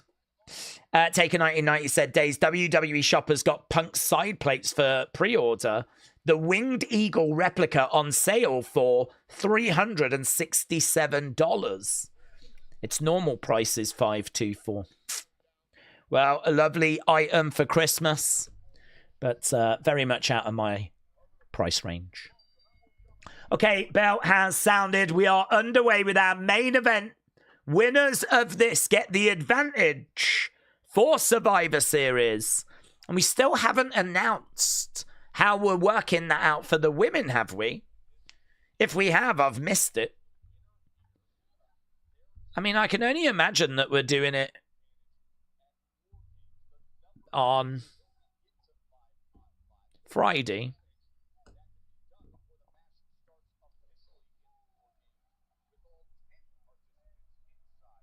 Okay, over against the rope goes Logan. Logan is in there, starting us off with Big Jim. Shot coming in there by Jim. Big Jim.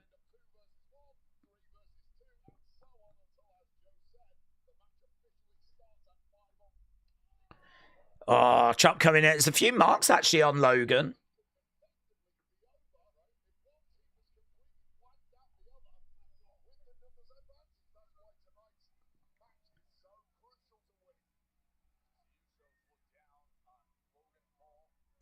Logan goes to the outsides.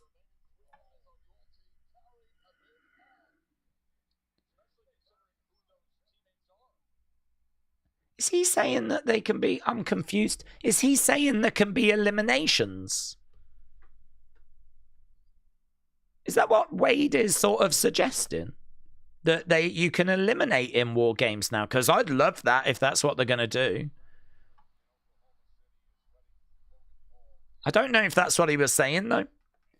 Spawny Boy said, someone with a sign says our last WWE show. Thanks, TKO. Really?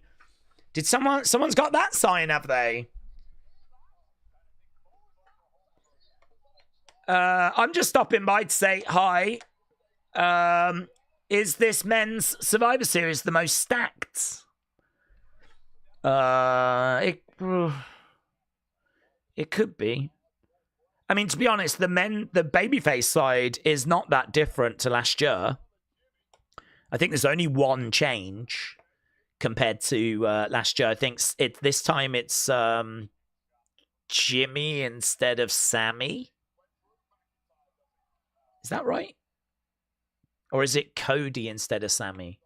There's one change. It was Sammy last year, and we've changed it for someone else this year. So men's side on the babyface, not that big a deal. But I think the heel side is much better than it's been in recent years. I mean, if you remember, it was like Solo that was in there with his crew. So this one definitely feels with Brock and Drew. I don't know how you feel about Braun, Bronson, Logan, but Brock and Drew are big stars, obviously. So, yeah, babyface side, not drastically different than where we've been in recent years, but the heel side feels like a big improvement. I saw someone online say about elimination in War Games. Yeah, to be honest, I was trying to listen to what he was saying. And I just missed a couple of bits at the start, and I couldn't quite work out if he was saying that there can be eliminations. Just waiting for someone online to kind of clarify it.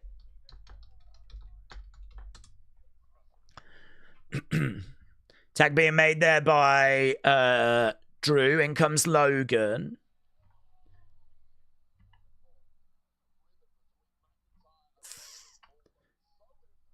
Yeah, I can't see anyone talking about it, so shots coming in. Have the heels won in War Games? Well, I don't know, but I know the Bloodline were victorious. Don't know. I'd have to look back in NXT because it started off in NXT, didn't it?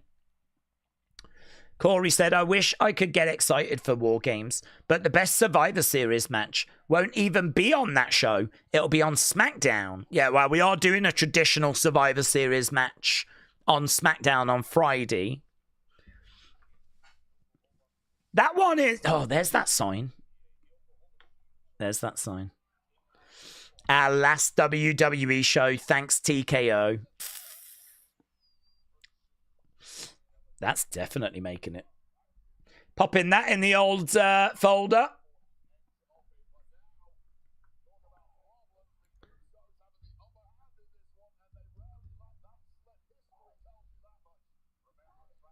Okay, Jay is in there with Logan.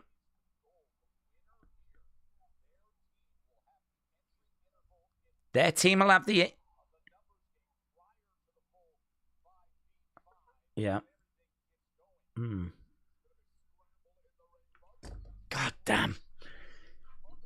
Slam down. So he was just talking about how you have the advantage.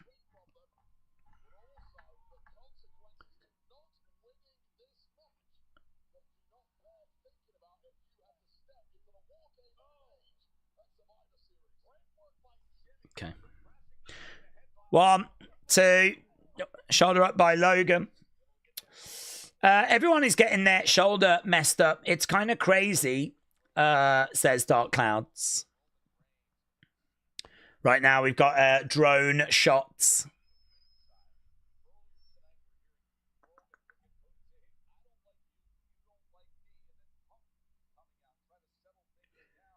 Jay comes over, collides into the corner as Logan goes down. Jay coming over, grabbing Logan. Jay gets driven back into the corner.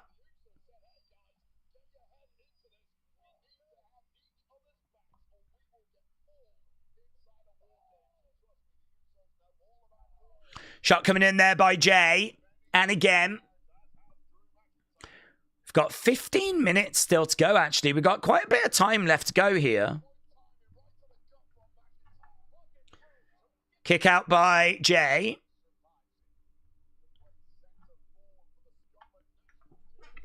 Are they 2 hours away from me right now? Yes. Am I there? No. Could I afford it? No, said Jennifer. Yeah, I mean, I would imagine that's what that sign was saying. Thanks, TKO. This is our last one. I would imagine if you're not enjoying the show, you wouldn't buy tickets to go, would you? So I don't think it's that they don't like the show or the booking. I've got to think it's more the cost that they're referring to. Drew planting Jay, telling Jay to get back up.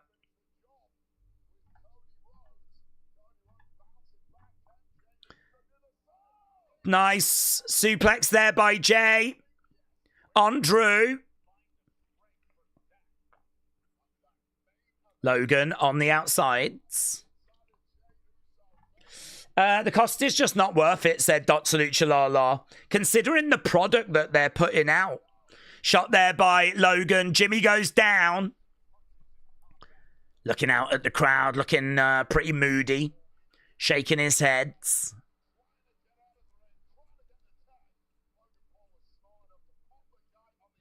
Logan going over, delivering a splash. What are you going to do, says Logan. Logan going for the cover. 2.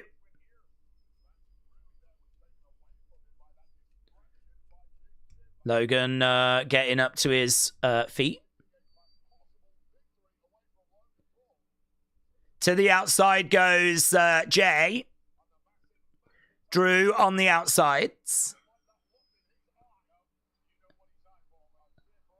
Logan sucks is the chant. Man throws Jay into that commentary table. So the crowd were chanting Logan sucks.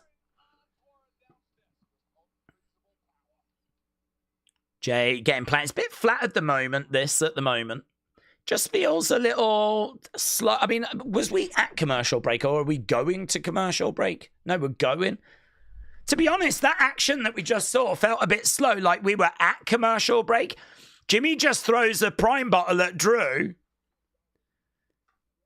Grabbed a prime bottle and chucked it over at Drew. Drew comes over, he's grabbing Jay. Jay just got planted on that commentary table. Wade having to jump in the crowd to kind of get out the way at the moment. Jay a little bit tangled up in that chair. Bang! Goes into the ring steps. So Drew in control at the moment. It's thousands of dollars for a good seat, said Nico. Even for a Raw or a SmackDown. What's that? Is that like a light or something? What the hell is that on the floor? A speaker? Or I don't even know what that is. Something has fallen off the ring and is at the ringside area. Someone needs to kind of get round. Because if someone goes over the top on that and lands on that. So there's like a speaker or something that's on the floor on the outside as Drew stomps away. Crowd are on their feet, though. Crowd are on their feet. They're throwing a bit of abuse at Drew, trying to get behind Jay. Got 10 minutes left to go. I remember when I could get 2 tickets, good tickets, for $120 back in February 2020, said Robbie. Honestly, do you know, I got an opportunity to speak to Braun and Cesaro. They came over and did a UK tour, and WWE just sent me an email. They were like, hey, would you like to come and have a chat with them? And I was like, oh my God, yeah, thank you. And they were like, well, the one is just before SmackDown in like London on Friday. So come down. You can do the meet and greet and we'll give you like a ticket to the show. And honestly, I remember like getting the ticket to the show, and it was cool and everything, but 2019 was not a great year. So I remember like being very grateful, but I'd rather have streamed. I didn't stream that night because I ended up going to London, and they gave me a comp ticket for the show. And it's crazy because I remember like getting it and being like, wow, thank you. Like, I was obviously appreciative, but like it didn't feel like that big of a deal. And actually, as I was there was quite a few empty seats around me as well. And 2019 was not a great year. And you kind of look at how much, I mean, it wasn't an amazing seat. I was up in the nosebleeds. It's not like I was flipping ringside. But you look at like how much it is now to go to the show. It's like, I bet they ain't giving out those comp tickets like that anymore. In fact, Scarlett even said that it used to be easy to get comp tickets if you was a wrestler for friends and family. How many do you need? But apparently now a lot harder to kind of get those kind of comp tickets. When I used to work in the entertainment store, we had a couple that would come through the post because we used to sell WWE DVDs. And so if ever they were in town, they would always send a couple to the shop. We didn't even ask for them. They just sent them. Just as a bit of a, hey, thanks for selling our DVDs. Here's a couple of tickets to the show. And I remember there would always be an argument over who would go from the shop, who would go. And yeah, I mean, they, you know, I'm sure local radio stations and people at like, you know, TV executives, whatever. I'm sure there was loads of comp tickets that were getting given out. Back then, honestly, it didn't feel like a massive deal. Now you'd be like, oh my God, this thing's worth like £200. Blimey now. Back then it was like, I don't know, probably worth 30 quid, something like that. That was 2019. Now you'd be like, oh my God, can I resell this somehow? This is worth a lot. This might be the most valuable thing I own. Jimmy climbing up. Bang! Down goes Logan. 1, 2. Shoulder up. Dark Cloud said, I went to the show before Christmas in 2023. I got 5 rows back, 2 tickets. It was still 500 a piece to be behind people that were taller than me. I ended up just looking at the screen anyway. To be 5 rows back, though, that's very impressive. I've never, ever been that close. I do remember buying floor seats for Raw, though, in 2008.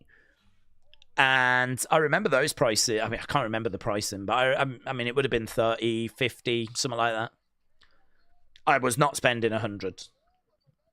So, I don't know, 50 maybe, floor seats. They weren't ringside. They were obviously further back, but they were still really good. Now, Jesus Christ. Easy. Probably 6 times the price now that I paid. It's mental, innit? That was 2008, though. Super kick. Logan against the ropes. Spear by Jimmy. Spear by Jimmy. Jimmy going to the outsides. Trini said, someone posted on Reddit about how dynamic pricing can be to your benefit. They paid $150 to be at the last PLE. That's interesting. Right now we got boot coming in by Drew. Drew to the outsides. Kick coming in. Yeah, I mean, we've put in Unseen Brock Lesnar guy. He said the secret is last minute. You get it last minute. He managed to get, I think, floor seats for John's last Raw, 300, when it was way, way more than that. But it's waiting and doing it last minute.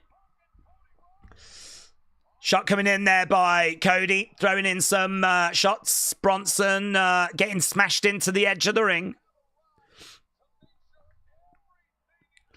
So we've got Cody, we've got Punk, we've got Brom, we got Bronson, we got a big brawl on the outsides.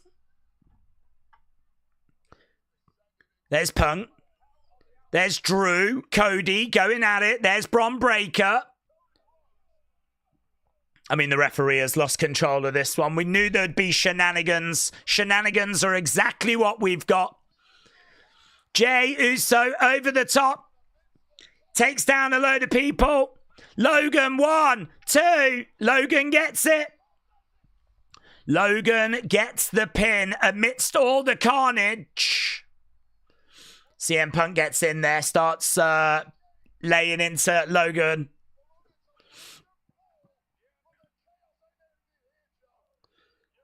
Okay, we just got a big brawl. Surely Brock's coming down. It is all-out brawl. Is it OTC that comes down first, then Brock comes out after? I'm guessing. Yeah. Roman out first. Roman making his way down. I wonder if, is he going to come out or is Brock going to have murked him backstage? No, there he is. He is coming out. I did wonder if Brock might have got to him backstage. Bang! Down goes Bron Breakker. Duck underneath. Bang! Down goes Bronson. Roman making his way down is going up. Logan goes down. Roman gets in the ring. Drew goes over the top. It's all so easy, isn't it? For Roman. Do you know what I mean? Like someone charges over, you just duck underneath. Like it just looks so easy. Someone charges it. We haven't seen Brock. We've got Cody, Roman, Punk, Usos, but where's Lesnar?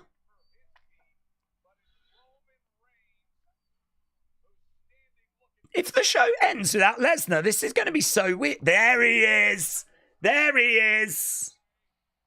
So now Brock's music hits. I mean, we'd seen him earlier. He comes out with Heyman as well. Look at that. Coming out with Heyman.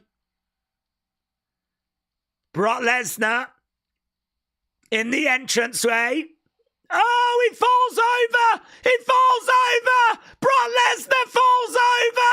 Oh, my God. Oh, my God. Botch of the year. Botch Lesnar. It's Botch Lesnar. Oh, he's laughing about it. Oh, my God. The best. The best. It's moment of the year. It's Botch Lesnar. Ah! Ah!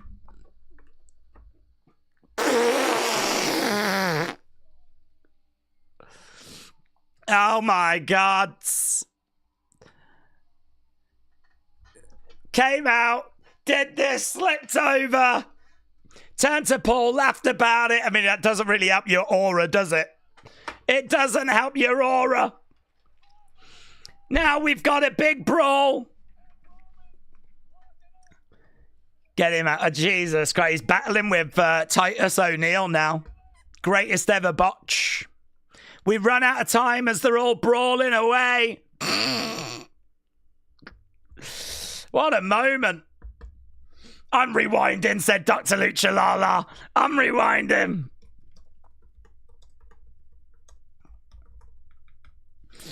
I'm dying, said Dominic. I'm dying. Mate, that is going to be replayed time and time and time again. I flipping live for that moment. Ajikar said Raw was definitely epic. Mate, we got little John Cena and we got Brock Lesnar falling over. What a time to be alive. What a time to be alive. Oh, mates. That's even funnier than Tiny Cena. Mate, I have to show that on the Talking Points video. I have to. I have to show that on the Talking Points video.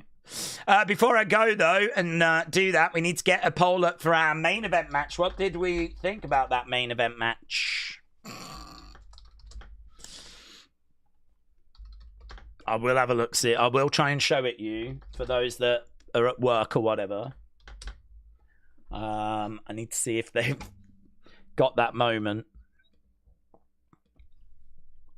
The show closes with, here it is! Here it is! Here it is! Here it is! Boom! Down he goes!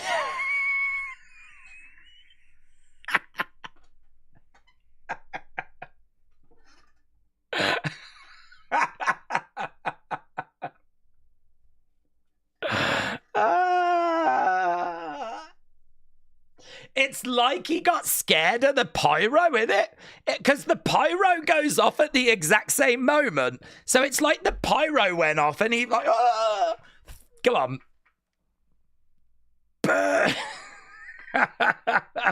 And we cut away. And you can see Heyman looking at him like, what are you doing? What are you doing down there? What are you rolling around for? Botch Lesnar. Oh my God. Brilliant. Brilliant. Greatest go-home show ever. It is right when the fireworks go off. I know. Oh.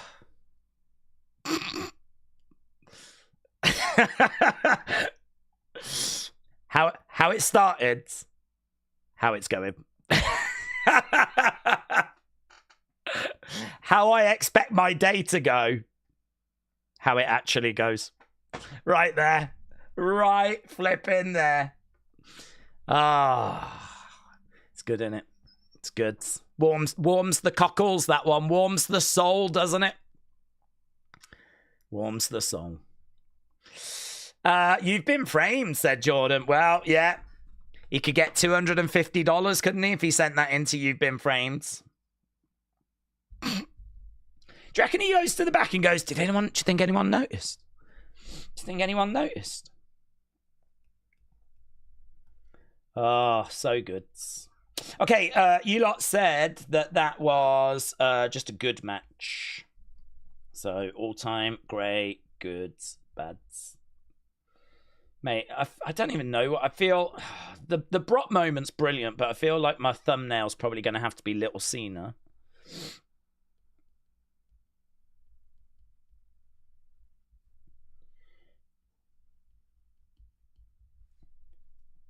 No score for Penta and everything, obviously. So, there we go. We're done. We're done. I'll be back in a moment as we do our live kind of breakdown video. But appreciate everyone joining us. Hope you enjoyed the stream. Hope you had a good time. And Sean said that botch makes it a 10 for me. And I will see you in a moment for the breakdown. Thanks for watching. Bye for now.